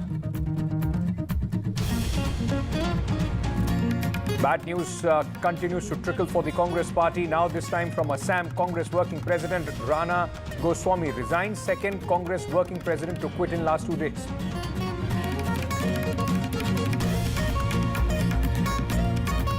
Big BJP meeting in Delhi today, core group meeting for 14 states. BJP's big push ahead of the Lok Sabha polls.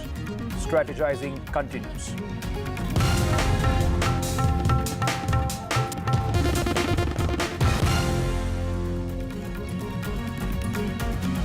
Well, let's start with this news which is coming in from Uttar Pradesh, where Samajwadi Party chief Akhilesh Yadav has been summoned by the CBI in the illegal mining case. Akhilesh Yadav has been summoned as a witness by the investigating agency and has been asked to appear tomorrow before the CBI. Now, this is an important, news break which is coming in at this moment. CBI has summoned Akhilesh Yadav on 29 February. He has to present himself before the agency. Let me very quickly go across to my colleague Tanish Punjabi, who is joining us from Lucknow. Tanish, this also comes at a time when Mr. Yadav has been hit by political uncertainty within his own party. What has been the reaction of the Samajwadi Party chief on this, and what is this case, if you can tell our viewers? Well, Ankit, there's a reaction is yet to come from Samajwadi Party. But talking about this case, Akhilesh Yadav was the chief minister from 2012 to 2017, and after the government change, it was alleged that from 2012 to 2016 there was illegal mining happening in the blocks of Hamirpur and nearby areas as well. So a case was registered in 2019 against 12 different officials, including the district magistrate, the geologist, and at least around 12 people. The case was registered, and the CBI also had conducted raids at that point of time at several locations, including Noida, Lucknow, Hamirpur. So now finally in that particular case, Akhilesh Yadav has been summoned as a witness. Akhilesh Yadav has been summoned as a witness to the case. He has been called in for questioning tomorrow as a witness. We are yet to see whether or not he will appear in front of the CBI. But it was alleged that the public service in criminal conspiracy, illegally were accused of illegally doing mining over there in Hamirpur and nearby areas. That of course costing to the exchequers. But yes, of course, now Akhilesh Yadav has been summoned as a witness in this case. Yes, although he is not directly accused in this case, that's why he has been summoned as a witness, because he was the chief minister from 2012 to 2017, and this case, the allegations are that there was illegal mining happening from 2012 to 2016. Joining us with all those details at this moment. In fact, let us go across now to the big story that we have been tracking since yesterday, the political drama which is taking place in Himachal Pradesh. The government of Mr. Sukhu has managed to get the budget passed, but after a lot of drama. The budget was passed by voice vote, and this was after 15 BJP MLAs were in fact suspended by the speaker. Now, there is continuous drama which is unfolding in Himachal Pradesh, and the government of Mr. Sukhu and the Congress is on the brink. The BJP has demanded a floor test, as they claim Mr. Sukhu has lost the mandate to rule or the confidence of the House.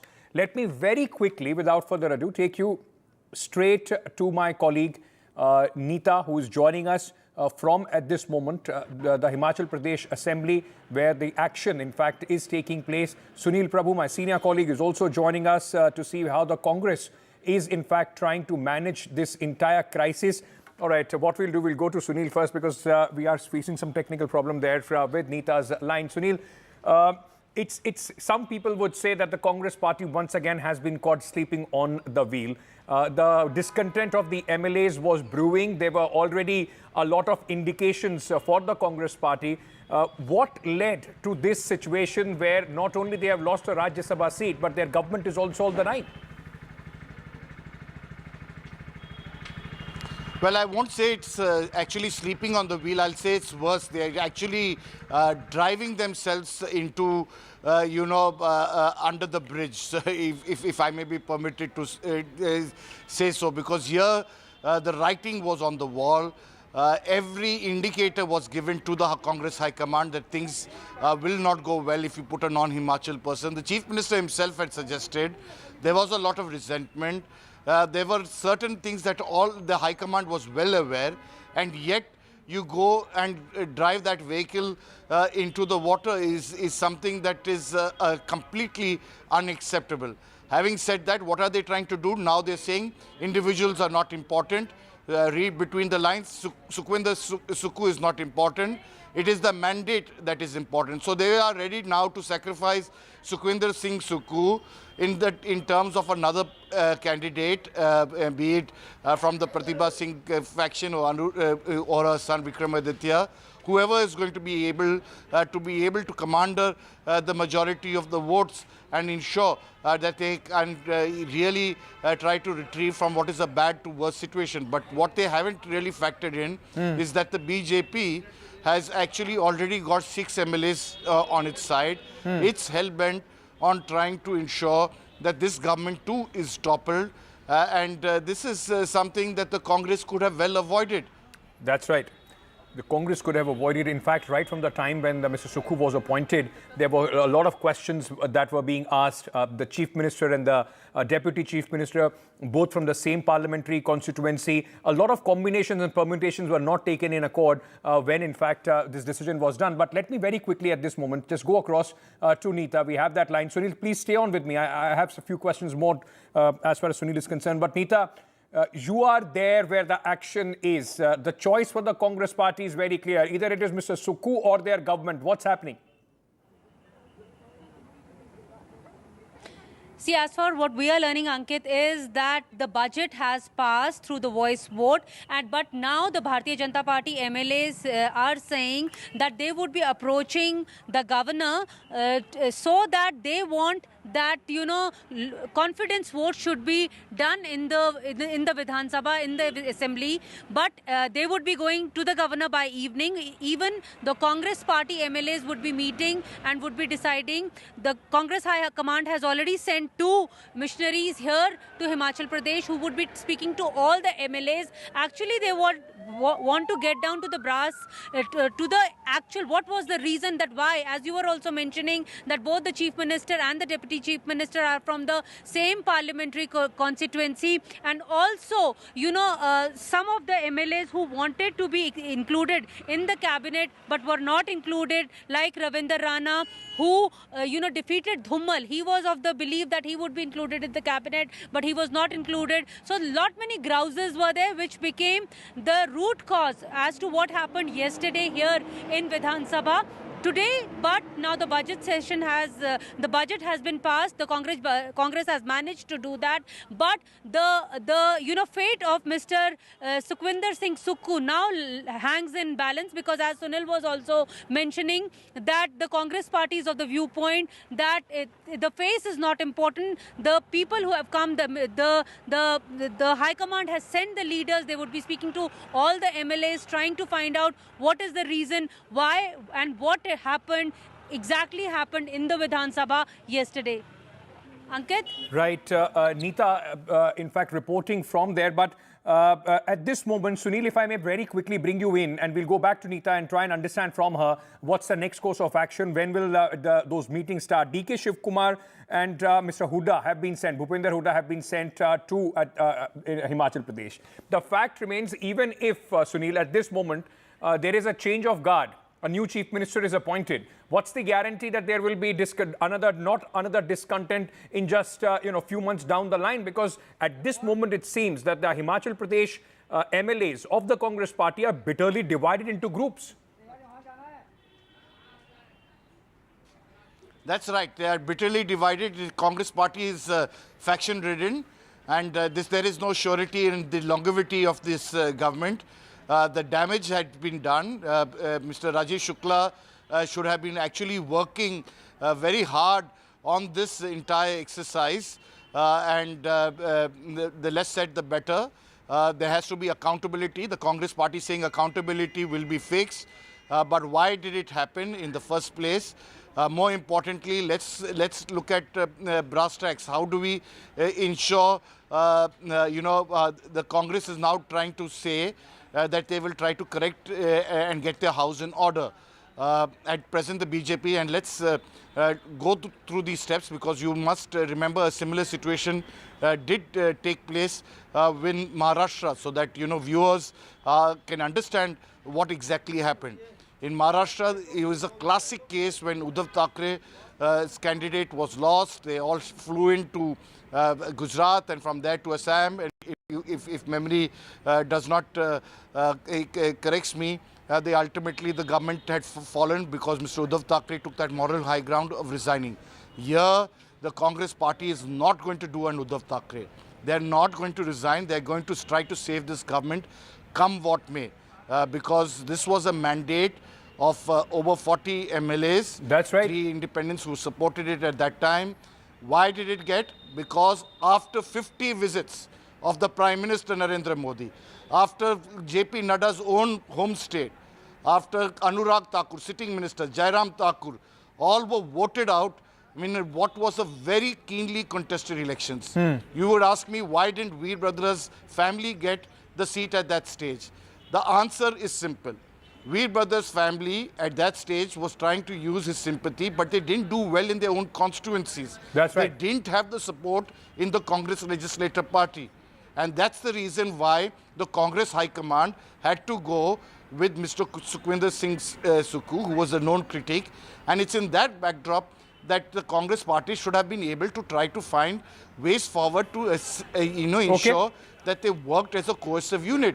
But instead, the General Secretary in charge and others were very preoccupied with other matters of state, which I'm not going to specify. And that has created this entire ruckus. What was Mr. Karge? What was Mr. Venugopal? What was Rahul Gandhi doing at this stage? Absolutely. They were also warned not to put a non-Himachal person. Don't precipitate a crisis in Himachal. But yet, they didn't see the writing on the wall. They were warned not once, thrice at least. And yet they didn't listen. So somewhere down the line, the Congress High Command cannot, just put the blame on Sukhwinder Singh Sukhu. Absolutely. He's just a small pawn. The Congress High Command, K.C. Venugopal, Rahul Gandhi, Mr. Karge have to take responsibility. They can't absolve. The Congress top leadership cannot absolve themselves of the responsibility of, of plunging a state which gave them 35 is the simple majority in the state of Himachal Pradesh. They gave them 5 more. Of 35, it was a very, good majority that the Congress party got, and even then, the party seems to be staring at a crisis in the state of Himachal Pradesh. But Neeta, it also speaks a lot about Sukhwinder Singh Sukhu's leadership style. I mean, a chief minister where you have just 40 MLAs, and if you exclude yourself, 39 MLAs to manage. If you are not able to manage a group of 39 MLAs, it speaks a lot about the way you have been governing the state.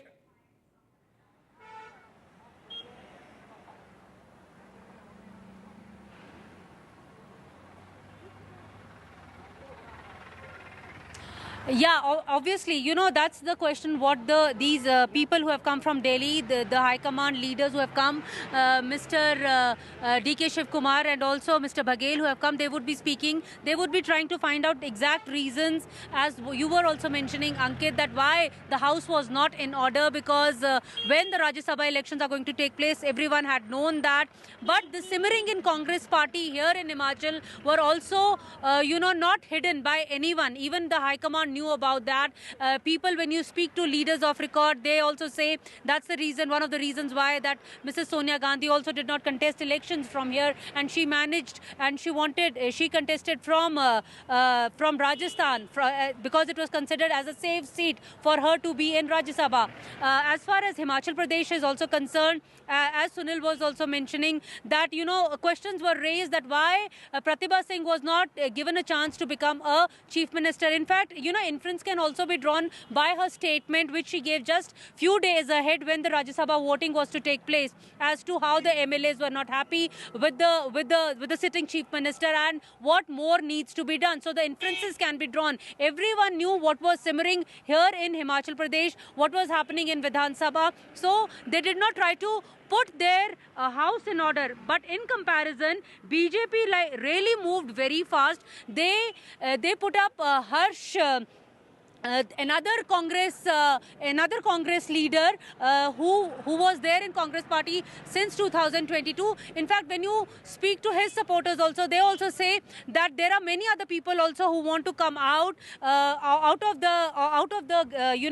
the Congress stance. They also want to join the BJP because the kind of governance Mr. Sukhwinder Sukhu has been providing to Himachal Pradesh, and even the promises have not been met. Whatever was promised to Janta also, people are also not happy. What would they say to their people when they go back to their constituencies? They don't have any answers. So many reasons are being highlighted by MLAs, each MLA. So the leaders who have come from Delhi, they would be speaking to all these MLAs, trying to work out. And as Sunil was mentioning, that the face is not important. However, the Congress, wanted to reward, grassroots workers, and that's the reason why Sukhwinder Singh Sukhu was made the chief minister instead of some other leaders who had high hopes that they wanted to be the chief minister of the state. Ankit?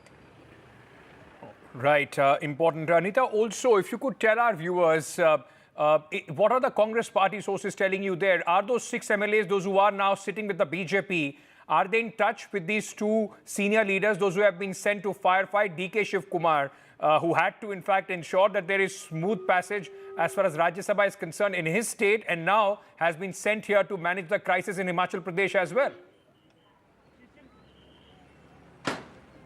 See, these leaders would want to speak to these leaders also, the defected lot also, but the Congress has made it clear that they won't be taking any action as of now. Till the time they don't get any report from these leaders, then only they would be taking any disciplinary action against these 5, 6 MLAs also, but they would be trying to speak to them. A little short while later, Ankit, there is going to be a meeting of senior Congress leaders here in Shimla. We'll try to get in touch with these leaders also, that what is their way forward as far as the fate of the party is concerned. However, in this much chaos, the budget has been passed. That was the big worry for the Congress party. Though it has been passed through the voice vote, the BJP MLAs say that they were bulldozed, they were just thrown out of the assembly, and they would be approaching the governor and complaining about the same. Ankit? Right, so the politics of tit for tat, many questionable decisions on either side. 6 Congress MLAs being held up with the BJP was taken to Panchkula in Haryana, which is ruled by the Bharatiya Janata Party. Now the Congress, in fact, speaker there asserting his powers and suspending 15 BJP MLAs as well, including the leader of opposition, Jairam Thakur. So a lot's happening in Himachal Pradesh. What we'll try and do, we'll keep getting you the latest, Nita, at this moment. Thank you for joining us with all those details. With that, we're slipping into a very short break. News and updates will continue on NDTV.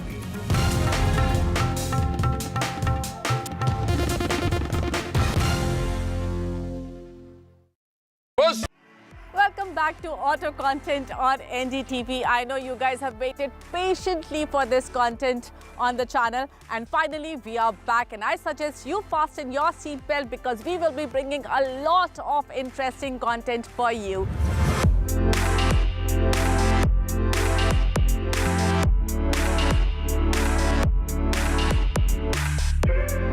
And what I have today is also a path breaker in its own right. The success of CNG vehicles has taken the auto world by surprise. But what Tata Motors have done is definitely a leg up, and that's because they have given not just the CNG but also an automatic. Today we are going to drive this and tell you how does this AMT perform. Does this give you the jerks that are so annoying in AMTs? But first, let me give you the basic facts about this Tiago CNG AMT.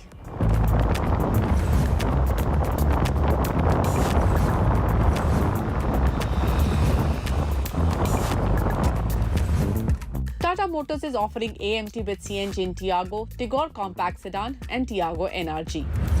The CNG Tiago gets 1.2-litre 3-cylinder Revertron engine which produces 73.4 HP in CNG mode and 86 HP in petrol mode. In the CNG mode, torque produced is a tad bit lower too, at 95 Nm, while in petrol it stands at 113 Nm. It has a fuel capacity of 35 litres for petrol and 60 litre water volume for CNG. The car looks identical to its petrol counterpart, and you won't be able to notice any difference between the two. And to be honest, Tiago is a smart-looking small hatchback. The only difference is the iCNG badge at the back and the wheels. These are not alloys, but have been stylized to look like one. Though the big change compared to petrol is obviously in the boot where the CNG cylinders sit. You can see there's a decent amount of space. You can keep one small bag and maybe a duffel bag after that. But the company recommends that you don't put anything, any luggage on this area. In order to access the two cylinders, you have to open this flap. But this flap doesn't open unless and until you fold the second one a little bit. Okay. Now you can see the two cylinders, and now you're wondering where's the spare wheel? Well, the spare wheel is under the car, and there's a bolt here that you need to unbolt if you want to take the spare wheel out. Tiago CNG gets features at par with its petrol counterpart. The only significant feature missing in CNG AMT is cruise control. Safety features list comprises of 2 airbags, ABS with EBD, corner stability control, leak detection where the car switches to petrol mode on detecting any leakage, a fire extinguisher under the co-driver's seat, and a micro switch to keep the car off at the time of refueling. Now let's see how it drives. Now on to how the AMT performs. Well, when you're on the slower speeds, when the car is picking up from first to second gear, you do feel the gear shift. It is soft, it is not inconvenient, and it is not the head nod that you will get, but you will get to feel the first to second and second to third. But once you pick up speed, you will barely feel those gear shifts. There is the infamous judder, especially when you slow down suddenly from high speed. The gear downshift is not as prompt as it should be. One interesting fact about Tiago iCNG is that it does start on CNG itself. So it's not that it will start on petrol and then go on CNG. It starts on CNG, stays on CNG. And with a push of a button, you can switch between petrol and CNG, which is seamless, and you do not feel any substantial difference between the two modes. Tata Tiago iCNG AMT's prices start from Rs 7.9 lakhs. Pradesh, Harsh Mahajan is joining us live. Mr. Mahajan, congratulations. Your election victory has acted as a catalyst for what almost looks like now imminent of the fall of the Congress government in the state. Yes, this victory, which is, I can say, outcome of the Sukhu government, how badly it's doing in the state. And this victory definitely has put faith back into the BJP, and people of the state, especially the MLAs, elected people, or the people of the state are actually very annoyed with the Congress government in the state and its performance. And this is the outcome of this. You know, it was almost seen as an impossible battle, given the strength that the Congress has in the small assembly of 68 MLAs.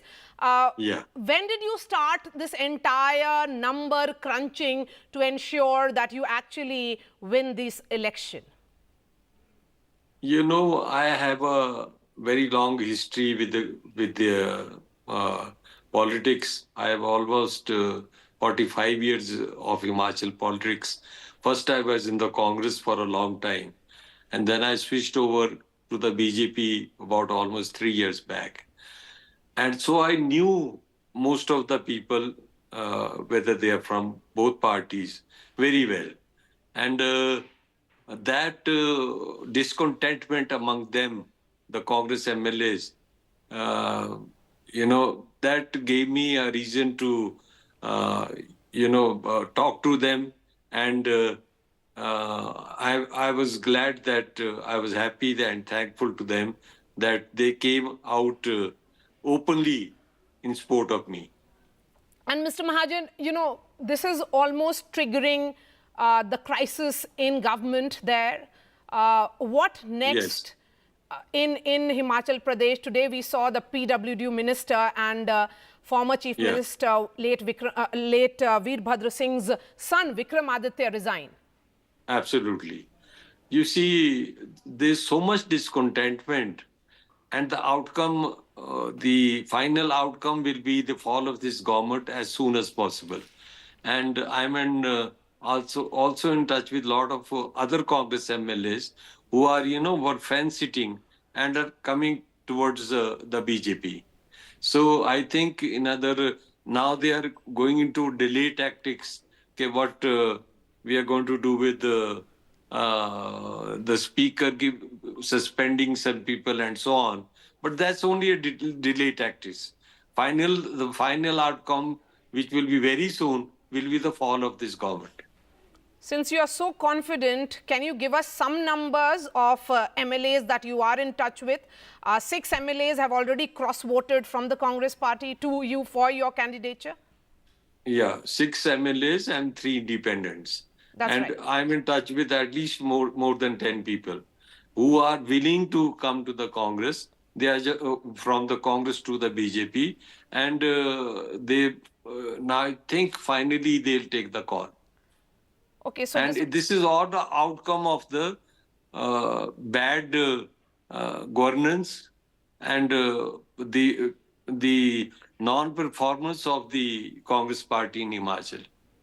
And what about this narrative which was built that Abhishek Manu Singhvi, being an outsider, not an Himachali, could have been another point of discontentment?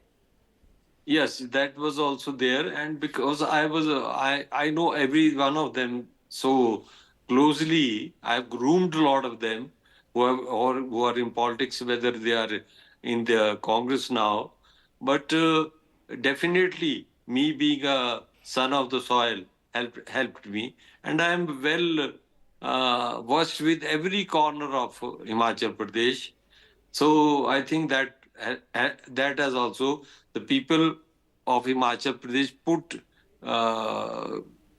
on their MLAs the pressure they needed.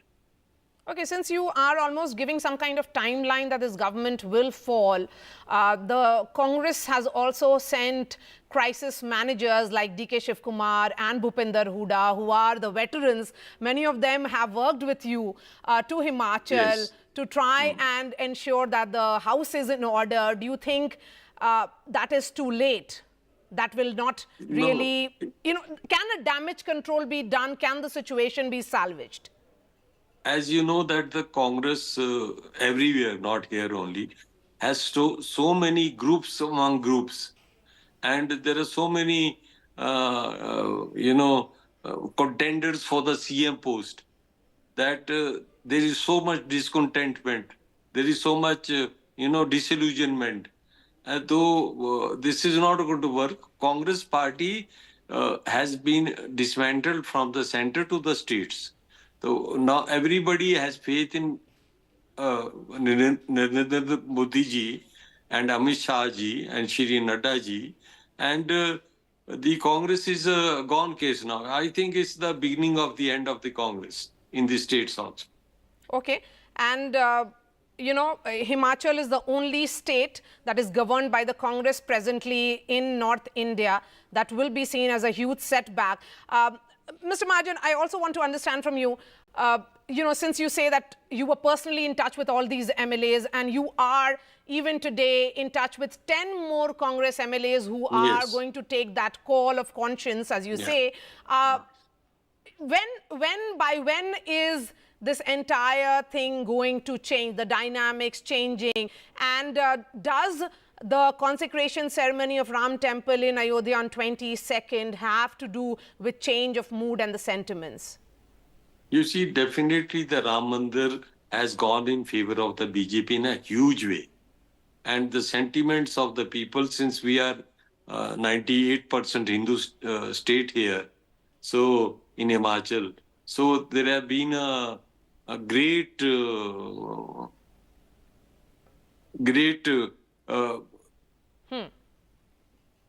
support for the mandir.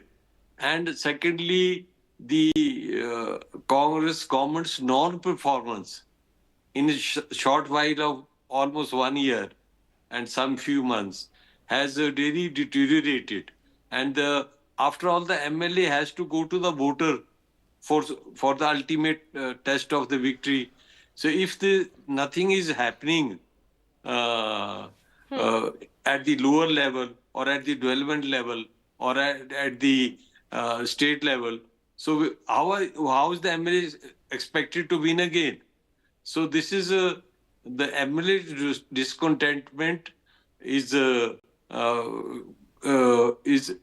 what helped me for this. All right, Harsh Mahajan, thank you so much for speaking to NDTV. Thank you.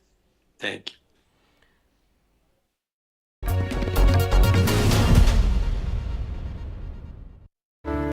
A debate has many facets, perhaps no one right answer. Left, right, and center. Conversations that get to the core of the debate.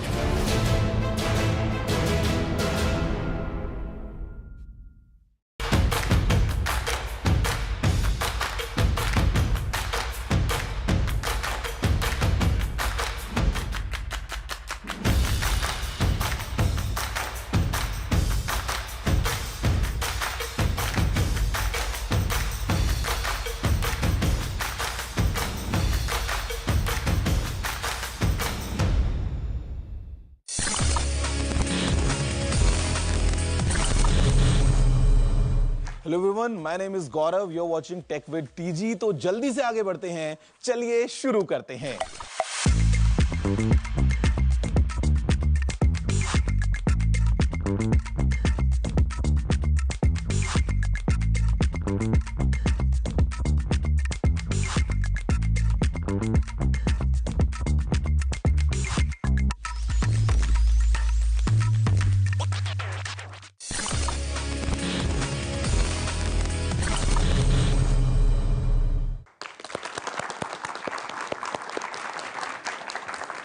This is a computer that we all would be wearing on our faces. It would bring computer right next to your eyes in a very different way. Apple is calling that this is a spatial computer, not special, spatial, because हमारे आसपास की spaces में उसको use कर पाएंगे बड़े interesting तरीके से. So ready for the unboxing?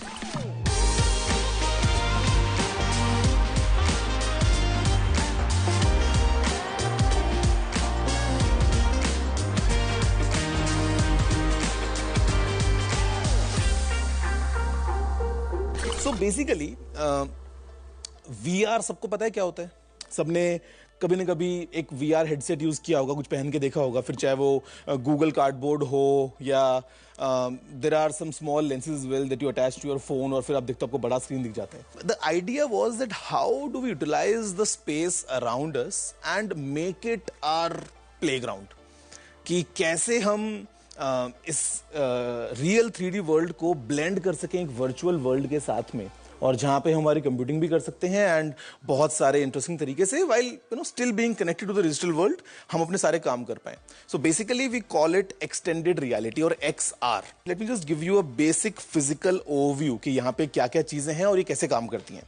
सो ये मैंने जो लगाया था, this is the power cord, यही इसका पावर ऑन ऑफ बटन है, देयर इज नो स्विच। अगर मैं इसको ट्विस्ट करता हूं तो ऑन हो जाएगा, इफ मैं इसको रख दूंगा ऐसे तो it will go in stand by mode जहां पे लो पावर कंज्यूम करता है। This entire frame that you see here, it's full metal, aluminium का बना है और काफी हैवी, काफी स्ट्रॉन्ग फील होता है। This is the light seal, याद है बॉक्स में हमको एक मिला था, सो वो थोड़ा सा अलग साइज था। This is another the similar thing but in a different size, तो द यूजर कैन चूज कि जो वो कंफर्ट फील करता है, it can use that. So this is the light seal cushion, this is the light seal. और light seal as the name says कि जब आप इसको पहनते हो, the idea is to block any extra incoming lights जो मेरे आसपास से मुझे मिल सकती है, तो ये उसको ब्लॉक करता है। And this is where the magic is. By the way मैं एक बार इसके अगर बैंड को भी हटा देता हूँ, इट्स वेरी इजी, मैं इसको सीधा पुल करके निकाल सकता हूँ। Very soft by the way, as a cushion use कर सकते हो इसको आप। So this is the headset, this is plastic, but ये जो आपको दिख रहे हैं दो lenses, inside we have two very high resolution micro OLED screens. And हम बात करते हैं ना जैसे full HD 720p 4K 2K ये सब, it has more than 4K for each eye. The screens inside, they have more than 23 million pixels. Because ये हमारी आंखों के एकदम पास में रहने वाला है. So the idea is to make it as real as possible. Otherwise पहन के लग रहा है कि यार the picture is pixelated, तो फिर मैं reality कैसे feel करूँगा?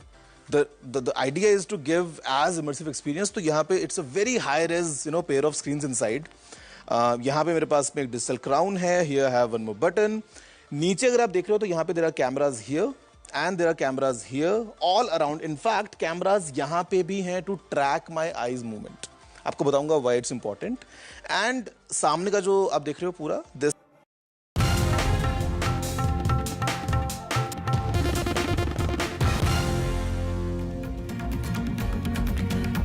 Welcome back. Now, Samajwadi Party Chief Akhilesh Yadav has reacted on the cross-voting that took place during the Rajya Sabha elections. 7 Samajwadi Party MLAs, remember, had voted for the Bharatiya Janata Party. Now, Akhilesh Yadav has said, how will these MLAs answer to the voters? Because they were elected on the Samajwadi Party ticket. BJP is nervous and is breaking other parties, is the other allegation that Mr. Akhilesh Yadav has levelled against the Bharatiya Janata Party. Let me go across to my colleague Tanish Punjabi, who is joining us with more details on this. Tanish, Akhilesh Yadav putting up a brave front, but that the fact remains that he has been embarrassed by what happened as far as the Rajya Sabha is concerned. Yes, of course, a big embarrassment for the Samajwadi Party after yesterday because, somehow BJP managed to, break, take 7 MLAs from the Samajwadi Party. Now the thing is, Akhilesh Yadav cannot expel them from the party, because if he expels them from the party, they will still remain the member of assembly. They will still be an MLA, and they will be free to join any party or will be part of the assembly as independents. And this can only happen, and the MLAs won't resign by themselves. So the anti-defection law will only will only apply if they resign by themselves. But they are not going to resign by themselves. By themselves. So of course, a sort of chakravyuh here as well. Akhilesh Yadav cannot remove them from the party also. But of course, in strict words, he said he hit out at the MLAs who were accused of cross voting yesterday and made the 8th candidate Sanjay Seth of the BJP the BJP win. Yes. The calculation was very simple. If the whip of the Samajwadi Party would have not resigned, then of course Akhilesh Yadav would have held them accountable for anti-party activities, and then of course could have expelled them. But the fact remains at this moment that it's a catch-22 for Akhilesh Yadav. If he lets go of these MLAs, they became independent, and if he doesn't, then of course they keep in the party, they keep within the party. And let's just listen in to what Akhilesh Yadav said, to what Tanish was in fact telling us, reacting to these reports. जो नियम है उसके तहत कार्रवाई, आप भी समझते नियम क्या है भाई. स्पीकर अगर चाहेगा तो कार्रवाई होगी, स्पीकर नहीं चाहेगा तो नहीं कार्रवाई होगी.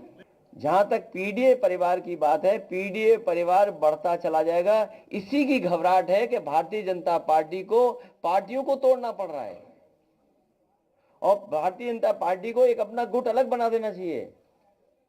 भाजपा सिद्धांतहीन, भाजपा को अपना एक अलग दल, सहयोगी दल या गुट बना करके तैयार करना चाहिए कि जो भाजपा सिद्धांतहीन है उनको लेंगे, उसमें शामिल करें सब लोगों को.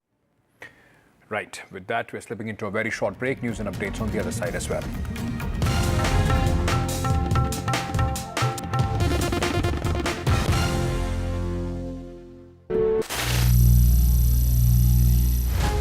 Some people say the metaverse will only be virtual. One day this lecture hall will be made of code, and driverless cars would be trapped in intersections. But even in this maze of the future, you can't wish away health. It's time to become more resilient.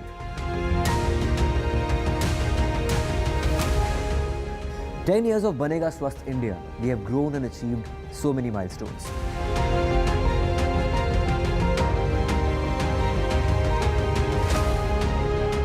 And now I have a plan to beat the urgency to stop breathing with difficulty, to relieve getting choked with inactivity.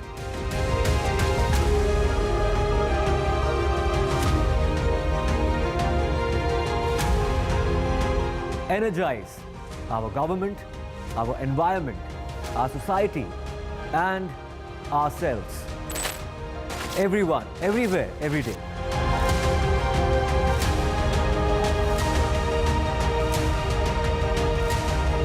Banega Swasth India. One World Hygiene. And there's too much talking but very little being said. Too many voices but hardly any being heard. You turn to a show that puts you front and center. A show that headlines the stories of the people, by the people, for the people.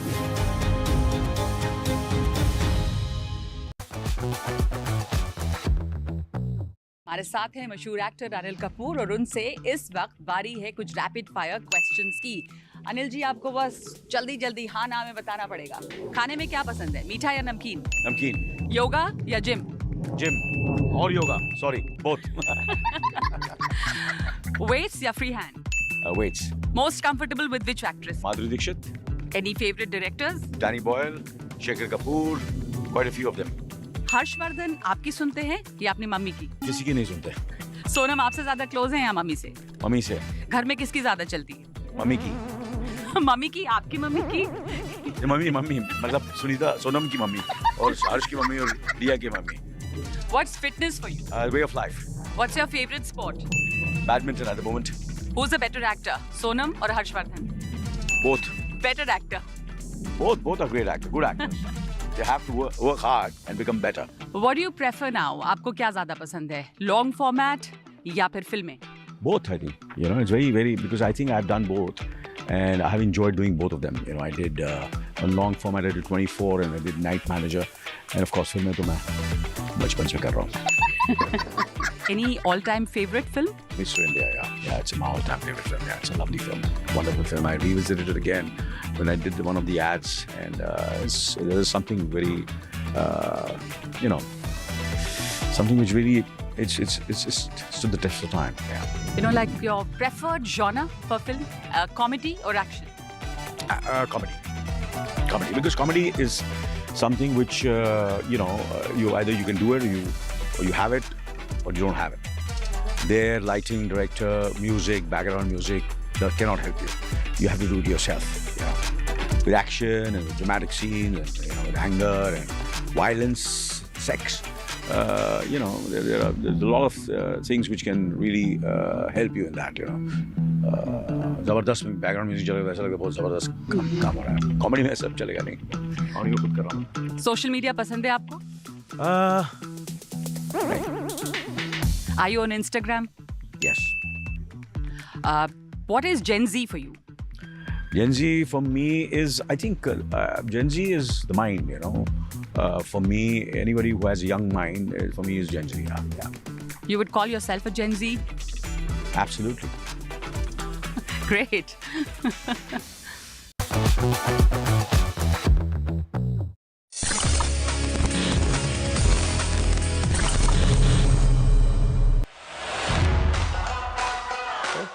Yeah? Anyone wants to try? Okay. Oops. Come on, मैंने catch कर लिया. Okay, with you also. So easy. Can we try? Okay. एकदम in real time. Anyone thinks they can beat me? थोड़ा दाएं में मत फेंक देना यार. कोई बात नहीं. I am good at cricket. So this is how real time it gets. मतलब, you know, once you wear it and if it's the right size, you are really comfortable with the cushion, with the light seal, with your strap and everything, आपको शायद कुछ time बाद में ऐसा लगे ही ना कि आपने कुछ पहना हुआ है. I can see everything around me. I can see my hands. मुझे अगर बीच में अपना फोन इस्तेमाल करना हो तो मैं इसके थ्रू अपना फोन भी इस्तेमाल कर सकता हूँ, even without taking these off. So guys, these are the new Vision Pro from Apple. Really premium device, and of course not first of its kind. इससे पहले अलग-अलग companies ने बहुत कुछ try किया है, starting from the Google Glass to Oculus, HTC Vive, अभी the Meta Quest, or you know, like so many all these devices. But considering now Apple has done it, what I see is there's a huge future of these kind of devices. If not this, maybe a similar version, maybe from other brands as well. Going ahead, we might see कि शायद हर दूसरा इंसान जैसे you know how some time ago everyone was using वो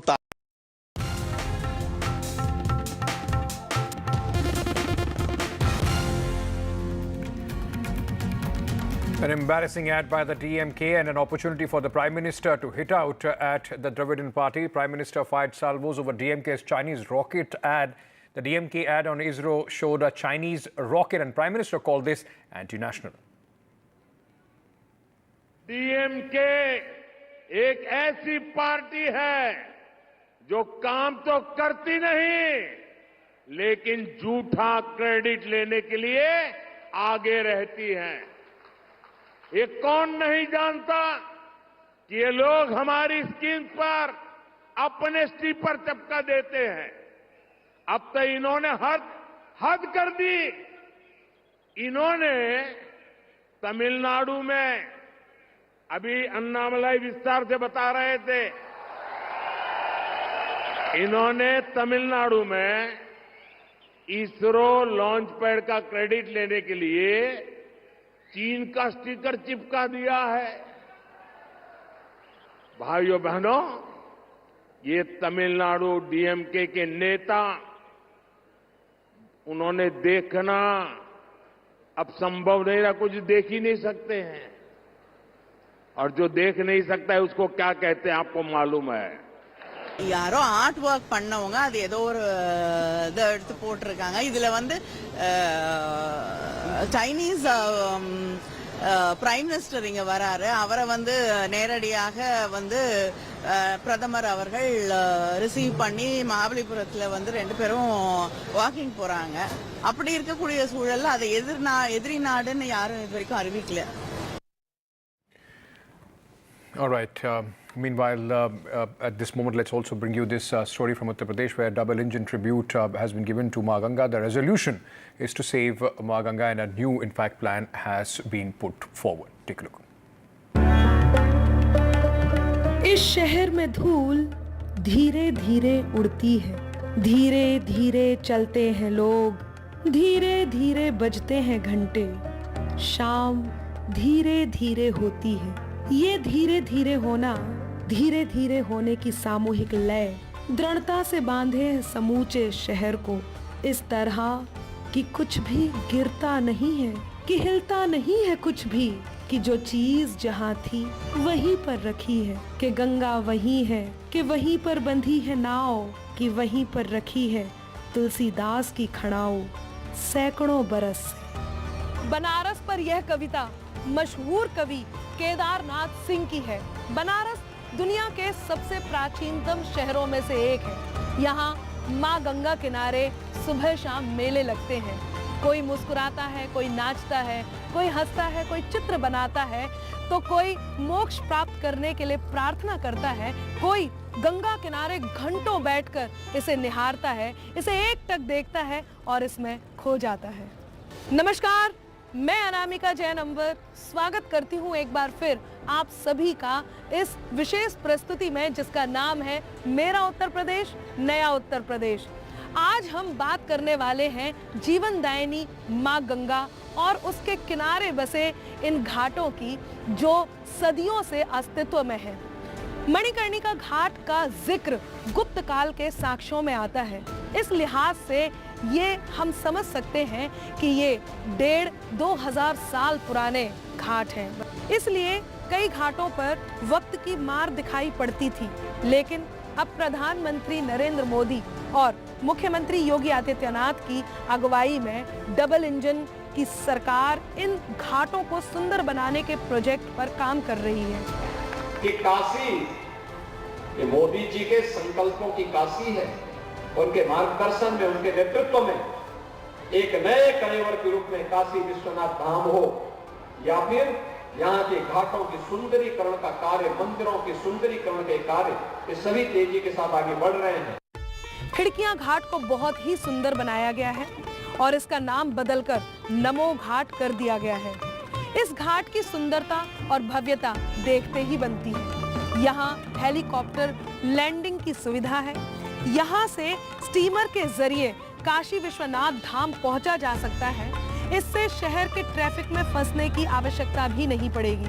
बाबा तो हारे दया जो रही, कली काल कराल सतावे न पाई, ध्यान रही ससी भाल के जो, दयानहार कबो बहकावे न पाई। काशी विश्वनाथ धाम के गंगा द्वार की सुंदरता देखते बनती है और इसकी खास बात यह है कि जब गलियों से होकर के मंदिर जाना होता था, अब ऐसा नहीं है। आप सीधे गंगा द्वार से काशी विश्वनाथ धाम में प्रवेश कर सकते हैं और अपने बाबा विश्वनाथ का आशीर्वाद ले सकते हैं, उनकी पूजा अर्चना वंदना कर सकते हैं। कि मंदिर की सबसे खासियत बात यह है कि एक तो जो दर्शन हुए हमें, एक तो आसानी से लाइन में भले लगना पड़ रहा है हर किसी को, पर आसानी से हम दर्शन करके जल चढ़ा पाए हैं। गंगा द्वार के दूसरी ओर दशाश्वमेध घाट है। ये घाट सबसे प्रसिद्ध घाटों में से एक है। यहाँ गंगा आरती होती है और ये आरती इतनी सुंदर, इतनी भव्य होती है कि हजारों मील दूर से लोग इस आरती को देखने आते हैं और इसका हिस्सा बनने की कामना करते हैं।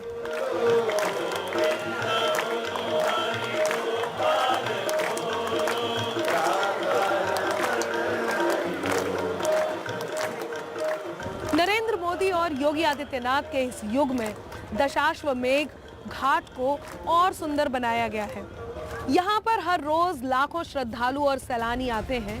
उनके लिए घाट पर जन सुविधाओं की व्यवस्था की गई है। यहाँ फ्लोटिंग जेटी पर चेंजिंग रूम बनाया गया है। वाराणसी स्मार्ट सिटी 6 अन्य प्रमुख घाटों पर फ्लोटिंग जेटी चेंजिंग रूम बनवा रही है। जेटी पर एक समय में 10 महिला और 10 पुरुष गंगा स्नान के बाद कपड़े बदल सकते हैं। इस जेटी की खास बात यह है कि नाव पर सवार होने के लिए अलग से रास्ता है। गंगा द्वार के दूसरी ओर मणिकर्णिका घाट है। मणिकर्णिका घाट को 3 भागों में विकसित करने की योजना है। पहला भाग विजिटर ब्लॉक होगा, जिसमें शौचालय, स्नान गृह और विश्राम कक्ष होंगे। दूसरा भाग शवदाह गृह होगा। यहाँ परिसर के छत में ही शवदाह की व्यवस्था होगी। और तीसरा भाग, जहाँ दत्तात्रेय पादुका से तारकेश्वर महादेव मंदिर के परिसर को संवारा जाएगा। 17 करोड़ रुपए की मणिकर्णिका तीर्थ परियोजना को national mission for clean Ganga की मंजूरी मिल गई है। इसमें जलाशयन घाट से सिंधिया घाट तक के परिसर को कॉरिडोर में विकसित किया जाएगा। तो अब हम गर्व से यही कहेंगे, बनारस गर्व से तनी शान है हिंद के ललाट की। हाँ, यही विकसित मुस्कान है काशी के घाट की। गंगा में जल की पवित्रता और गंगे डॉल्फिन की फिर से उपस्थिति, यह भी हम सबके सामने इस पवित्र नदी में एक बार देखने को मिलती है।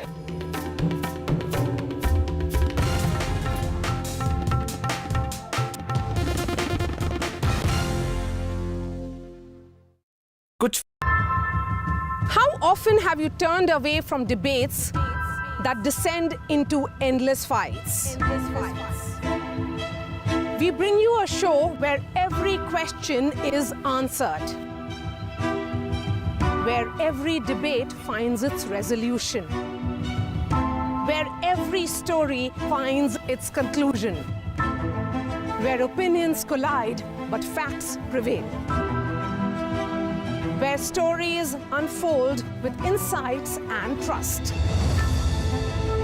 When the noise ends, the last word begins.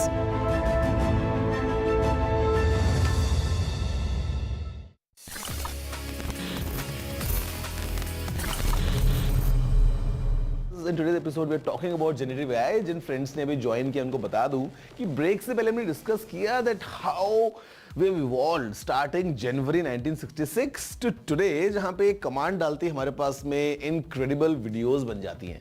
Let's do a quick comparison between Microsoft's Copilot, Google's Gemini and OpenAI's Sora, and let's see कि how they compete against each other. 2022 की स्टार्टिंग में किसने सोचा था कि generative AI नवंबर आते आते उस टाइम का हॉटेस्ट टॉपिक बन जाएगा? एंड ये किसने सोचा था कि 2024 का फेब आते आते इस सो कॉल्ड नेसेंट इंडस्ट्री में कंपटीशन फियर्स हो जाएगा? बात हो रही है ओपन एआई के सौरा, गूगल के जेमिनाई एंड माइक्रोसॉफ्ट के कोपायलट की। Let's start with Microsoft Copilot because इसका native Windows integration has been very useful even for us. Copilot lives on the task bar, एक क्लिक पे activate हो जाता है एंड मल्टीपल प्लगइन सपोर्ट करता है। एक सिंगुलर विंडो में Copilot does so many things. Ask it search queries, Copilot will answer. Ask it to write anything for you, Copilot आपके लिए कंटेंट जनरेट कर देगा। Ask it to generate a photo, it will. ये Microsoft के ecosystem में well plugged in है। As users can select text and ask Copilot about it. अगर आप माइक्रोसॉफ्ट ऑफिस 365 के सब्सक्राइबर हैं तो माइक्रोसॉफ्ट डिजाइनर को पावरपॉइंट जैसे एप्स में यूज कर सकते हैं like an extension of this ecosystem. Google's Gemini 1.5 is very fresh. ये अपडेट सिग्निफिकेंट है क्योंकि जेमिनाई की कैपेबिलिटीज बढ़ गई हैं। जेमिनाई 1.5 अब मल्टी मोडल हो गया है एंड जेमिनाई 1.5 अपने कॉन्टेक्स्ट विंडो में अब 10 लाख टोकन समझ जाता है। दिस मींस जेमिनाई 1.5 काफी बड़े टेक्स्ट प्रॉम्प्ट समझ जाता है एंड मल्टी मोडल है, सो इससे और टाइप्स के डेटा को एनालाइज एंड जनरेट किया जा सकता है। इनफैक्ट फॉर डेमोज गूगल ने जेमिनाई 1.5 को साइलेंट मूवीज इनपुट करके उनका प्लॉट डिस्कवर कर दिखाया। Using this much raw power, Gemini 1.5 ज्यादा नुआंस्ड और इंफॉर्मेटिव कॉन्वर्सेशंस कर सकता है एंड इससे काफी ज्यादा बड़े डॉक्यूमेंट्स को समराइज किया जा सकता है, काफी ज्यादा लंबे लाइंस ऑफ कोड्स लिखे जा सकते हैं एज एन एग्जांपल, एंड कई अलग तरह के कंटेंट को जनरेट किया जा सकता है। सोरा ओपन एआई का लेटेस्ट प्रोडक्ट है जो अपनी हाइपर रियलिस्टिक वीडियो रेंडर्स को लेके वायरल है। Sora is generating lifelike faces, real world physics से motivated motion and elements. I mean, just look at some examples. We do understand that since अभी एक बहुत छोटी developer and testing community के लिए ही open है, these samples posted could be the best results being generated. But some of the results are simply mind-boggling. हम लोग ये results देख के equally troubled and optimistic हैं. On one hand, Sora की realism fake content के spread को लेके डराती हैं. On the other, Imagine the creativity on offer, stock videos, shoots जो वैसे शायद ना हो पाती, developed by OpenAI and capable of generating realistic and imaginative video scenes from simple text descriptions. This model utilizes diffusion techniques to transform static noise into video frames, showcasing impressive potential for various creative and problem-solving applications. तो friends, ये जो tools है इनसे generated videos इतने ज्यादा realistic लगते हैं। Now you know my brain knows that they are AI generated, but my eyes tell me different story because इतने realistic लगते हैं जहां पे even if I see up close, my eyes are seeing them as real as it gets because मेरे को दिखता है कि lighting is perfect, the reflections are perfect, the shadows, the details, the physics, everything is working perfectly in favor of these videos जहां पे हमको लगता है that yes, this is in fact a real video and that's how मतलब हम इतना नजदीक आ चुके हैं you know taking advantage of all the powers of AI of creating these videos। मतलब future में I think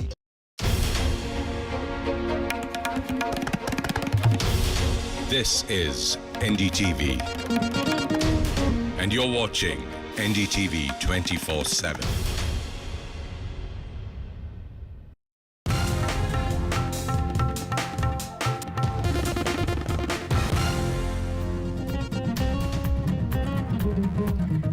Fate of Congress in Himachal hangs in balance. The Himachal Assembly session is adjourned sine die. CM Sukhu survives for now. Himachal budget passed sans BJP. BJP, remember, had sought a division of votes on the budget. BJP's Himachal Rajya Sabha polls winner on NDTV. Harsh Mahajan says that his victory was a result of discontent within the Congress. There's no end to the deadlock between farmers and the centre. Agriculture Minister says that there's no immediate plans of talks with farmers, but adds that he will find a solution soon. Samajwadi Party Chief Akhilesh Yadav summoned by the CBI. Akhilesh summoned as a witness in an illegal mining case and he's been asked to appear before the agency tomorrow. Jolt for the Congress in Assam. Congress working president of the state, Rana Goswami, resigns. Second Congress working president to quit within 2 days.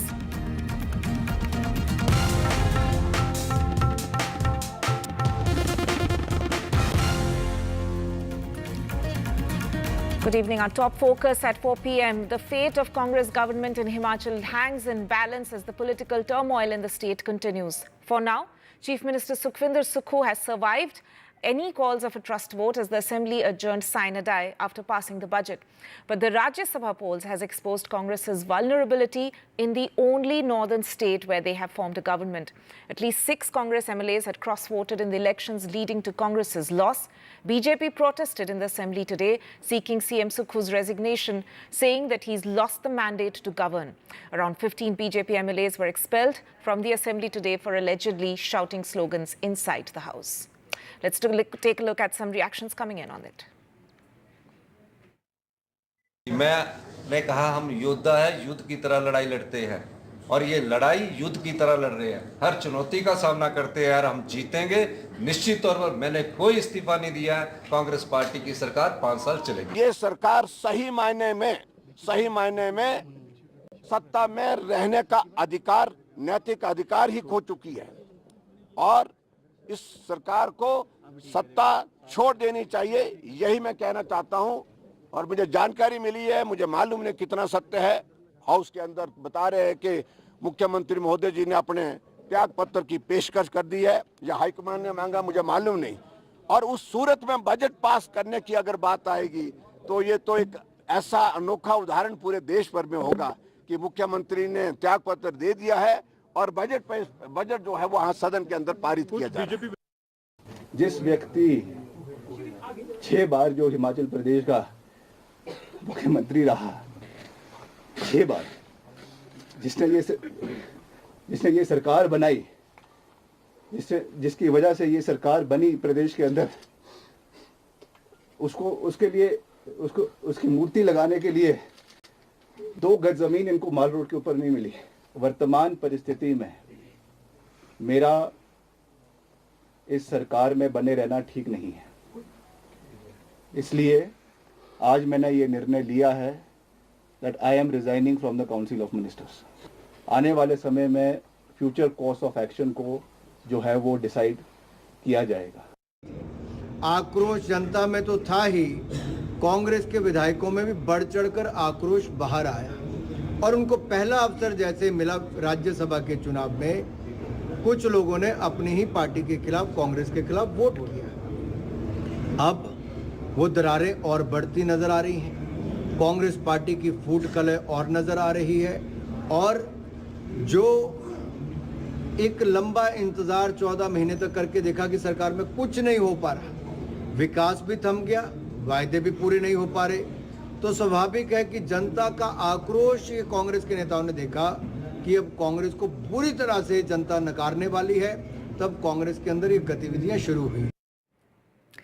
And the BJP's Rajya Sabha poll winner, Harsh Mahajan, spoke exclusively to NDTV. Speaking to NDTV's Maria Shakil, he said that his win is a result of discontent within the Congress. Mr. Mahajan, congratulations. Your election victory has acted as a catalyst for what almost looks like now imminent of the fall of the Congress government in the state. Yes, this victory, which is, I can say, outcome of the Sukhu government, how badly it's doing in the state. And this victory definitely has put faith back into the BJP, and people of the state, especially the MLAs, elected people, or the people of the state are actually very annoyed with the Congress government in the state and its performance. And this is the outcome of this. And Mr. Mahajan, you know, this is almost triggering the crisis in government there. What next? Yes. in Himachal Pradesh. Today we saw the PWD minister and former chief minister late Virbhadra Singh's son Vikramaditya resign. Absolutely.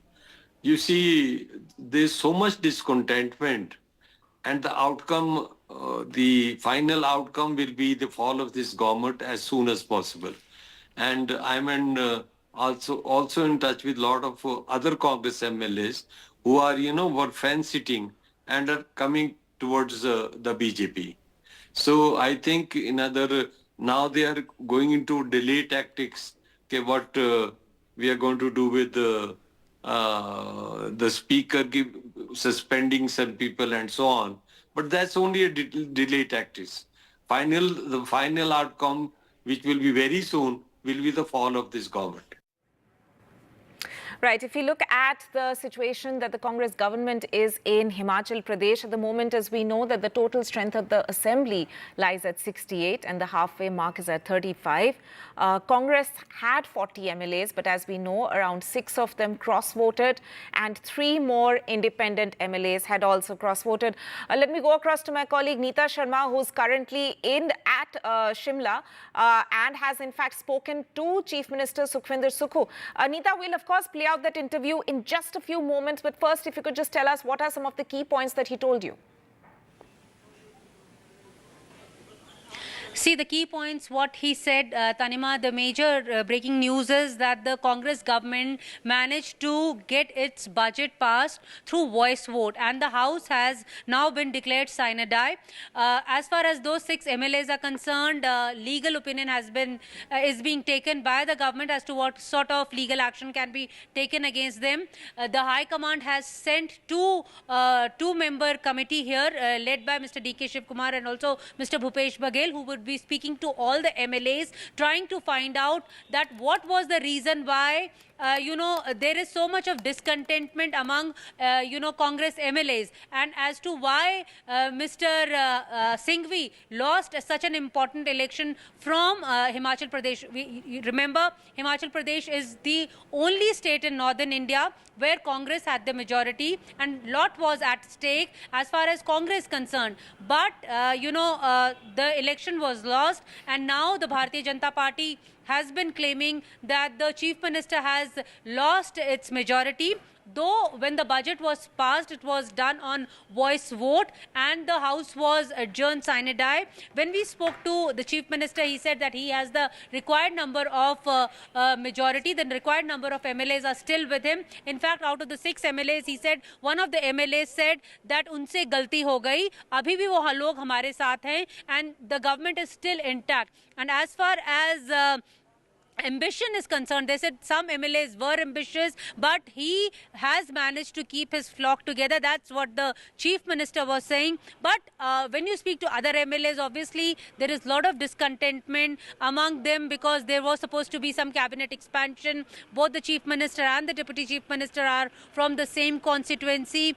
Some MLAs wanted some kind of, some kind of a status, or they wanted some kind of a ministerial berth. They were not given. So a lot many reasons are there. So the committee which has been sent here to Shimla by High Command, they would be speaking to each and every one of them, trying to get to the bottom of it as to why there is so much of discontentment, and if Mr. Sukhvinder Singh Sukhu, is being alleged by many, is not a very popular leader. Is that true? And if need be, he would be changed. That is what the inside sources of Congress are saying. Right, Neeta, stay with us. We are just going to play out that exclusive interaction that you had with Chief Minister Sukhu. Here, take a look at it. CRPF लगाने के बाद भी और यहाँ CRPF तो यहाँ gate तक पहुँच के गेट को तोड़ दिया तक भी हो हिमाचल प्रदेश सरकार को नहीं गिरा सके, तो इसके पीछे हिमाचल की जनता का आशीर्वाद है, आम लोगों का आशीर्वाद है। मैं एक बात कहना चाहता हूँ कि लोकतंत्र में इस प्रकार की प्रैक्टिस बिल्कुल नहीं होनी चाहिए। सर, लेकिन ये जो लोगों का कहना है कि आप जो है एक जो अनपॉपुलैरिटी है आपकी, ये वजह रही क्योंकि अभिषेक मनु सिंह भी जिस तरह से हारे, तो you could not manage your flock together. देखिए, कुछ विधायकों की राजनीतिक इच्छा थी, सभी विधायकों की राजनीतिक इच्छा को पूरा नहीं किया जा सकता और कुछ जगह प्रलोभन था। उसमें से एक एमएलए ने तो बड़े दुखी मन से कहा कि मुझसे गलती हो गई और मैं ये कह सकता हूँ कि हमारा जो कांग्रेस पार्टी का फ्लॉक है वो अभी इकट्ठा है, इसमें कोई दो राय नहीं। कांग्रेस की 5 साल सरकार चलेगी। सर, ध्वनि मत से आपने बजट पास करवा दिया है, तो इसका क्या मायने माना जाए कि जो कॉन्फिडेंस है जो सरकार के लिए बोला जा रहा है वो आप लोगों के पास अभी भी है? मतलब जो एमएलएज हैं, रिक्वायर्ड नंबर ऑफ एमएलएज आपके साथ है? आप मुझे बताइए, 6 एमएलए को निकालकर फिर भी 34 एमएलए कांग्रेस के पास है। भारतीय जनता पार्टी के पास तो 25 विधायक है, तो मेजोरिटी किसके पास हुई? हमारे पास हुई ना, कि उनके पास हुई? वो किस प्रकार की मेजोरिटी की बात कर रहे हैं? और जब हमने उन 9 एमएलए को तो नहीं निकाला था, जो 9 एमएलए जिसमें 6 कांग्रेस के थे, 3 इंडिपेंडेंट, वो क्यों नहीं आए बजट में? वो क्यों नहीं अपनी आवाज उठाते? तो अब आगे का क्या रास्ता रहेगा सर? आगे का क्या रास्ता? आगे जनता की सेवा करेंगे और क्या रास्ता? तो मतलब आज हम ये कह सकते हैं कि जो नॉर्थ इंडिया में एक अकेली स्टेट थी हिमाचल प्रदेश कांग्रेस की, वो अभी बरकरार है। देखिए, कांग्रेस की सरकार बरकरार है, कांग्रेस के विधायक एकजुट है और निश्चित तौर पर कह सकता हूँ कि हिमाचल प्रदेश की लोगों की सेवा करने के लिए हम 5 वर्ष तक कार्य करते रहेंगे। धन्यवाद। Thank you so much. Thank you sir. Right, I have Neeta still with me. Neeta, Sukhvinder Sukhu there, putting up a brave face, in fact smiling and talking to you as well and saying that we have the majority with us still. But how much pressure is there within Congress over Sukhu? Will he be able to keep his post, or how much pressure is there within seeking him to step down from the CM designation? See, as far as the pressure is concerned, obviously the pressure is there because, Himachal was the only state where Congress has the majority. They got 40 seats. Even if you say 6 MLAs defected, they still have 34 MLAs, and despite that, they were not being able to get their choice of leader elected to the Rajya Sabha House. So obviously the pressure is there, but it all depends on the high-powered committee which has reached to Shimla. What they come out with, they would be speaking to all the MLAs, all 40 of them. They would also be wanting to speak to those MLAs who have defected, those 6 of them, as to what was the reason why they defected. Because when you say it was not a fight, when I was speaking to some of the MLAs, they were saying it was not a fight BJP versus Congress here in Shimla. It was Congress versus Congress here in Shimla, because itne gut hain yahan par, as per one of the MLAs, he was saying itne यहाँ पर, तो अपने आप में ही जो है वो लड़ाई हो रही थी, जिसके चलते ये दिन जो है वो देखना पड़ा. That's what he told me, Tanima. But the disenchantment is also there, that both the Chief Minister and the Deputy Chief Minister are also from the same constituency. Not only that, if if inferences can be drawn by the statement of Pratibha Singh, she gave a statement just 2-3 days ahead of this Rajya Sabha elections, that how the MLAs are disenchanted, they are not happy with the way the government is functioning. So inferences can be drawn from there also. And also some MLAs like Rajendra Rana, who defeated Dhumal, he was also of the viewpoint that he would also get some significant post in the government, but he also did not get anything. So obviously there is a lot of discontentment among the old hand also. So the High Command, they have sent a 2-member committee. They would be speaking to all these people, trying to work out. But as of now, the budget has been passed by voice of vote, and the House has been declared sine die. Tanima? Right, Neeta. So all that is about what Congress's strategy looks like. What about the BJP? Earlier in the day today, they went to the governor's house seeking a trust vote, or a division of votes rather, for the budget. At the moment, of course, as you said, that the assembly has been adjourned sine die. So do we see this as the lull after the storm, or does the BJP have another ace up their sleeves? See, BJP is obviously not going to rest their horses. They are obviously going to go to the governor, trying to say that how they were bulldozed out of the house, how their members were, suspended from the assembly, how they were, Marshall had bulldozed them out of the assembly. So they are obviously going to use all kinds of tactics. You have to remember, Tanima, that BJP never wastes any kind of effort. They put in all kinds of efforts. The the kind of candidature. Harsh Mahajan, you know, he himself was a Congress leader till 2022. In fact, he never lost an election. So the insiders also say that the fight between Congress versus Congress escalated so much that BJP obviously got a good hand out of it. Tanima? Right, Neeta, we'll of course keep tracking all the updates coming out of the Himachal political turmoil with you. Thank you so much for joining us with that. And for the moment, we'll slip into a short break, but more news and updates on the other side. Don't go anywhere.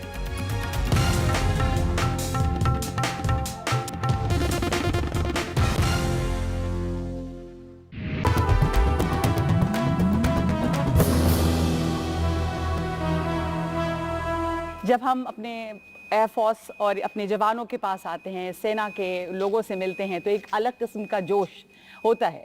और आपके लिए यहाँ पर तेजपुर पे आना, कुछ यादें वापस आ रही हैं? आप यहाँ पहले आए हुए हैं? देखिए, मैंने ऊपर वाला से चाहा था कि जब मैं यहाँ शूटिंग कर रहा था तो मैं वापस आऊँ यहाँ। तो मैंने यही कहा था, चाहा कि जब आप लोगों ने मुझे कहा कि ये शो जय जवान जो मेरा फेवरेट शो है, आप लोगों कि मुझे ये इट्स माय फॉर्च्यून और my honour and privilege to be on this show, तो मैंने कहा कि तेजपुर में करेंगे। So the life comes full circle, क्योंकि मैंने यूनिवर्स में भेजा था कि मैं यहाँ आऊँ और मैं यहाँ हूँ आपके साथ और इस शो के लिए, आपके शो के लिए। So beautiful. Thank you so much and it's such an honor to have you. और आज पूरा दिन हमारे सामने है, हम देखेंगे कि यहाँ क्या क्या हो रहा है। पूरी तैयारी जो होती है लड़ाकू विमान उड़ाने के पहले, उसको भी हम आज दिन भर देखते हैं। तो चलिए आगे बढ़ते हैं यहाँ से।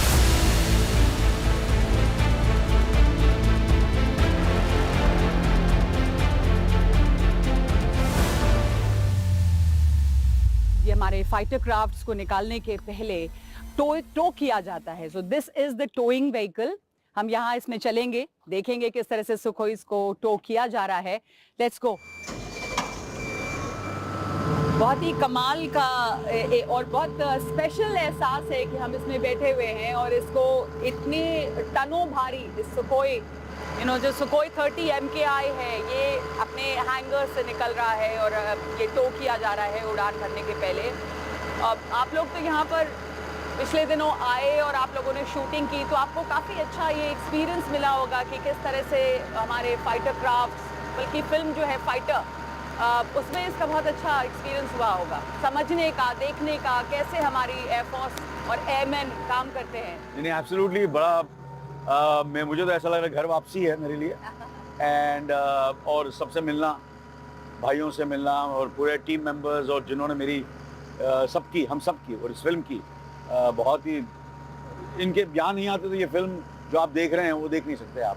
सब ने जो भी काम किया है फिल्म के अंदर और जो डिटेलिंग हुई है हर चीज़ की, we are just very very proud that we have such a great officers and great air force. बिल्कुल, बहुत ही खास मौका, बहुत खास लम्हा है और आप वापस आए यहाँ पर। It just shows how special the experience must have been for you. नहीं, एक्चुअली सुखोई में बैठना, सुखोई को देखना, उनका टेक ऑफ, उनकी लैंडिंग आसमान में, वो समथिंग एल्स। जब आपने पहली वो यूनिफॉर्म पहना होगा जो आपके लिए बनाया गया होगा, वेरी स्पेशल फीलिंग, नो? पहले मैंने जब मैं सबको देखता था तो मुझे लगा बड़ा आसान होगा देखने में, मगर जब मैंने पहली बार पहना, मैंने नहीं, I have to become fit up, I have to look better. So for that to get into that uniform, इतना फिट नहीं हूँ अभी जितना मैं था जब मैं शूटिंग कर रहा था। मगर उसके लिए मैंने काफ़ी वजन भी कम किया और I had to reduce in inches to get into that uniform so that I give full respect to that beautiful uniform of a fighter. I play a commanding officer in fighter, so it was for me that was a big challenge. You tell us a little bit, what is fitness for you? आपके लिए क्या मतलब है इसका? Me, I think it's a way of life. It's a religion. It's like brushing your teeth. So that's what I do. So for me, obviously for इस किरदार के लिए कुछ ज़्यादा करना पड़ा और ज़्यादा मेहनत करनी पड़ी और मैंने जो मेरे में ताकत थी वो सब मैंने इस रोल के अंदर डालने की कोशिश की है। I sacrificed a lot, not only me, I think every actor. Because I worked very hard for every role, but this role was very, very special for me. I've gone to an extra length. I can very proudly say that. Yes. For this role, because I had to do it. not only for the film, but for the Indian Air Force.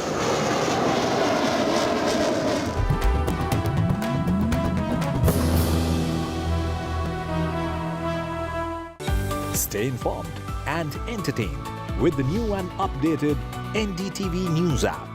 You can watch all our channels live, listen to podcasts, read breaking and exclusive news from around the world and more. Download the NDTV app today and get access to the best journalism and storytelling on your smartphone or tablet. The NDTV app. News that matters to you.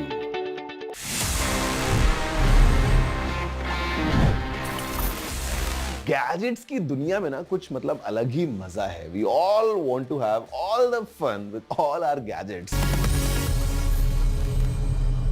मैं आपको बताने वाला एक बहुत ही interesting tip जिसको अगर आप use करेंगे तो आप अपने गैजेट्स के साथ में, स्पेशली अपने फोन के साथ में, स्पेशली अपने एंड्रॉइड फोन के साथ में बहुत इंटरेस्टिंग फन कर सकते हैं. And the tip is you just need to go to the settings. आप जाइए in the about phone section, may be in the software section. आपको एक चीज दिखेगी which is the build number. You just keep on tapping for 7 times and instantly you will unlock the developer options in your Android smartphone. और वहां पे जाके you can change multiple settings. आप अपने animations को बहुत fast बना सकते हैं, या if you want to prank with your friends, तो you can make their phone really slow because you can reduce the speed as well. At the same time, आप USB debugging को on या off कर सकते हैं. You can enable the frame rate ताकि जब आप गेम खेले तो आपको कोने में frame rate दिख जाए. मतलब multiple options possible just through this one setting which is the developer options. However, अगर आप ये काम पहली बार कर रहे हैं तो just be careful because अगर आपको कोई चीज समझ में नहीं आ रही है.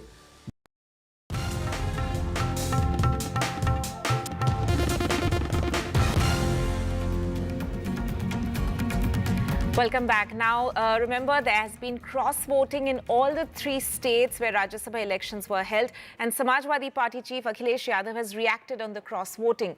He's in fact said that how will those MLAs who voted for the other party answer voters? He also went on to add that BJP is nervous and breaking other parties. जो नियम है उसके तहत कार्रवाई, आप भी समझते नियम क्या है भाई. स्पीकर अगर चाहेगा तो कार्रवाई होगी, स्पीकर नहीं चाहेगा तो नहीं कार्रवाई होगी. जहां तक पीडीए परिवार की बात है, पीडीए परिवार बढ़ता चला जाएगा. इसी की घबराहट है कि भारतीय जनता पार्टी को पार्टियों को तोड़ना पड़ रहा है और भारतीय जनता पार्टी को एक अपना गुट अलग बना देना चाहिए. भाजपा सिद्धांतहीन, भाजपा को अपना एक अलग दल, सहयोगी दल या गुट बना करके तैयार करना चाहिए कि जो भाजपा सिद्धांतहीन है उनको लेंगे, उसमें शामिल करें सब लोगों को. Meanwhile, CBI has summoned Samajwadi Party chief Akhilesh Yadav tomorrow in connection to an illegal mining case. Now, it's important to note here that Akhilesh has been summoned as a witness. I'm joined by my colleague Tanishq for more on this. Tanishq, what is this case about and what exactly is the CBI looking to get by examining Akhilesh Yadav? Well, Akhilesh Yadav was the Chief Minister of Uttar Pradesh from 2012 to 2017. Now, after the BJP government came to power, it was alleged that there was illegal mining happening in Hamirpur from 2012 to 2016.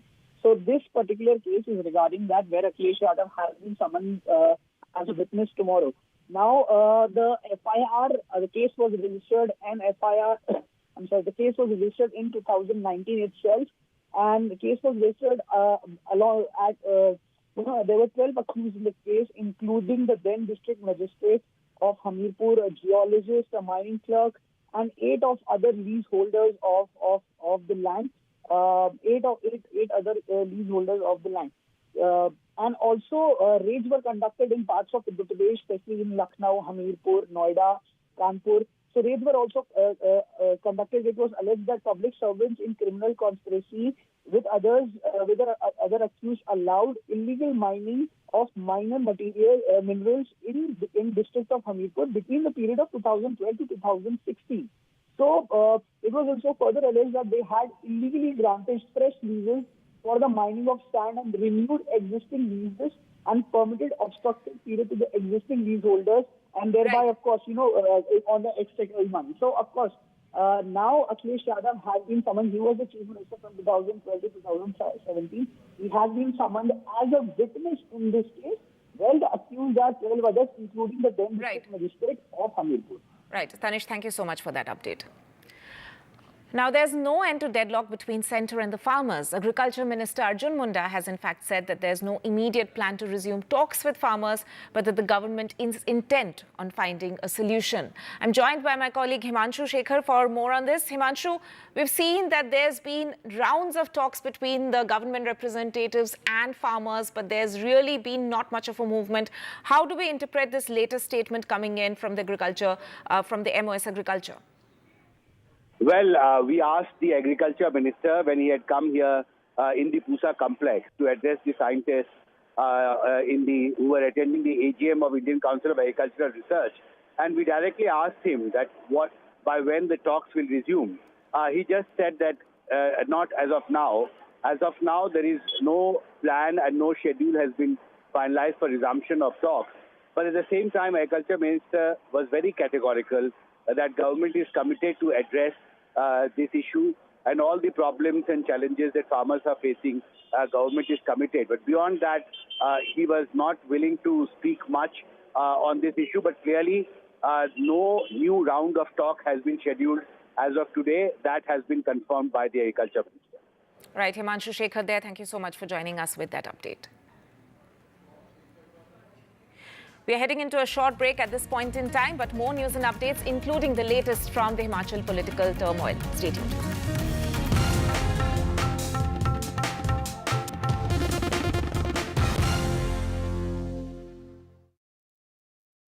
Welcome. This show isn't just about news from the southern states. It's one that looks at the rest of India and the world from a diverse South India point of view, because NDTV has always taken the southern view seriously. The Southern View with Veera Raghav, only on NDTV 24/7.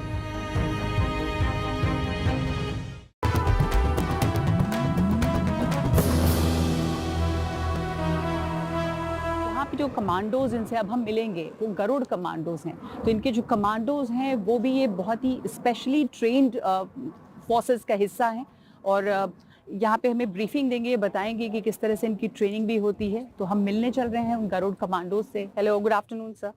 हम ये जानना चाह रहे हैं कि इनकी क्या खास ट्रेनिंग होती है, इनके बारे में कुछ बताएं हमें। कमांडो की ट्रेनिंग बहुत टफ होती है। हाँ। इनका ट्रेनिंग जीआरटीसी से स्टार्ट होती है और फिर आर्मी, एयरफोर्स, नेवी, चारों तरफ ट्रेनिंग होती है। क्या खास रोल होता है गरुड़ कमांडोज का? गरुड़ कमांडो का कोई भी मिशन मिले, हाँ, उसमें फर्स्ट रिस्पॉन्डर यही होता है गरुड़ कमांडो। हमने अब जाना कुछ कि ये गरुड़ कमांडोज जो हैं वो क्या होते हैं, पर अभी हमें ये कुछ स्पेशल एयरबॉर्न अपनी ये ट्रिक्स और वो भी दिखाएंगे, कुछ कमाल दिखाएंगे, कारनामे, जिसे देखने के लिए मैं बहुत उत्सुक हूँ कि क्या होगा। तो हम थोड़ी देर में वो भी विटनेस करेंगे। तो आज हम ट्रेनिंग मिशन पे जा रहे हैं अपना। हमारा मिशन होगा, यहाँ से हमारा आईजेड है अराउंड 5 मिनट्स का फ्लाइंग टाइम। तो यहाँ से हम लोग इम्प्लेन होंगे, वहाँ पे स्लिदर डाउन करना है हमको इंसर्जन जोन में। Basically purpose of slithering is कि हम कई जगह करते हैं। वॉर टाइम में दुश्मन के इलाके में गरुड़ कमांडोज या ट्रूप्स को इंसर्ट करने के लिए करते हैं। पीस टाइम में HADR, प्राकृतिक आपदा कोई आती है तो अगर ट्रूप्स की वहाँ पर रिक्वायरमेंट हो तो उनको इंसर्ट करने के लिए करते हैं। आज ट्रेनिंग मिशन है तो पहला अपना सेफ्टी प्रिकॉशंस पहले हमारे ऊपर है। कोई हम मिशन पे नहीं जा रहे हैं आज, तो अपना सेफ्टी प्रिकॉशंस रखे, ध्यान में रखिए।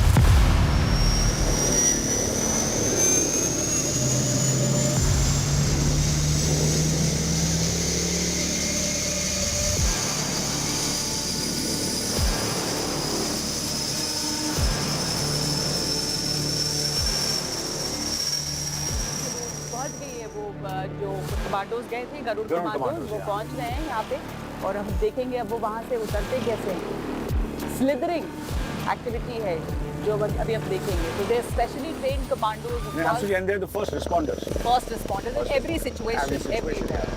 They are the specially trained forces. Special care होते हैं इनके और fast training. Lot is dependent on them. Most. It's they're the protectors. Yeah, and quick response. Quick you know. response, yeah.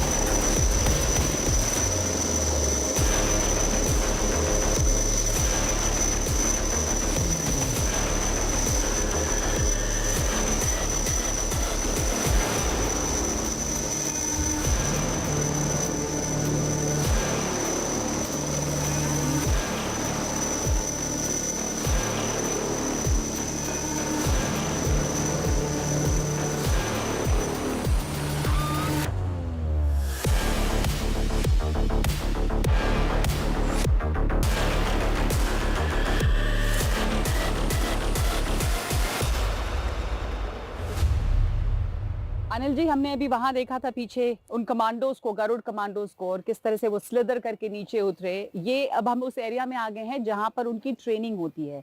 तो training में कई तरह की चीजें हैं, इक्विपमेंट भी है,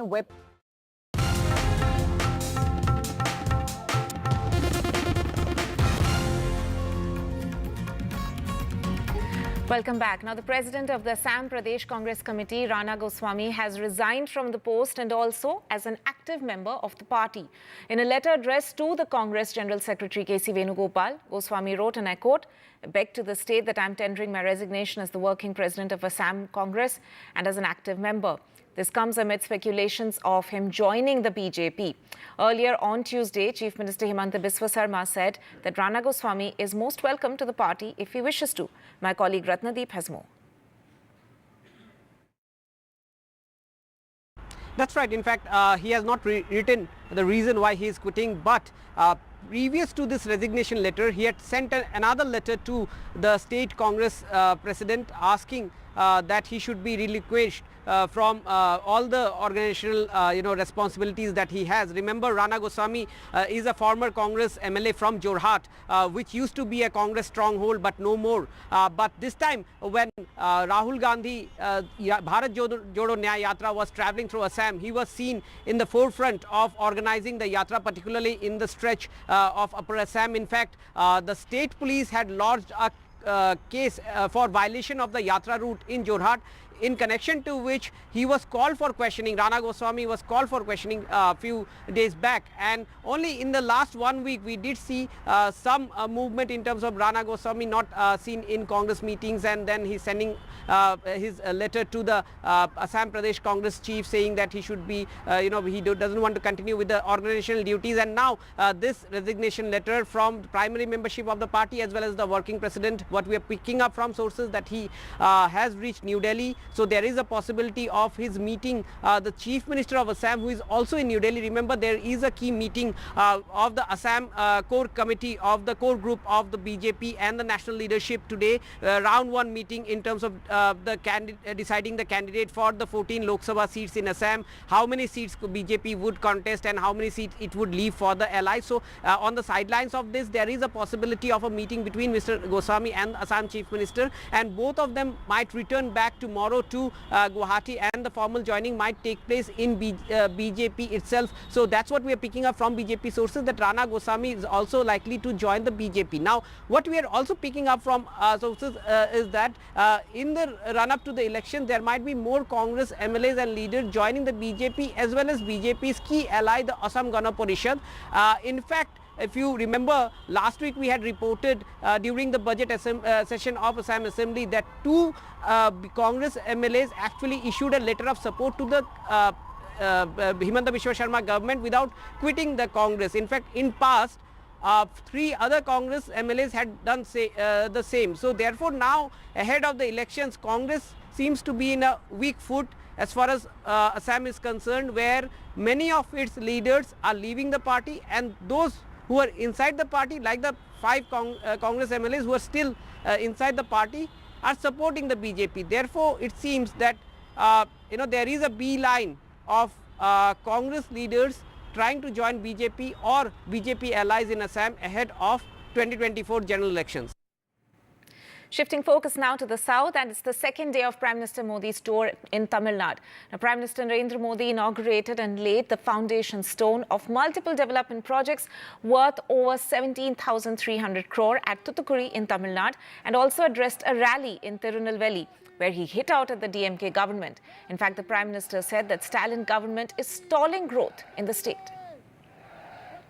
ये सेवा हम तब कर रहे हैं जब राज्य में ऐसी सरकार है जो हमें तमिलनाडु के हित के लिए भी सहयोग करने के लिए तैयार नहीं है। इसलिए तमिलनाडु के विकास की विरोधी राज्य सरकार से ऐसे विकास विरोधी राजनीतिक दल से आप सबको सतर्क रहने की जरूरत है। अब उनसे हिसाब मांगने की जरूरत है।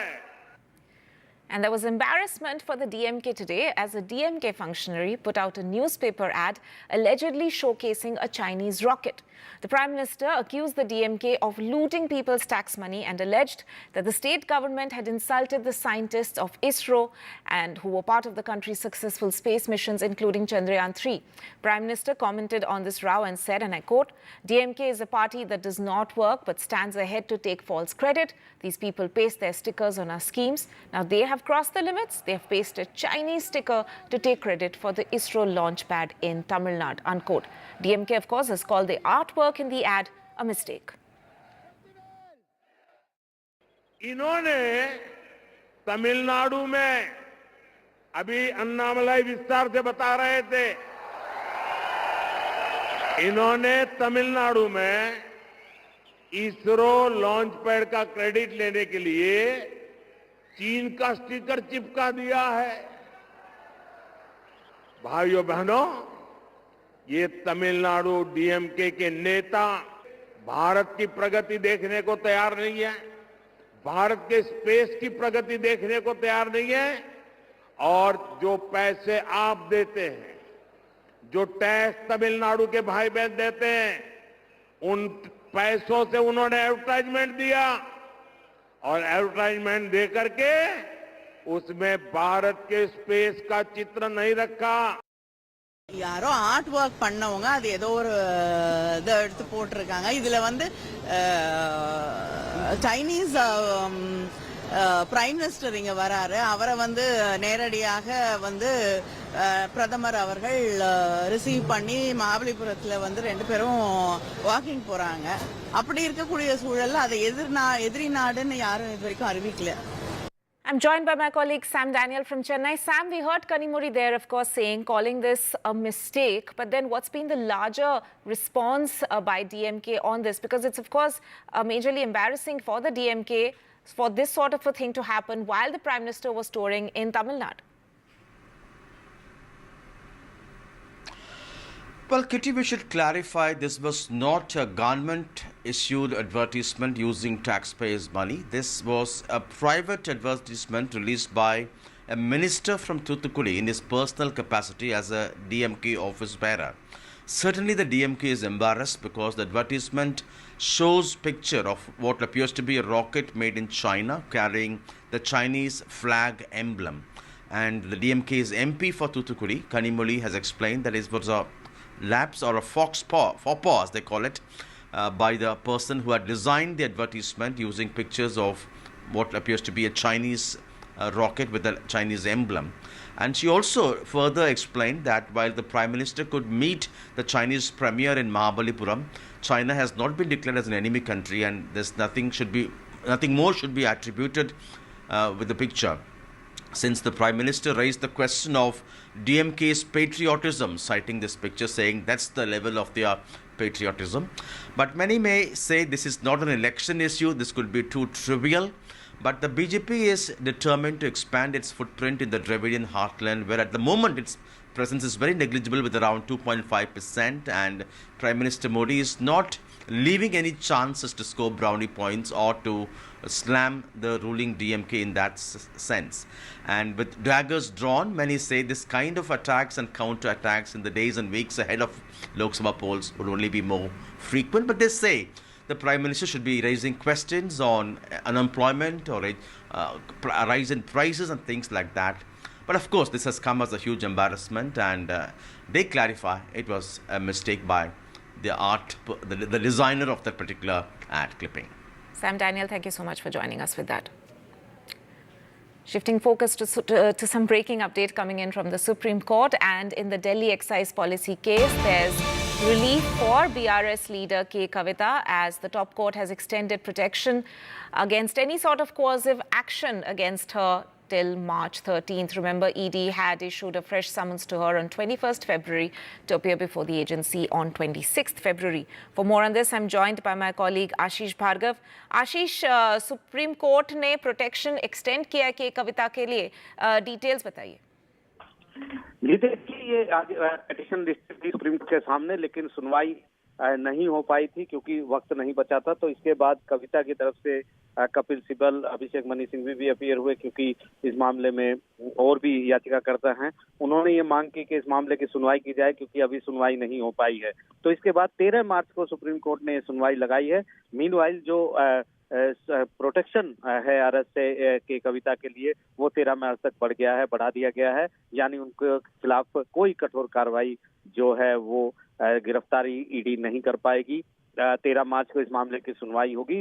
इससे पहले जब सुनवाई हुई थी तो सुप्रीम कोर्ट ने ईडी को कहा था कि जब तक कोर्ट में इस मामले की सुनवाई ना हो तब तक वो किसी भी तरह की जो कोर्सिव एक्शन जो है वो के कविता के खिलाफ ना करें। ईडी को रोक दिया था और ईडी ने अंडरटेकिंग दी थी कि वो सुनवाई पूरी होने तक ऐसी कोई कार्रवाई नहीं करेंगे। तो यहाँ पर ईडी के समन को लेकर पहुंची हैं कि वो महिला हैं, उनसे पूछताछ ईडी कार्यालय में नहीं हो सकती है। जी आशीष भार्गव, शुक्रिया हमसे जुड़ने के लिए। सो आशीष there reporting on the latest coming in on the Delhi excise policy case where the top court has extended the relief to BRS leader K. Kavita.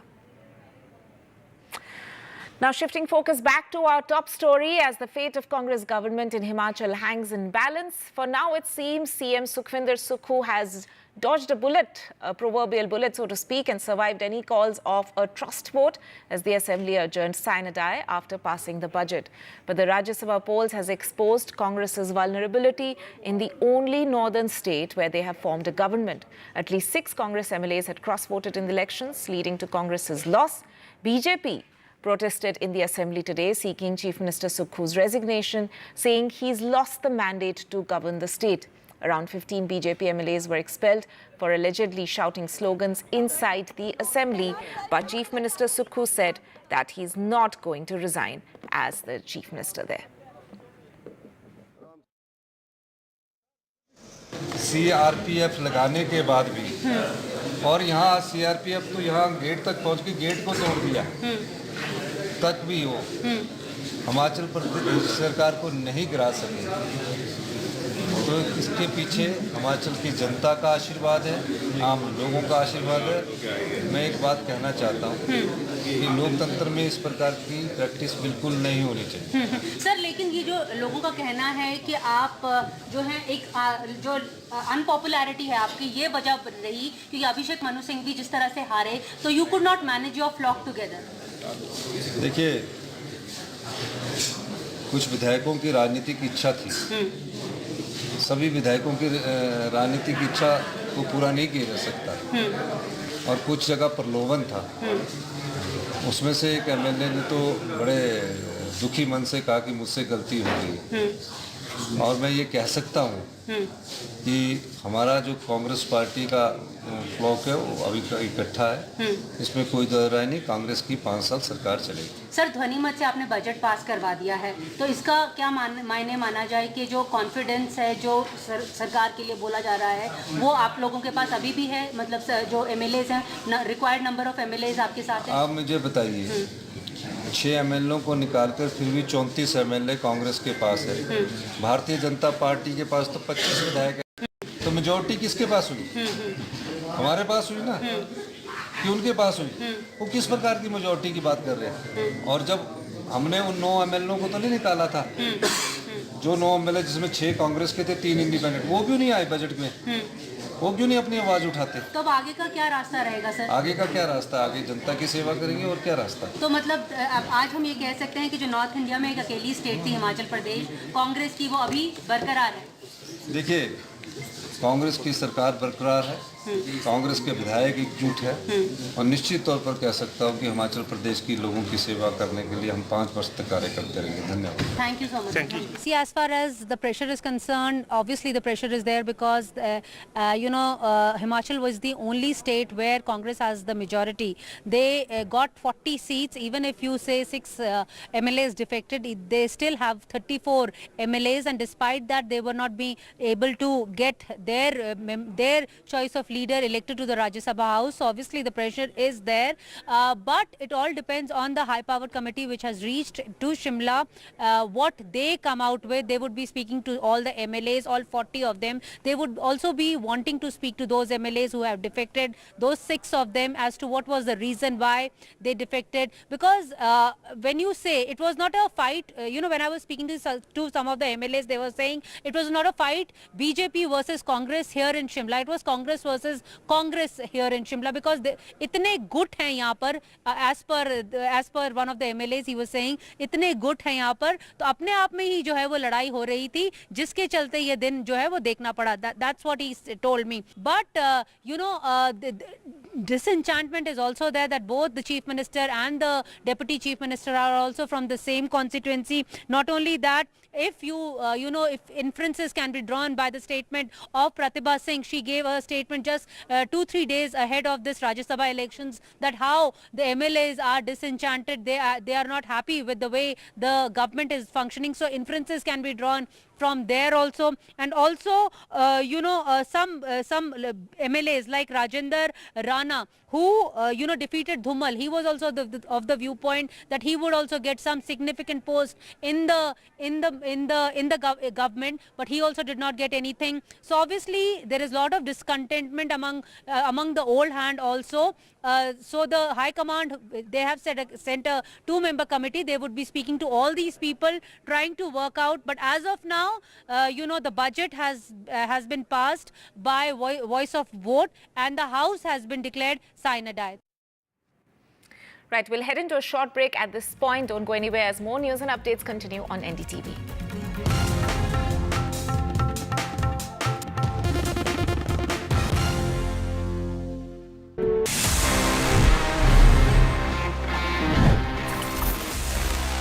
Now guys, to begin with, I have this, and this is Honor's latest X9B. This has just launched in the market, a latest smartphone from Honor. Honor, if you know, it is a brand जो एक time पे India में था, then Honor went back, and now Honor has came back again. Honor का पहला phone आया था, the Honor 90, and this is their second smartphone now, the X9B. What I have is this black color, comes in this matte finish. इसका एक और variant भी आता है in a very bright orange color. Honor likes to call it the sunrise orange. और ये जो phone है, at first glance looks like a standard, typical smartphone. And जो features है, let's have a closer look कि आखिर इसके अंदर pack क्या क्या होना है, and then I'm going to tell you some crazy, thing जो इस phone में pack किया है.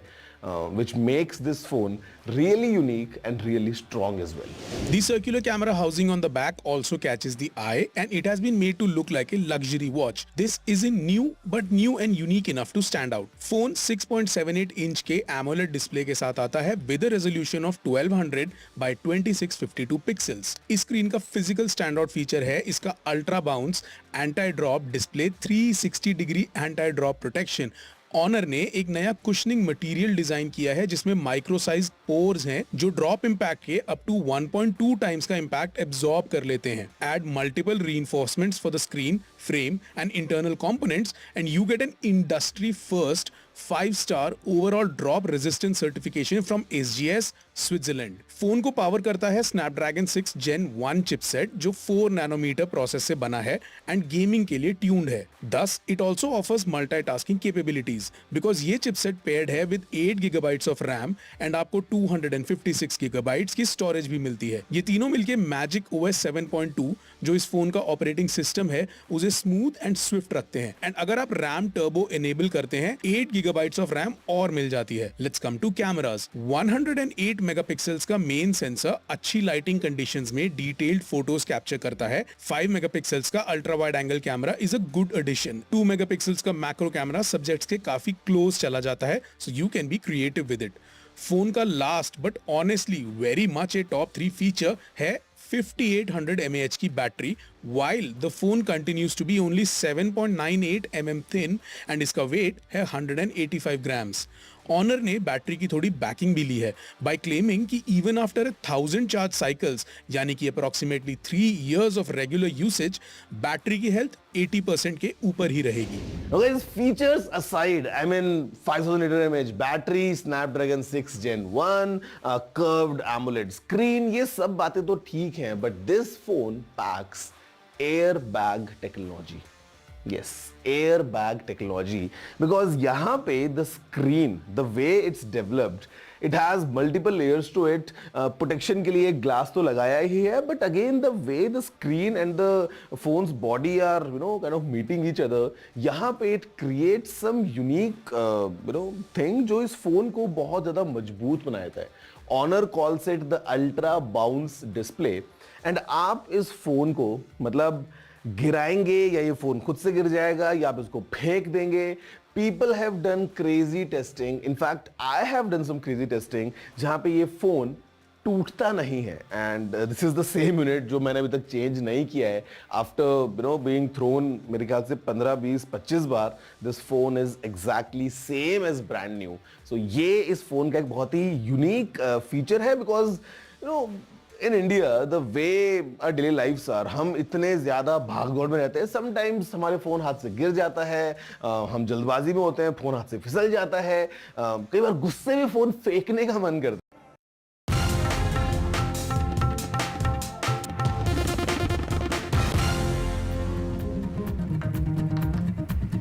Welcome back. Now, BJP delegation met Election Commission officials over plans to build polling booths for those living in high-rise buildings in urban areas. This, of course, keeping their Lok Sabha preparations in mind. The BJP delegation comprised of Union Ministers Ashwini Vaishnav, Mansukh Mandavia, BJP National General Secretary Arun Singh and Om Pathak. For more on this, let me go across to my colleague Ishika Verma for more. Ishika, there seems to be BJP, of course, creating multiple strategies, keeping the Lok Sabha elections in mind, and there seems to be a push to encourage urban voters to come out and vote as much as possible, which is why they have this plan to build more polling booths for those living in high-rises. Well, certainly, Tanima, as you rightly mentioned, keeping, the Lok Sabha elections in mind and keeping their voters in mind, today the BJP delegation led by the Union Minister Ashwini Vaishnav and, in fact, Mansukh Mandavia met the Election Commission of India, and there, they had made 3 requests. The first and the very important request that they made, that in the urban high-rise societies, the polling booths should be made, in their local premises, in the common area where there are adequate space. There also, Ashwini Vaishnav also specified on this point that this has been a long demand of the urban voters. Now, in fact, on this, the letter that they have given to the Election Commission of India also mentions that, there should be meetings also that should be called so that the urban voters are in fact told about these new preparations.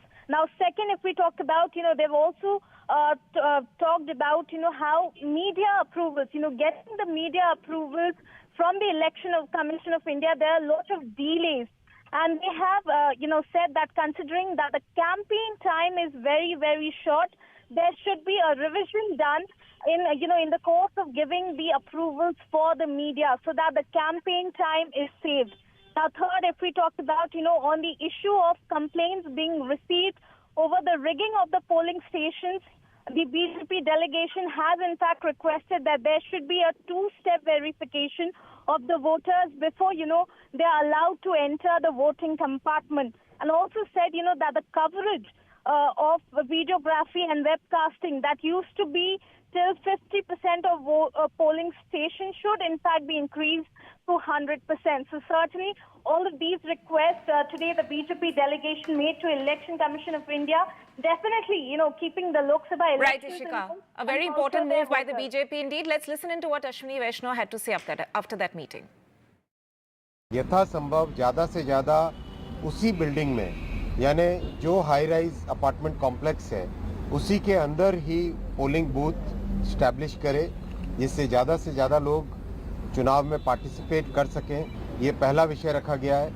दूसरा request हमने election commission से किया कि जो अभी 50% booth पे video recording करते हैं उसको 100% बूथ्स पे वीडियो रिकॉर्डिंग करें, जिससे कि हर चीज़ के प्रॉपर डॉक्यूमेंटेशन रहे और हर एक वोटिंग प्रोसेस का एक प्रॉपर रिकॉर्ड रहे, और जो हमारी देश की जो वाइब्रेंट डेमोक्रेसी है, ये वाइब्रेंट डेमोक्रेसी और भी इसको लोगों का जो विश्वास है वो विश्वास और अधिक हो।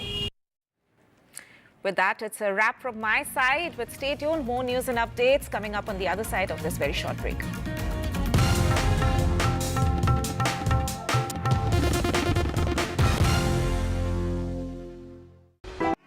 Welcome back to Auto Content on NDTV. I know you guys have waited patiently for this content on the channel, and finally we are back, and I suggest you fasten your seatbelt because we will be bringing a lot of interesting content for you.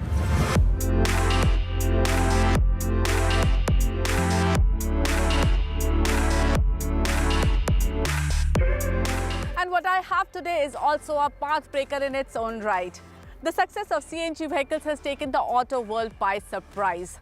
But what Tata Motors have done is definitely a leg up, and that's because they have given not just the CNG but also an automatic. Today we are going to drive this and tell you how does this AMT perform. Does this give you the jerks that are so annoying in AMTs? But first, let me give you the basic facts about this Tiago CNG AMT.